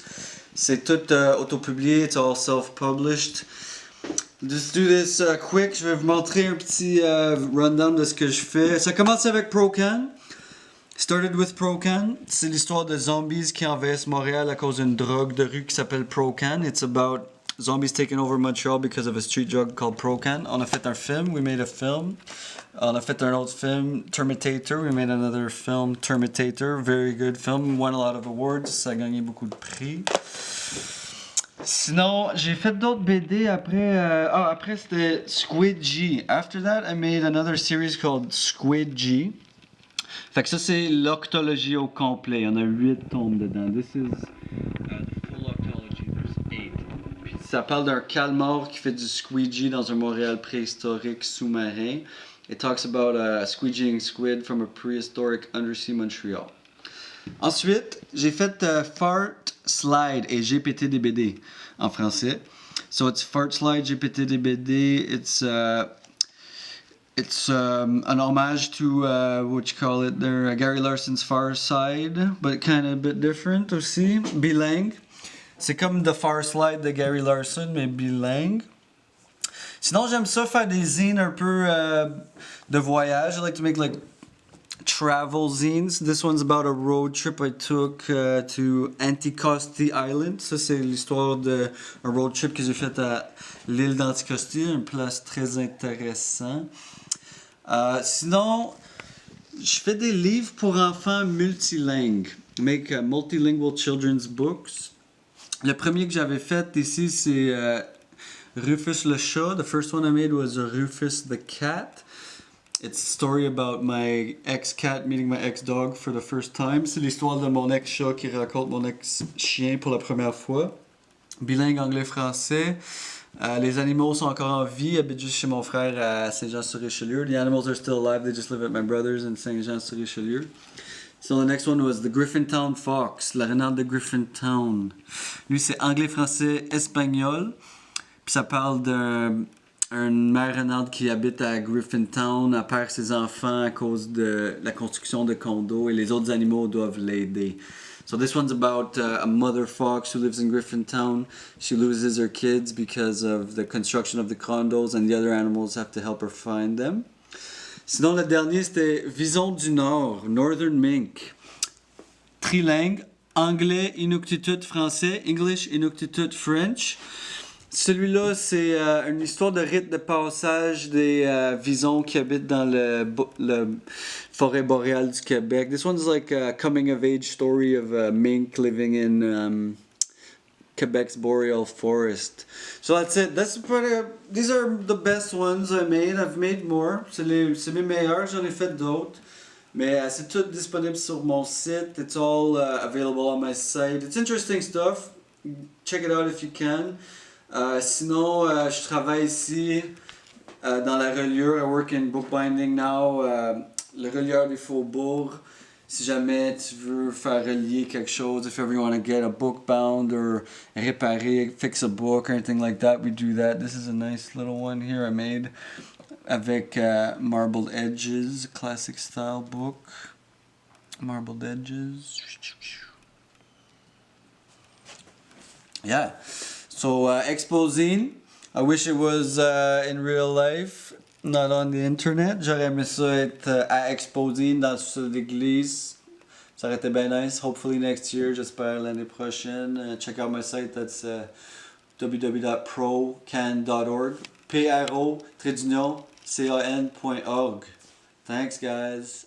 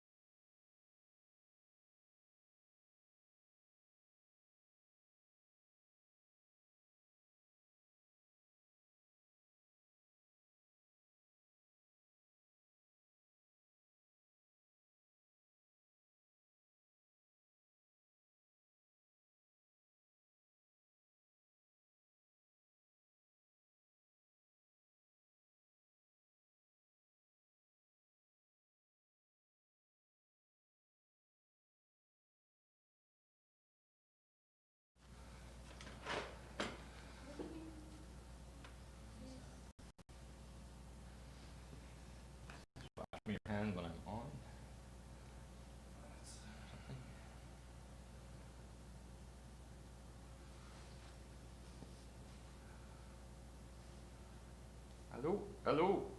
Allo-Poemes. All right. Bon. C'était presque tout notre Expozine virtuelle. That was almost all of our virtual Expozine. There's still a few presentations to go. On a quelques représentations qui restent de la part de Lux Éditeur et Kirschblabedeb Left Wing Books. Je crois que c'est 3 livres qui vont être représentés par des présentations des auteurs. I believe we're talking about 3 books left to present. These are going to be fairly long presentations.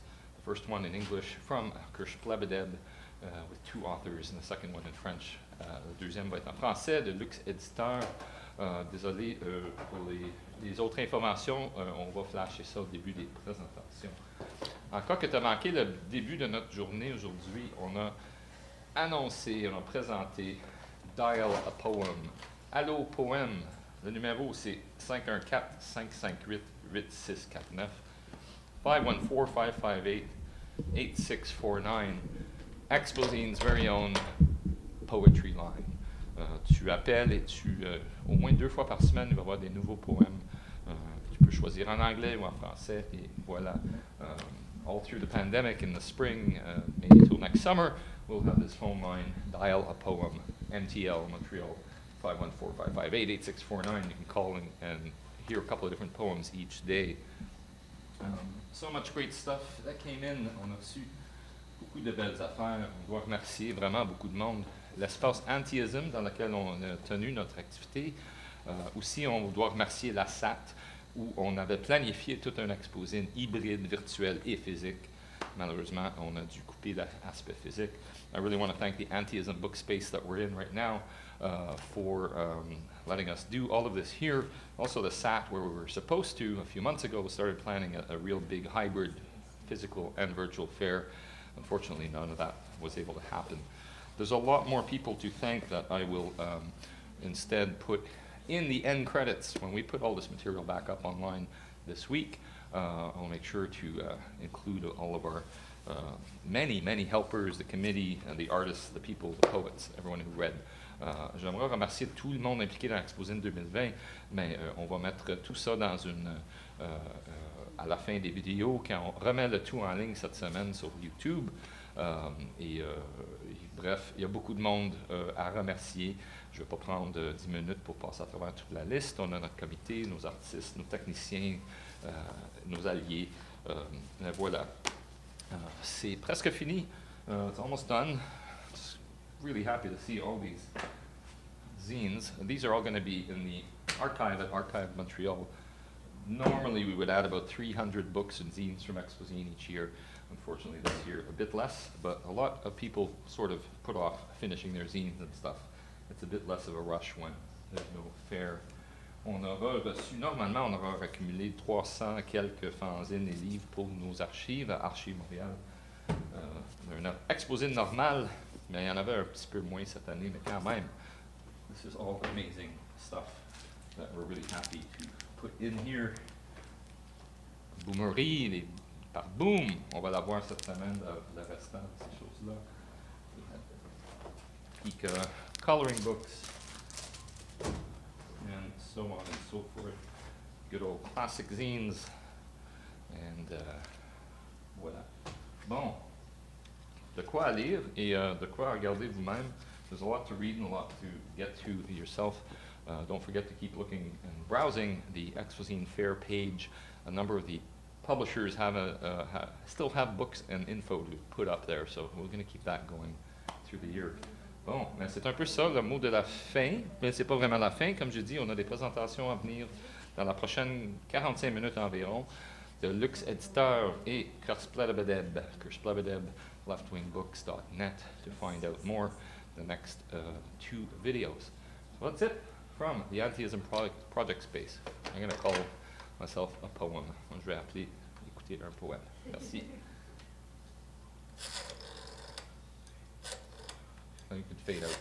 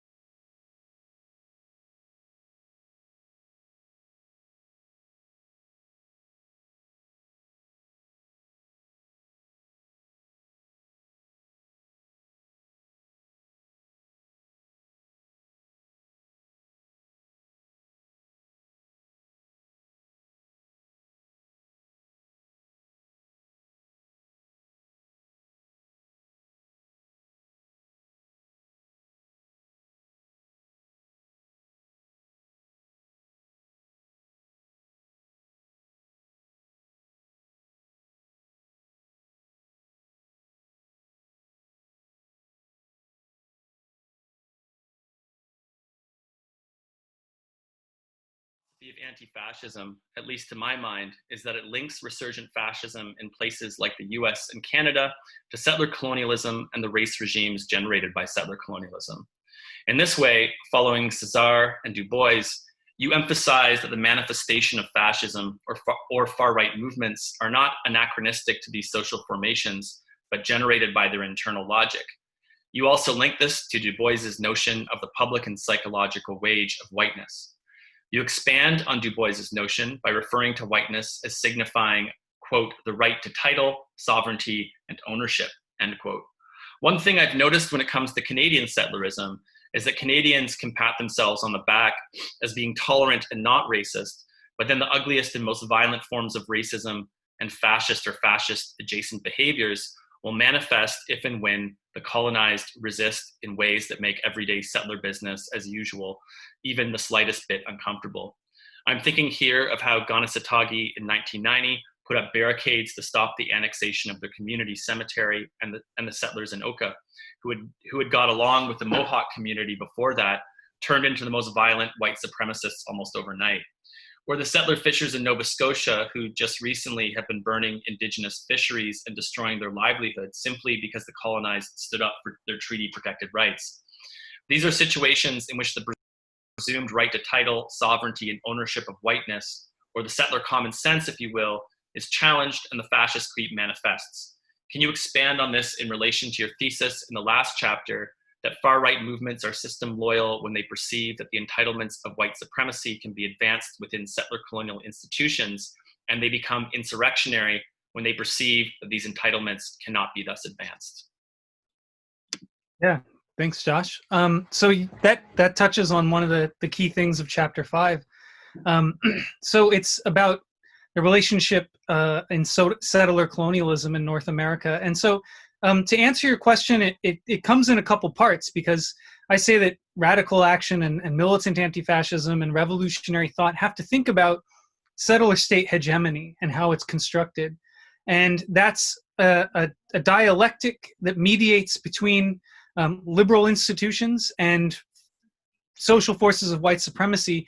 And I mean that in a broad historical sense, because there's a lot of ways in which when you look through, I mean it in a broad historical sense in two ways, is that settler colonialism is ongoing. At the same time, we want to look at the history of, there's this kind of settler colonial vigilantism, or, they're called citizen deputies or shock troops or various other things by various writers, as people actually pushing the frontier, rather than we have this idea like the American expansion or Canadian expansion was conducted by armed forces that were like uniformed armed forces or something like this. And you go, oh yeah, well that's state power. Well, there's also this aspect of the dialectic where, I really like Roxanne Dunbar-Ortiz for pointing this out. Different spots where settlers ran off to land that wasn't theirs and used all kinds of violence to do it. And then the US comes in and says, it's time to do a treaty. We're the peacekeepers here. And that there's a dialectic between that. And part of that's what led me to say, let's observe a kind of general rule of understanding settler colonialism as, settlers and the far right come out of that. The far right comes out of that settler base, and they go along with settler institutions when they're advantaged by them. And that's why you could say the KKK, for instance, could be seen as pretty readily system loyal in the 1960s, but starting in the early 1970s starts to be system oppositional. And there's some nuance to this that I learned about doing some research this summer. One of the great ways that I think this really plays out is in some of your examples there. The one I like to use from this year actually precedes the pandemic of settlers in Edmonton and various other places dismantling barricades during the Wet'suwet'en and Solidarity moments. And this had all the elements that are really interesting to this, because it helps train us about the relationship between these groups and police as well. In Edmonton, there's video of them dismantling this barricade that's on a railroad track, while the RCMP or local police looks on. So they're just standing there chilling, doing what police do, which is let them get away with doing that stuff. And they're dismantling this, and there's a relationship between the settler state and these far-right people in the basic coordinates of the settler state's sort of liberal ambit. And I mean that in terms of liberalism or its regular rule. And it's out of that kind of entitlement that, in fact, these far-right groups kind of spring as a kind of insurgent version of this that's really seeking to re-entrench all the kinds of things they feel or they perceive are slipping away from them. And so that's one of the key aspects to that. I'm going to try and keep that short. That doesn't answer all the cases. There's one other aspect I actually think is really important before I stop, is down in the US this summer and fall, I think we saw, this challenged my own view. I look a lot at system loyal and system opposition in philosophy of anti-fascism. And I think today I'd revise that to talk a little bit more about, to clarify talking about system opposition and system loyalty as a kind of inside-outside discourse, and look at system opposition sometimes more in terms of actual organizational capacity, because you could see these different tendencies playing out. The way the state responded to the Boogaloo Boys, for instance, who they perceived to be much more immediately dangerous, got a lot of state power coming down on them.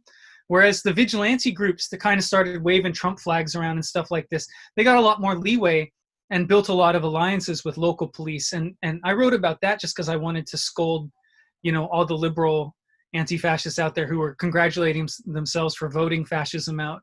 And it's like, you didn't change anything about the social relationships that all got built this year, and you don't have a good plan for confronting them after this.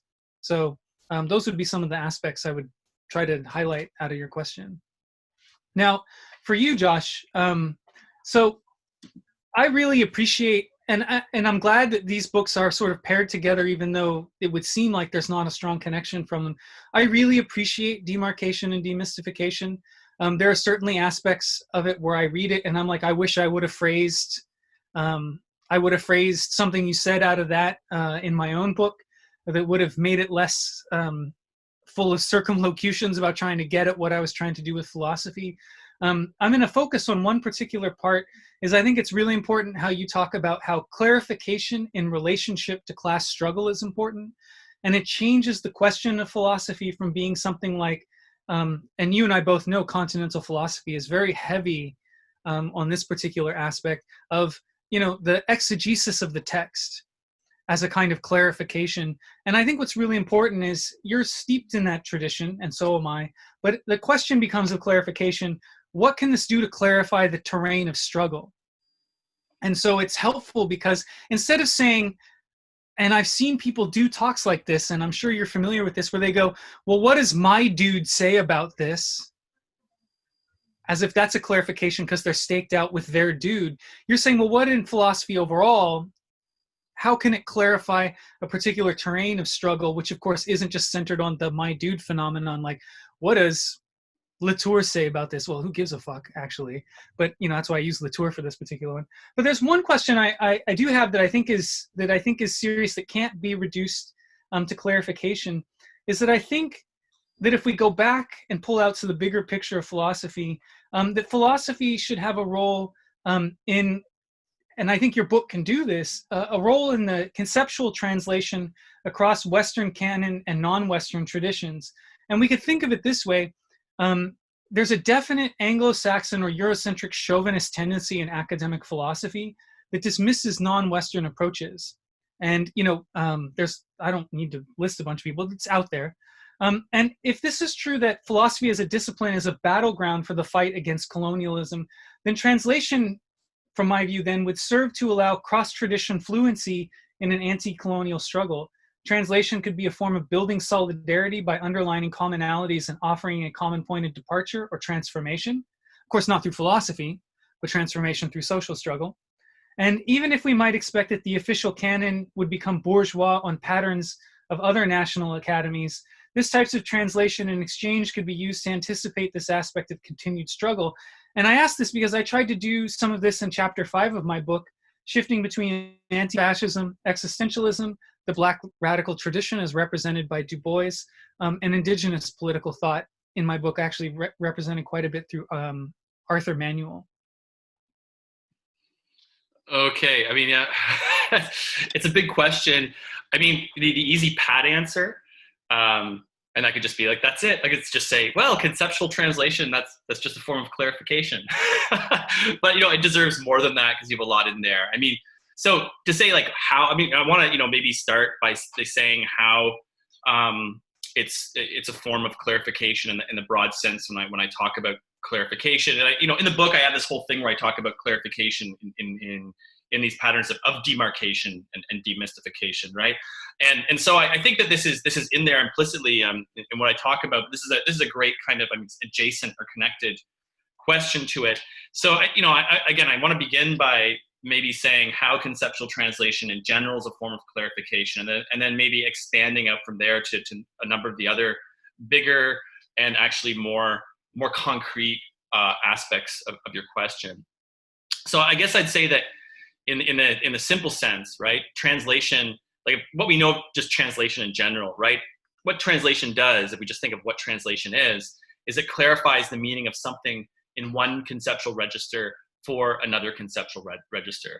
So when something in one language is translated into another, then in that sense, right, what was once unclear for those who did not speak the first language becomes clear according to the words and grammar with which they are familiar. Actually, in the fourth chapter of my book, and that's the chapter that is actually about philosophy and clarity, I begin with this quotation from Lukács, philosophy is the urge to be at home everywhere. And with that in mind, it's like to become familiar with something unfamiliar so that you feel at home understanding it is the clarity that comes with translation. So in this sense, to clarify is to render something that was once opaque understandable.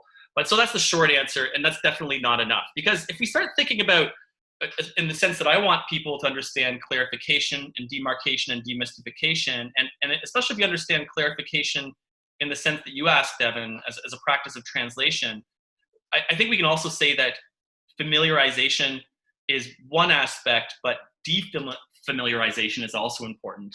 And here, I don't mean the kind of defamiliarization that results in a collapse of clarity, or what in the book I call occulting the world, or making it obscure and unknowable, but what takes notions that are so familiar, we treat them as common sense, and translates them into different terms so that they are revealed as alien and uncomfortable.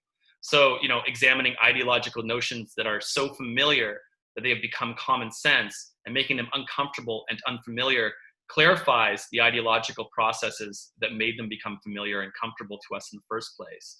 And you don't have to go very far to find these kind of notions that are just built into our understanding. Like a very simple one is the notions that so many of us, if we've been raised in, bourgeois society, right, the notions that selfishness and competition are essential to human nature. And these have been familiar to us and are something since we were children, right? And if we reveal the ideological basis of these notions and show how they shouldn't be treated with comfortable familiarity, we reveal their meaning. And part of this is translating them into other terms and notions and demystifying the history behind them. So with this in mind, if we do run, there's this other part, right, that we sometimes run up against identical terms that different philosophers use in different ways. So like for your book, right, I mean, you use Rancière's, you talk about Rancière's definition of politics. But we know, and we've had this discussion before, that, and we joke about that there's all these other philosophers that define politics differently and have that same word, right? So, you get Rancière sees politics and policing as opposed, but then you get like, say, Fred Moten and Stefano Harney, who define politics in a completely pejorative sense that is connected to similarly spelled English words such as policing and policy. And, Rancière uses the French, but they have the shared Latin roots, so the same similarities. So once we hit this point about conceptual translation, it's not about general language translation, but it's about completely different meanings philosophers assign to their terms. But this is where, maybe brings me back to like my book and other things that I've said here is I've long maintained and this isn't just like many philosophers have pointed this out, right? And maybe this is also, you talk about, in continental philosophy, but I also have that heritage of my philosophy, like my undergrad and about half of my grad school too, that came from analytic philosophy. So maybe this distinction that I'm really into is that, I like maintaining that the categories of name and concept are not the same. And I think it's important to think that, because a lot of confusion and lack of clarity and actually really bad philosophy comes from conflating these categories. Sometimes philosophers use the same terms or names to talk about very different concepts. And sometimes the same concept appears with different names, especially across different languages. And with this in mind, it's important to point out that there is in continental philosophy this way of like kind of conflating the name and concept that has resulted in a particular kind of Eurocentric language idealism. I think a lot of this is inherited from Heidegger, the Heideggerian tradition, and it results from trying to track the meaning of a concept through its etymological roots, where the deepest meaning of a concept that appears in a Western language can be discovered through the linguistical history of its name, particularly the meaning of the same name in Latin or Greek. And you find this kind of language idealism performed by philosophers like Agamben and Nancy. And you don't even have to, like, before we talk about the broader problems of it just being, let's find the real meaning of this concept because it has this name that has these roots in European language, right? Which has that Eurocentric problem. I mean, you don't even have to begin by thinking about that broader political Eurocentric problem to realize that this is a really silly notion of trying to figure out what something means. And the whole point is that if we tried to say that the meaning of some concept comes from the history of its name, then we'd also be led to say that the term atom in contemporary physics means the same as it meant for the atomists in ancient Greek society. But if you trace the meaning of that back to its original employment by the atomists, you're not going to learn a deep truth about particle physics, right? At all. It's not going to tell you anything. The concept is different. It shares the same name. There is some cultural and cosmetic relational facts regarding the historical choice of the name, but the concept is what we're looking at that's different. And more importantly, though, with that in mind, this conflation of name and concept prevents us from translating and clarifying conceptual content. So imagine thinking that the meanings, and this goes back to that Heideggerian tradition, like imagine thinking that the meaning of concepts such as equality or solidarity or communism could only be located in the roots of their Latin or Greek etymology.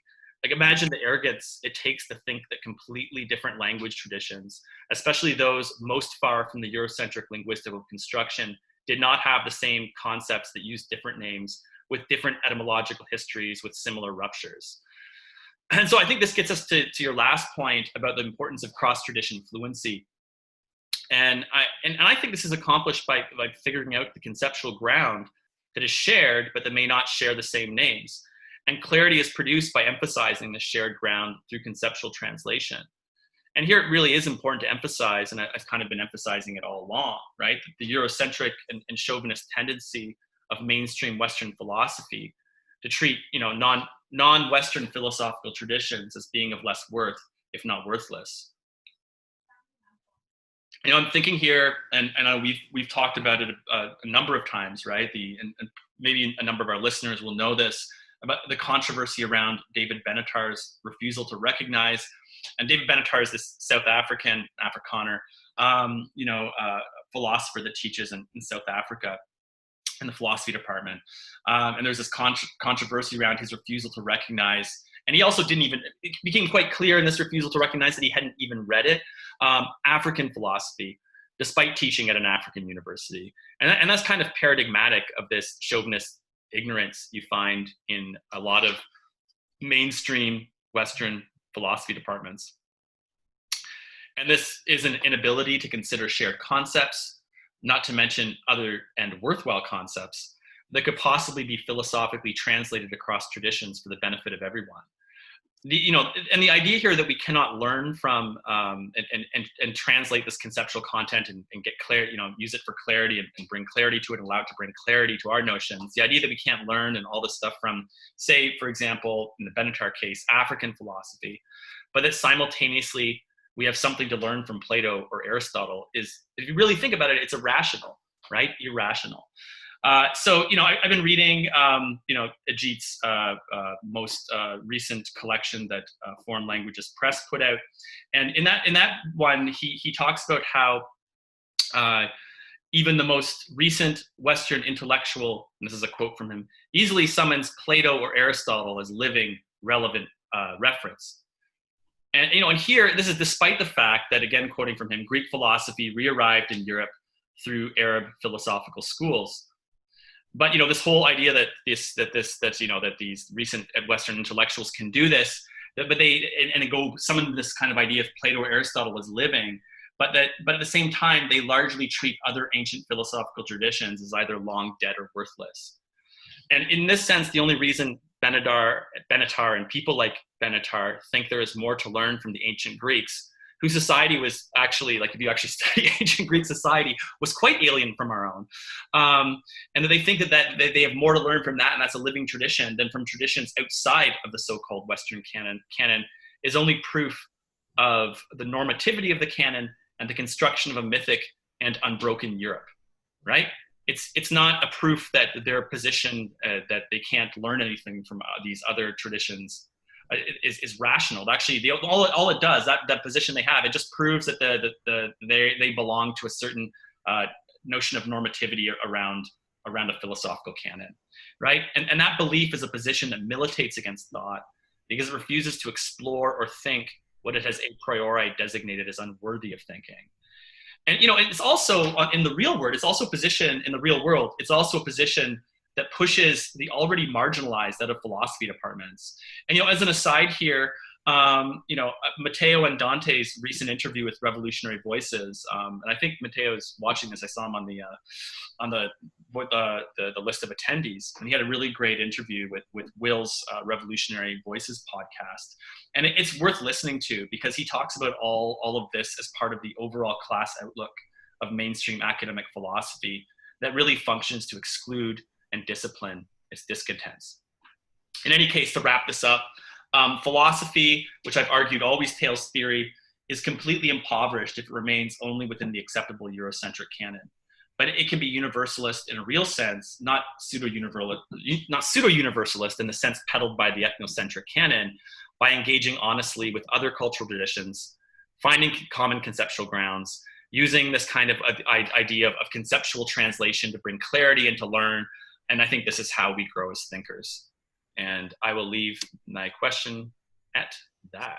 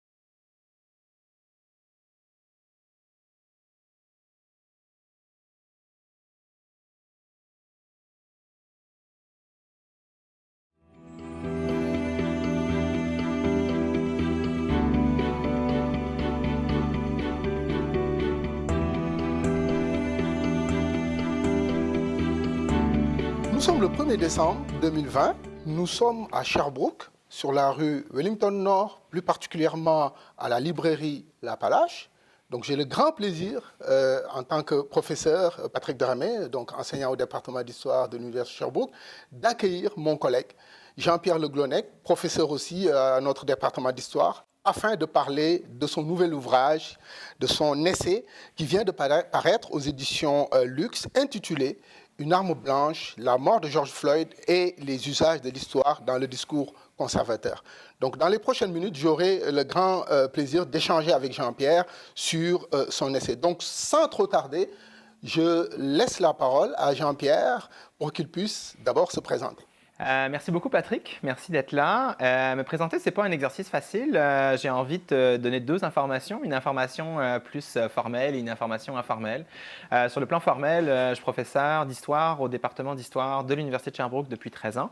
Je travaille sur l'histoire des États-Unis, l'histoire des Antilles, et puis ma spécialité, c'est l'histoire de l'esclavage. Je m'intéresse vraiment aux formes de résistance culturelle à l'esclavage, en particulier tout ce qui est de l'ordre de la musique et de la danse, à la Nouvelle-Orléans et dans les Antilles françaises.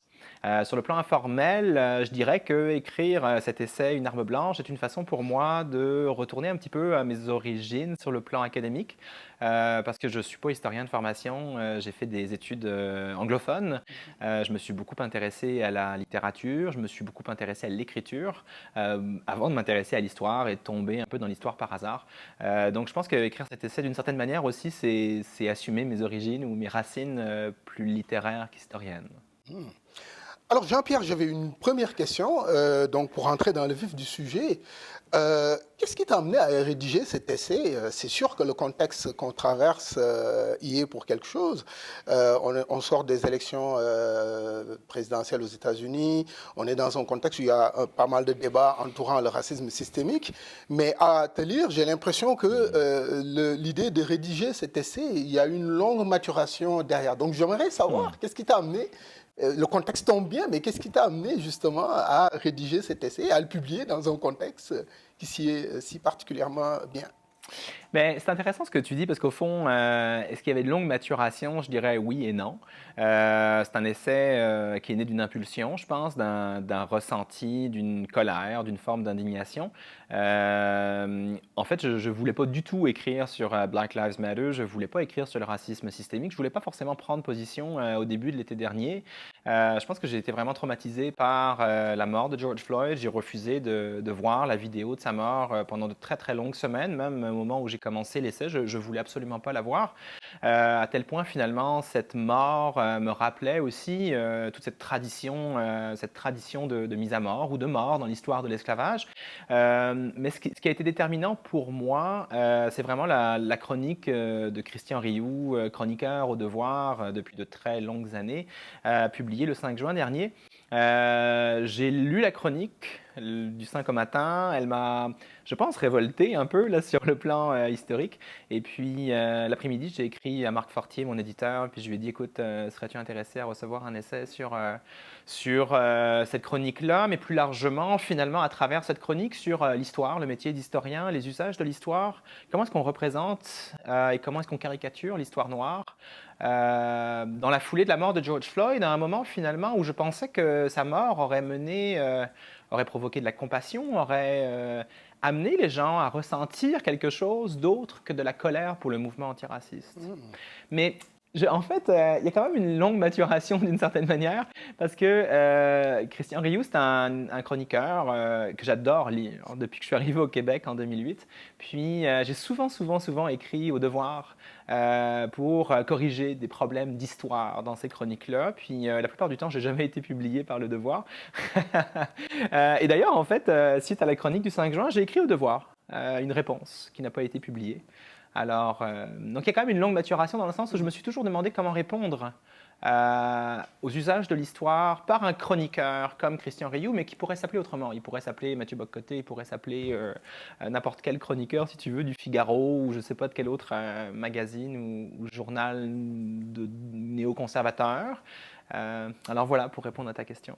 Alors, un ouvrage qui est intitulé Une arme blanche, si je ne lis pas le sous-titre, c'est-à-dire la mort de George Floyd et les usages de l'histoire dans le discours conservateur, je me suis posé la question de savoir, on est dans un ouvrage qui part de la mort d'un homme, qui part d'une chronique d'un journaliste. Je vois la couverture du livre qui est rouge, donc je me dis, qu'est-ce que ça peut bien signifier, une arme blanche, puisque c'est quelque part de l'histoire des Noirs ou de la mise à mort d'un Noir que tout part. Donc j'aimerais juste entendre sur le pourquoi de ce titre, une arme blanche.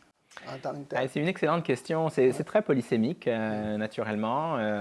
Il y a toutes sortes de jeux de mots dans ce titre-là. Au départ, j'ai pensé à plusieurs titres pour cet essai. J'avais pensé à quelques mots tirés d'une chanson du groupe de rap Nick ta mère, mais bon, ça fonctionnait pas. Puis ensuite, j'avais pensé à une colère blanche qui aurait été finalement une sorte d'écho à un essai dont je parle dans mon propre essai, un essai écrit par Ta-Nehisi Coates, qui est un essayiste afro-américain. Et l'essai de Ta-Nehisi Coates auquel je pensais s'intitule, en anglais c'est Between the World and Me, en français c'est Une colère noire, lettre à mon fils. Et dans cet essai-là, Ta-Nehisi Coates raconte finalement la très longue histoire de la destruction du corps noir dans l'histoire des États-Unis, mais en fait dans l'histoire des Amériques noires en général. Et je me suis dit, ah tiens, ce serait intéressant de voir finalement quand on franchit la barrière, qu'est-ce qui se passe de l'autre côté, hein, une colère blanche, une colère noire. Alors j'avais pensé à ça. Et puis finalement, on a choisi une arme blanche parce qu'au fond, une arme blanche, pour moi, évoque une arme, l'histoire, l'écriture, les usages de l'histoire, la caricature. Déformer l'histoire, jouer avec la vérité, tronquer la vérité, est une arme maniée par celles et ceux qui, ces dernières années, s'attaquent à l'antiracisme, caricaturent, dénigrent, méprisent les antiracistes ou les mouvements antiracistes. Donc, on n'est pas obligé, je crois, d'avoir une arme blanche, un couteau. On n'est pas obligé d'avoir une arme létale pour faire mal. L'usage de l'histoire, jouer avec la vérité peut faire très mal, je crois. Alors Jean-Pierre, tu abordes un élément, je pense que tu viens de le mentionner, l'histoire, les usages de l'histoire. En quoi, selon toi, et je pense que c'est un élément que tu développes dans ton essai, le discours néoconservateur par rapport à l'histoire, en fait, il y a un usage falsifié de l'histoire, déformé de l'histoire. Pourrais-tu nous en dire un peu plus? Et surtout, je crois que tu viens de l'aborder, mais j'aimerais que tu pousses un peu plus l'analyse. Quels sont les buts derrière? Quels sont les objectifs à travers l'usage déformé ou falsifié de l'histoire? C'est à quel but? Mais l'histoire, tu le sais comme moi, j'enseigne des cours de méthodologie, etc. Enfin, c'est pas une science exacte. L'histoire est une série, enfin, du moins est une façon d'interpréter des faits vrais et vérifiables. Donc, toi et moi, enfin, en histoire, on partage des faits vrais et vérifiables. On n'a pas le choix de s'appuyer sur des sources que n'importe qui peut ensuite consulter, puis s'assurer qu'on a bien dit la vérité. Mais après, derrière l'histoire, je crois qu'il y a surtout un idéal de véridicité. Donc, on utilise des faits vrais et vérifiables pour s'approcher le plus possible de ce qui est vrai. Mais on ne fait que s'approcher. L'histoire est une série d'échecs, finalement. Donc ça, je pense que c'est comme ça que je résumerais l'histoire. Mais l'histoire en tant que discipline est souvent tronquée. A souvent été tronquée ces dernières années par ceux qui s'attaquent aux antiracistes. Enfin, les anti-antiracistes, ou du moins les chroniqueurs, chroniqueuses du néoconservatisme, ont choisi finalement non pas de faire œuvre d'historien ou d'historienne, mais d'utiliser des faits historiques, de les tronquer, de les sortir de leur contexte, afin finalement de justifier une guerre culturelle. En anglais, on parle de culture wars. Il y a vraiment des guerres culturelles que l'on mène depuis le milieu des années 70, essentiellement en Amérique du Nord, mais de plus en plus également en Europe et en France. Donc, tu vois, enfin, je n'ai aucun problème, évidemment, parce que les historiens, toi et moi, on ne serait sûrement pas en accord sur tout en histoire. Il y a plein de débats, de désaccords en histoire. Mais cependant, il y a quand même une certaine méthode qu'il faut absolument respecter pour honorer les faits vrais et vérifiables qui sont à la base de notre discipline. Parlons de Christian Rioux. Je pense que tout part de lui, en fin de compte, de ses chroniques, en particulier dans Le Devoir. Et là, j'avais deux questions en tant que telles. Je pense que tu décris dans ton ouvrage l'évolution de Christian Rioux, qui à la base est plus de milieu de gauche, mais que finalement, à travers ses chroniques, on voit vraiment une tendance vers un discours qui va vers le néoconservatisme en tant que tel. Donc, j'aimerais t'entendre un petit peu sur pourquoi, qu'est-ce qui explique cette évolution-là. Je sais que Christian Rioux, ses chroniques sont effectuées depuis Paris, depuis la France. Est-ce qu'il y a une influence du milieu du débat français en lien avec l'immigration et autres? Ça, c'est la première interrogation que j'avais en tant que telle. Et la deuxième interrogation, véritablement, dans les chroniques de Rioux, qu'est-ce qui est vraiment problématique en lien avec l'histoire? Quel type d'histoire? Comment on utilise concrètement l'histoire dans ces chroniques en tant que telles? Parce que quand je te lis, vraiment, ce que j'ai trouvé intéressant, c'est la déconstruction que tu fais de ce discours, de l'usage de l'histoire. Et d'ailleurs, il y a beaucoup de références, ou du moins d'analogies par rapport à l'histoire. J'ai beaucoup aimé la section où on fait référence à la Révolution française, à l'abolition de l'esclavage, comment Rioux l'interprète et l'utilise en tant que tel. Par rapport aussi en situation coloniale, comment véritablement on arrivait dans un territoire où on considérait que c'est une terre inhabitée, etc. Donc, vraiment, j'aimerais t'entendre sur ces 2 points qui me paraissent importants et qui sont au cœur de ton essai.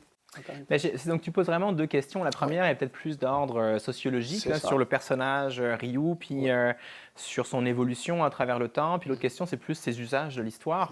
Que les choses soient bien claires, je me suis intéressé à un chroniqueur du Devoir qui écrit dans le Devoir depuis très longtemps, là, depuis le début des années 1990. Il est chroniqueur depuis l'automne 2000. Ça fait donc 20 ans qu'il écrit des chroniques. Son œuvre est majeure. Il a publié plus de 3000 textes depuis le début de sa carrière, qu'il a commencé à la presse, à l'actualité, enfin dans toutes sortes de journaux et magazines.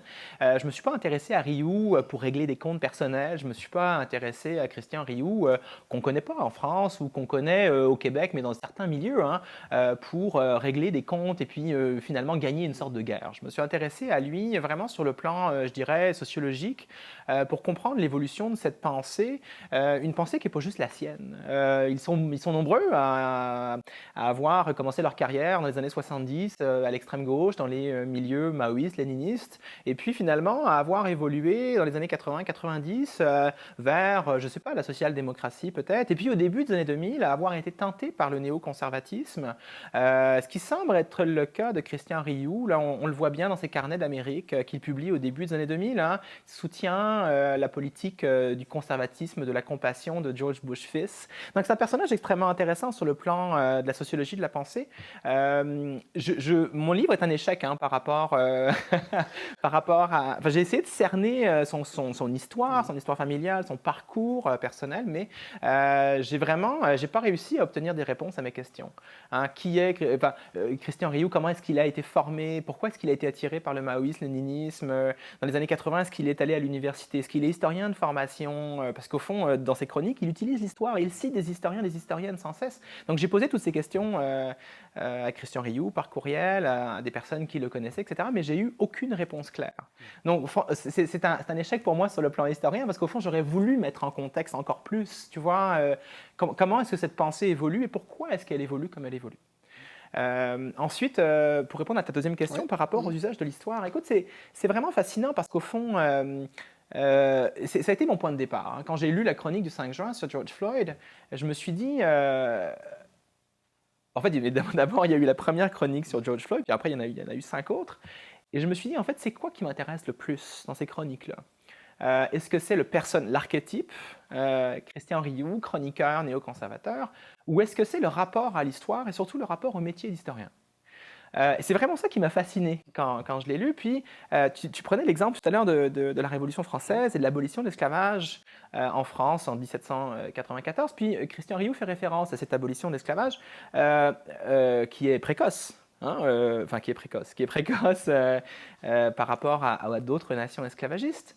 Et il fait référence à cette abolition-là pour finalement avancer l'argument selon lequel la France serait un pays qui défend des principes universalistes, républicains, qui propose de transcender la race, tu vois, d'une certaine manière. Et quand on lit Christian Rioux, on lit une partie de l'histoire. Il nous explique dans sa chronique sur la Révolution française que oui, la France a aboli l'esclavage en 1794, puis il y a une parenthèse. La France a aboli l'esclavage pour un certain temps, ou pour un certain temps du moins. Et là, je me suis dit, comme toujours, le plus important se trouve dans la parenthèse. Et je me suis dit, mon Dieu, on ne peut pas dire des choses comme ça sur le plan historique. Parce qu'au fond, oui, la France, entre guillemets, abolit l'esclavage en 1794, mais la France rétablit l'esclavage 8 ans plus tard, en 1802, au terme d'une guerre racialiste, d'une incroyable violence en Guadeloupe. Et ensuite, l'esclavage n'est aboli de manière définitive qu'en 1848. Donc au fond, évidemment, je comprends bien qu'un chroniqueur dans un journal n'a pas l'espace nécessaire pour tout dire. Mais en même temps, en histoire, quand on déforme les choses ou quand on... C'est pas un mensonge par omission, mais quand on omet des détails importants, mais on change complètement la façon dont on comprend l'histoire. Alors Jean-Pierre, dans ton essai, tu fais appel, tu me diras si j'ai bien compris, mais tu fais appel véritablement à la compassion, tu fais aussi appel à la compréhension. Quand on lit les chroniques, ou du moins la manière dont tu l'analyses, la manière dont on comprend, ben, on a l'impression que, bon, bien évidemment, la mort de George Floyd ne semble déclencher aucune forme de compassion dans le discours néoconservateur en tant que tel. Donc, j'aimerais savoir quelle est l'importance ou quel est l'enjeu de cet appel que tu lances en tant que tel, peut-être même dans une perspective de mieux vivre ensemble en société. Ah, écoute, ça me semble fondamental. Je pense que la question que tu poses, en fait, nous ramène encore une fois à ce que est être historien ou historienne, parce qu'en fait, j'ai toujours été frappé, je te le disais, je suis venu à l'histoire par la littérature, la philosophie, puis je me souviens, quand j'ai commencé à lire Ricoeur ou Michel de Certeau, j'ai été frappé finalement dans la façon dont ces deux auteurs définissaient la pratique historienne. Pour moi, la pratique historienne, de manière très stéréotypée, je pensais qu'être historien, c'était accumuler des sources, accumuler des faits, etc., raconter des histoires qui sont plutôt agréables à lire. Puis là, je lis Michel de Certeau puis Ricoeur, puis finalement, je comprends qu'être historien, c'est vraiment proposer, accueillir la mort, accueillir la souffrance, accueillir les traumas, etc. Puis, c'est vraiment c'est une mise en tombeau. Hein. Je pense que c'est Ricoeur qui l'évoque comme ça. Accueillir finalement ceux qui n'ont pas... dont la promesse de sens n'a pas été accueillie au moment où ils ont souffert ou où ils sont morts. Tu vois? Donc, pour moi, la pratique d'historien, c'est ça. C'est vraiment accueillir en soi ce qui a été tranchant, brutal dans l'histoire.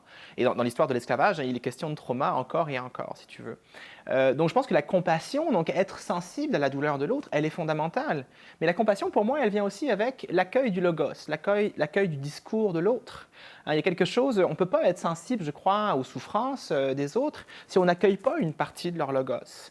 Et c'est vraiment ce qui m'a marqué en m'intéressant à l'histoire des chroniques de Christian Rioux, finalement, c'est que lorsque Christian Rioux, journaliste au Devoir, écrit dans les années 90 et 2000, il n'est que compassion. Hein, je veux dire, il est très sensible à la cause des jeunes de banlieue en France, il adore le rap socialement engagé de Nick Tamer, de toutes sortes de groupes des années 90, il est très sensible à la souffrance humaine finalement, et puis cette volonté peut-être internationaliste, tu vois, d'alliance avec les plus opprimés, les victimes, etc., qui mène à comparer les victimes au Québec, les colonisés au Québec, puis les colonisés d'une certaine manière en France. Mais cette approche-là semble disparaître dans le discours de Christian Rioux et d'autres chroniqueurs au début des années 2000 finalement, comme si la possibilité de la compassion et de l'accueil de l'autre disparaissait au fur et à mesure qu'on entrait dans cette ère hyper polarisée qui est la nôtre, hyper médiatique avec l'arrivée d'Internet, avec la disparition aussi en fait d'un journalisme papier de qualité, j'ai envie de dire, un journalisme où on prend le temps de faire des reportages, etc. Puis pas un journalisme qui s'appuie sur des clics, sur l'indignation seulement. Donc pour moi, tu vois, pour répondre à ta question, dans mon essai, dans la 4e de couverture, c'est écrit, ce livre appelle un choix, le bruit ou la haine, ou la compassion et la compréhension. Je ne dis pas nécessairement que les chroniqueurs néoconservateurs ou les chroniqueuses néoconservatrices sont haineux ou haineux, c'est pas ça la question. Je pense que par haine, j'entends vraiment ce que Mathieu Kassovitz entendait dans les années 90, c'est-à-dire une forme de colère qui rend impossible l'accueil véritable de la souffrance. Et derrière la souffrance, il y a la parole de l'autre. Enfin, je veux dire, on ne peut pas avancer en tant que société ou en tant qu'historien, historienne, si on n'accueille pas un tout petit peu la parole de l'autre.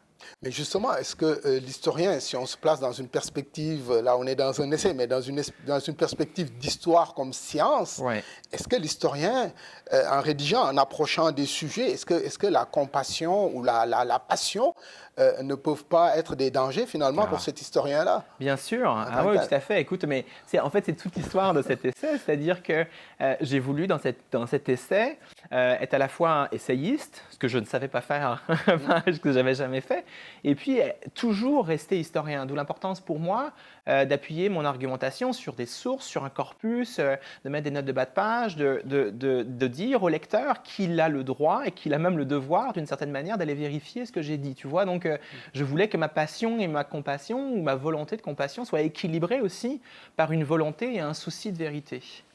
Après, une fois que j'ai dit ça, enfin, je veux dire, c'est certain que d'une certaine manière, cet essai-là va au-delà de ce que j'ai fait jusqu'à maintenant en tant qu'historien. C'est la première fois où j'accepte de mettre en scène mes sentiments, où j'accepte aussi de parler de moi en tant qu'historien. Je parle de mon enfance, je parle de mon adolescence, je reviens finalement sur ce qui a été déterminant et ce qui m'a mené à l'histoire.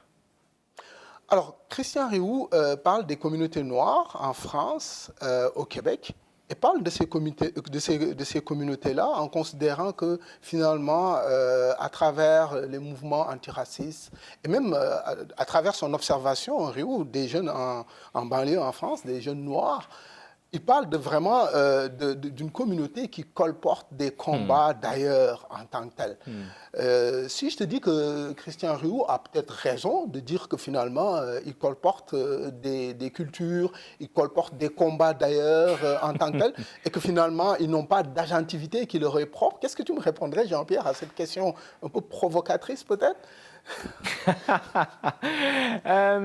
C'est sûr que dans les chroniques, dans les 6 chroniques floydiennes, en fait, dans la première chronique sur George Floyd de Christian Rioux, il est question en effet de cet argument qui est repris plus tard dans la 6e chronique floydienne, selon lequel les jeunes afro-descendants du Québec ou de France, en effet, n'auraient pas d'agentivité. Ils ne seraient pas capables de penser par eux-mêmes, ils seraient obnubilés par des concepts importés des États-Unis et du monde anglo-saxon, la race, le racisme systémique, etc. Alors, c'est quand même, j'avoue que cette façon de penser un groupe, le groupe jeune noir, je vais l'appeler comme ça, d'abord, elle est très, très problématique parce qu'au fond, Christian Rioux n'a pas toujours pensé comme ça.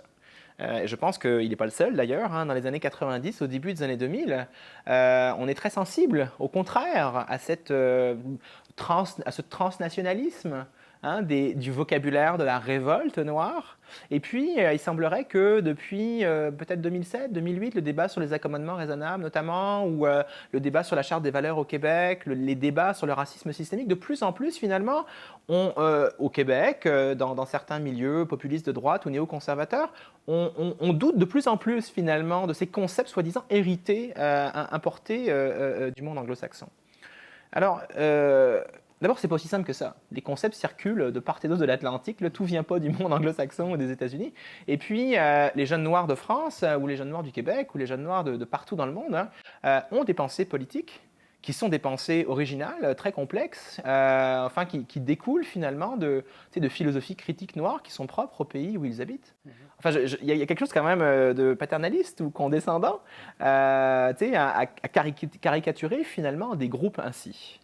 Je ne sais pas si je réponds à ta question dans le sens où tu voulais. Tout à fait. Mais oui, il y a d'une certaine manière, dans le discours de Christian Rioux, une position un peu patriarcale et très essentialisante. On décrit des hommes et des femmes qui penseraient tous la même chose.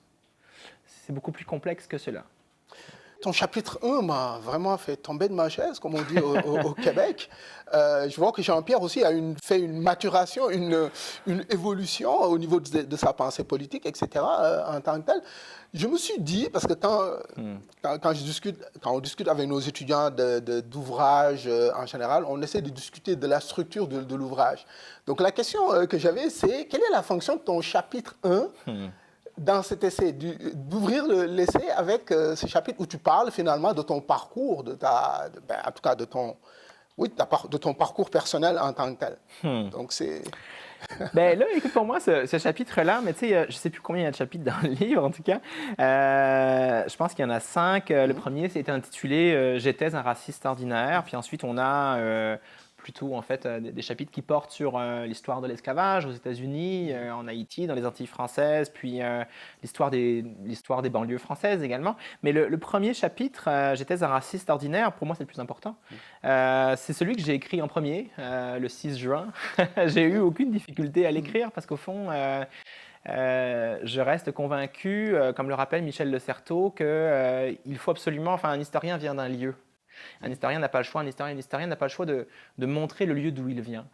Et le lieu d'où je viens, c'est ça, c'est une France, une certaine France dans les années 80-90, plutôt xénophobe, plutôt raciste ou racialiste, pas forcément. Enfin, le mot raciste est toujours parfois problématique parce qu'on peut être racialiste ou on peut héberger, avoir toutes sortes de stéréotypes raciaux en tête sans pour autant être un raciste en tant que tel sur le plan scientifique. Tu vois ce que je veux dire? Enfin, sur le plan de la pensée, là.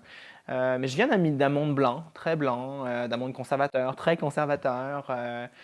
Nostalgique des colonies françaises, nostalgique du colonialisme français. Et oui, c'est vrai, jusqu'à quoi, 17, 18 ans, j'étais attiré plus par des figures comme Christian Rioux que par des antiracistes. Je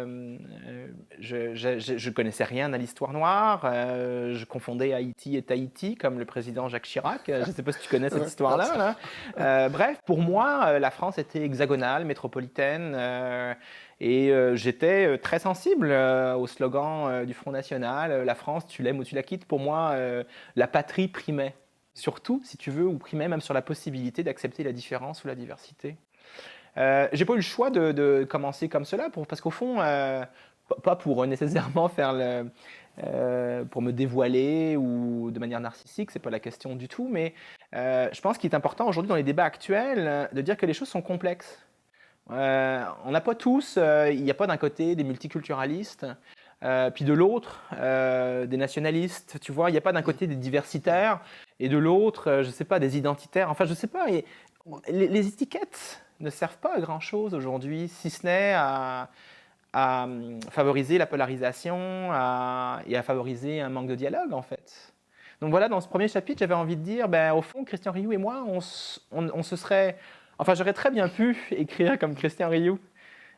Sauf que l'histoire m'a sauvé d'une certaine manière. Quand j'ai découvert le métier d'historien à 17-18 ans, je me suis dit, mon Dieu, que c'est complexe. L'histoire de l'esclavage racial est une histoire complexe. L'histoire du colonialisme est une histoire complexe. Puis, si on accepte que c'est complexe, là, c'est ça, on commence à douter. Et si on commence à douter, évidemment, on peut faire... on ne se satisfait pas de chroniques. Et c'est pour ça que j'ai écrit ce livre, en fait. À partir du moment où j'ai commencé à déconstruire les chroniques de Christian Rioux, j'ai commencé à douter de tout ce qu'il écrivait sur le plan historien. Et cela m'a permis de voir à quel point, finalement, ce chroniqueur archétype falsifiait sa propre histoire. Et à quel point aussi, il court-circuitait toutes sortes d'événements historiques. Par exemple, en expliquant que le racisme n'a pas existé. Enfin, l'histoire de l'esclavage, c'est pas seulement l'histoire des États-Unis, c'est aussi l'histoire de l'Afrique occidentale, c'est aussi l'histoire du monde arabo-musulman. Bon, on peut bien, si l'esclavage existe depuis le début de l'humanité, mais je veux dire, il faut absolument douter et déconstruire ce genre de parallèle, ce genre de comparaison entre des esclavages qui ne sont pas comparables à bien des égards. Est-ce que le fait de proposer une analyse critique, de donner une vision approfondie de l'histoire, une approche critique de l'histoire, est-ce que c'est une façon finalement d'être dans la repentance ou même d'être dans comment dirais-je, dans la haine de soi en tant que tel? C'est un drôle de concept. Enfin, je veux dire, ces concepts-là, repentance et haine de soi, sont des concepts étranges.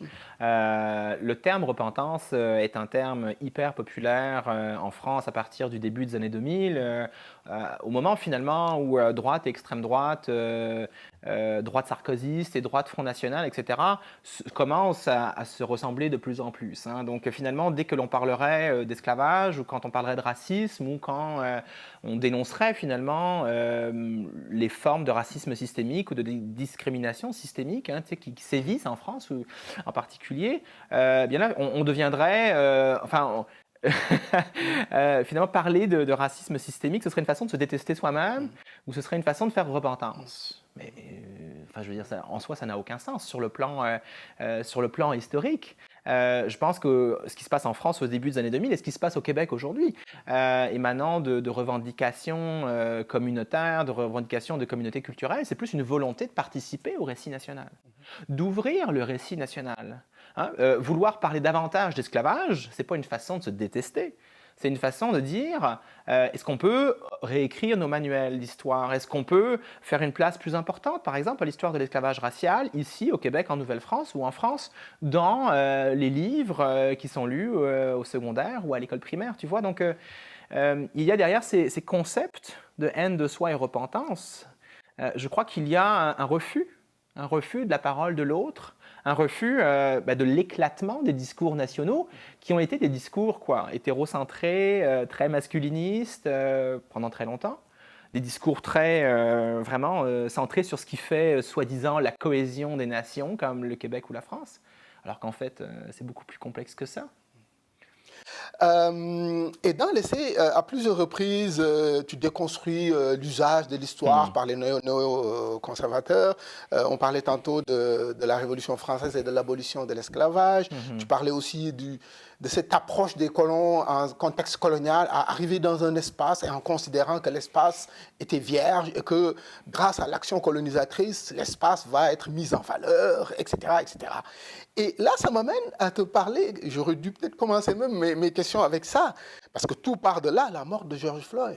La mort de George Floyd, moi, après avoir vu tous les commentaires qui ont été faits à travers la presse, je me suis dit, on est en face d'une mise à mort en tant que telle. Donc, j'aimerais savoir comment Jean-Pierre, historien, finalement, est-ce qu'il n'y a pas une trame chronologique par rapport à ce que tu appelles d'ailleurs dans l'essai une forme de brutalisation du corps noir dans l'histoire, finalement, et en particulier des États-Unis en tant que tel? Oui, tu parles des États-Unis. C'est sûr que la mort de Floyd a posé une fois encore la question de la brutalisation du corps noir dans l'histoire des États-Unis, mais c'est plus largement, en fait, l'histoire de l'esclavage racial me semble être l'histoire d'une brutalisation systématique du corps noir. Donc, en fait, c'est sûr que le sort de Floyd, c'est un miroir. C'est le miroir du sort des populations afrodescendantes dans les Amériques noires et même évidemment en Afrique occidentale ou en Afrique de l'Est ou dans l'océan Indien, parce que finalement toute l'histoire des Amériques noires ou du monde atlantique du 15e, 16e siècle jusqu'à l'abolition de l'esclavage par le Brésil à la toute fin du 19e siècle, c'est l'histoire d'une brutalisation, d'une exploitation, d'une série de mutilations, exécutions. Donc il y a quelque chose d'incroyablement brutal, mais surtout d'incroyablement corporel dans l'histoire des Amériques et des Amériques noires. Donc oui, certainement, derrière la mort de Floyd, je crois qu'il y a une habitude, je ne sais pas si on peut le dire comme ça, une tradition, c'est le mot de Ta-Nehisi Coates, une tradition de destruction qui nous ramène à l'histoire des lynchages aux États-Unis.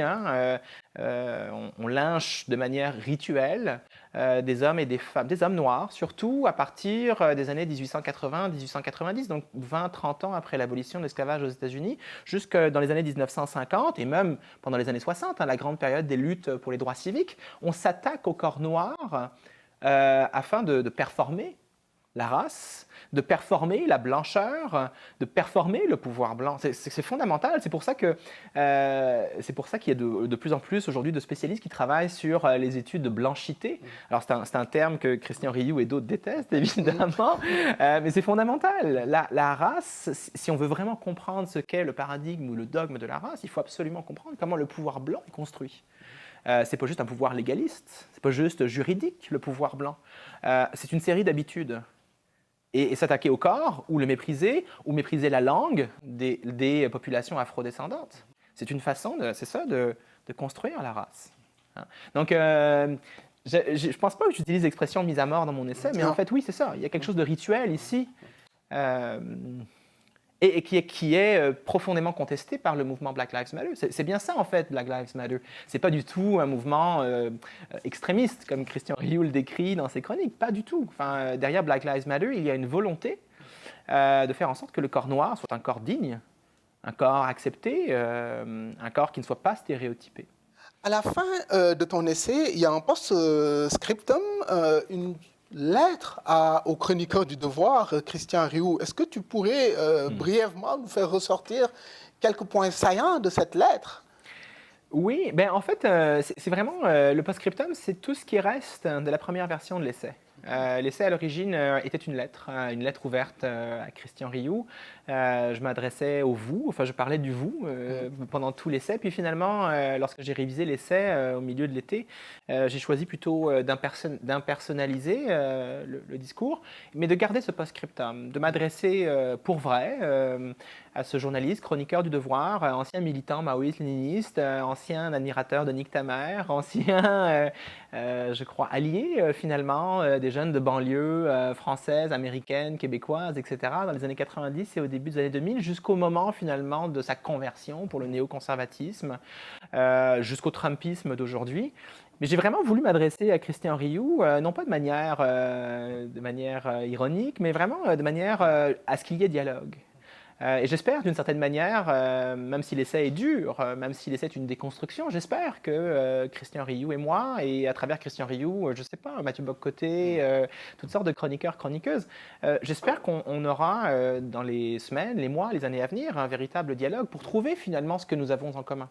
Et je suis certain qu'il y a des choses en commun à trouver avec des chroniqueurs comme Christian Rioux, et en particulier la nation, l'importance de faire nation, ou l'importance, et quand je dis l'importance de faire nation, je dis l'importance de faire groupe. C'est-à-dire de retrouver au Québec, en France, des valeurs qui seraient universelles, des valeurs qui permettraient de transcender la race, qui permettraient de transcender les différences ethniques. Cependant, pour transcender ces différences-là, je pense qu'on n'a pas le choix. On n'a pas le choix de faire de l'histoire, on n'a pas le choix d'être juste avec l'histoire, et puis on n'a pas le choix aussi de parler des traumas et de ce qui fait mal. Avant de vouloir transcender la race, il faut parler de la race. Comment est-ce qu'elle est construite et comment elle s'attaque notamment au corps noir. Alors voilà, c'est un post-scriptum qui est une sorte d'appel au dialogue.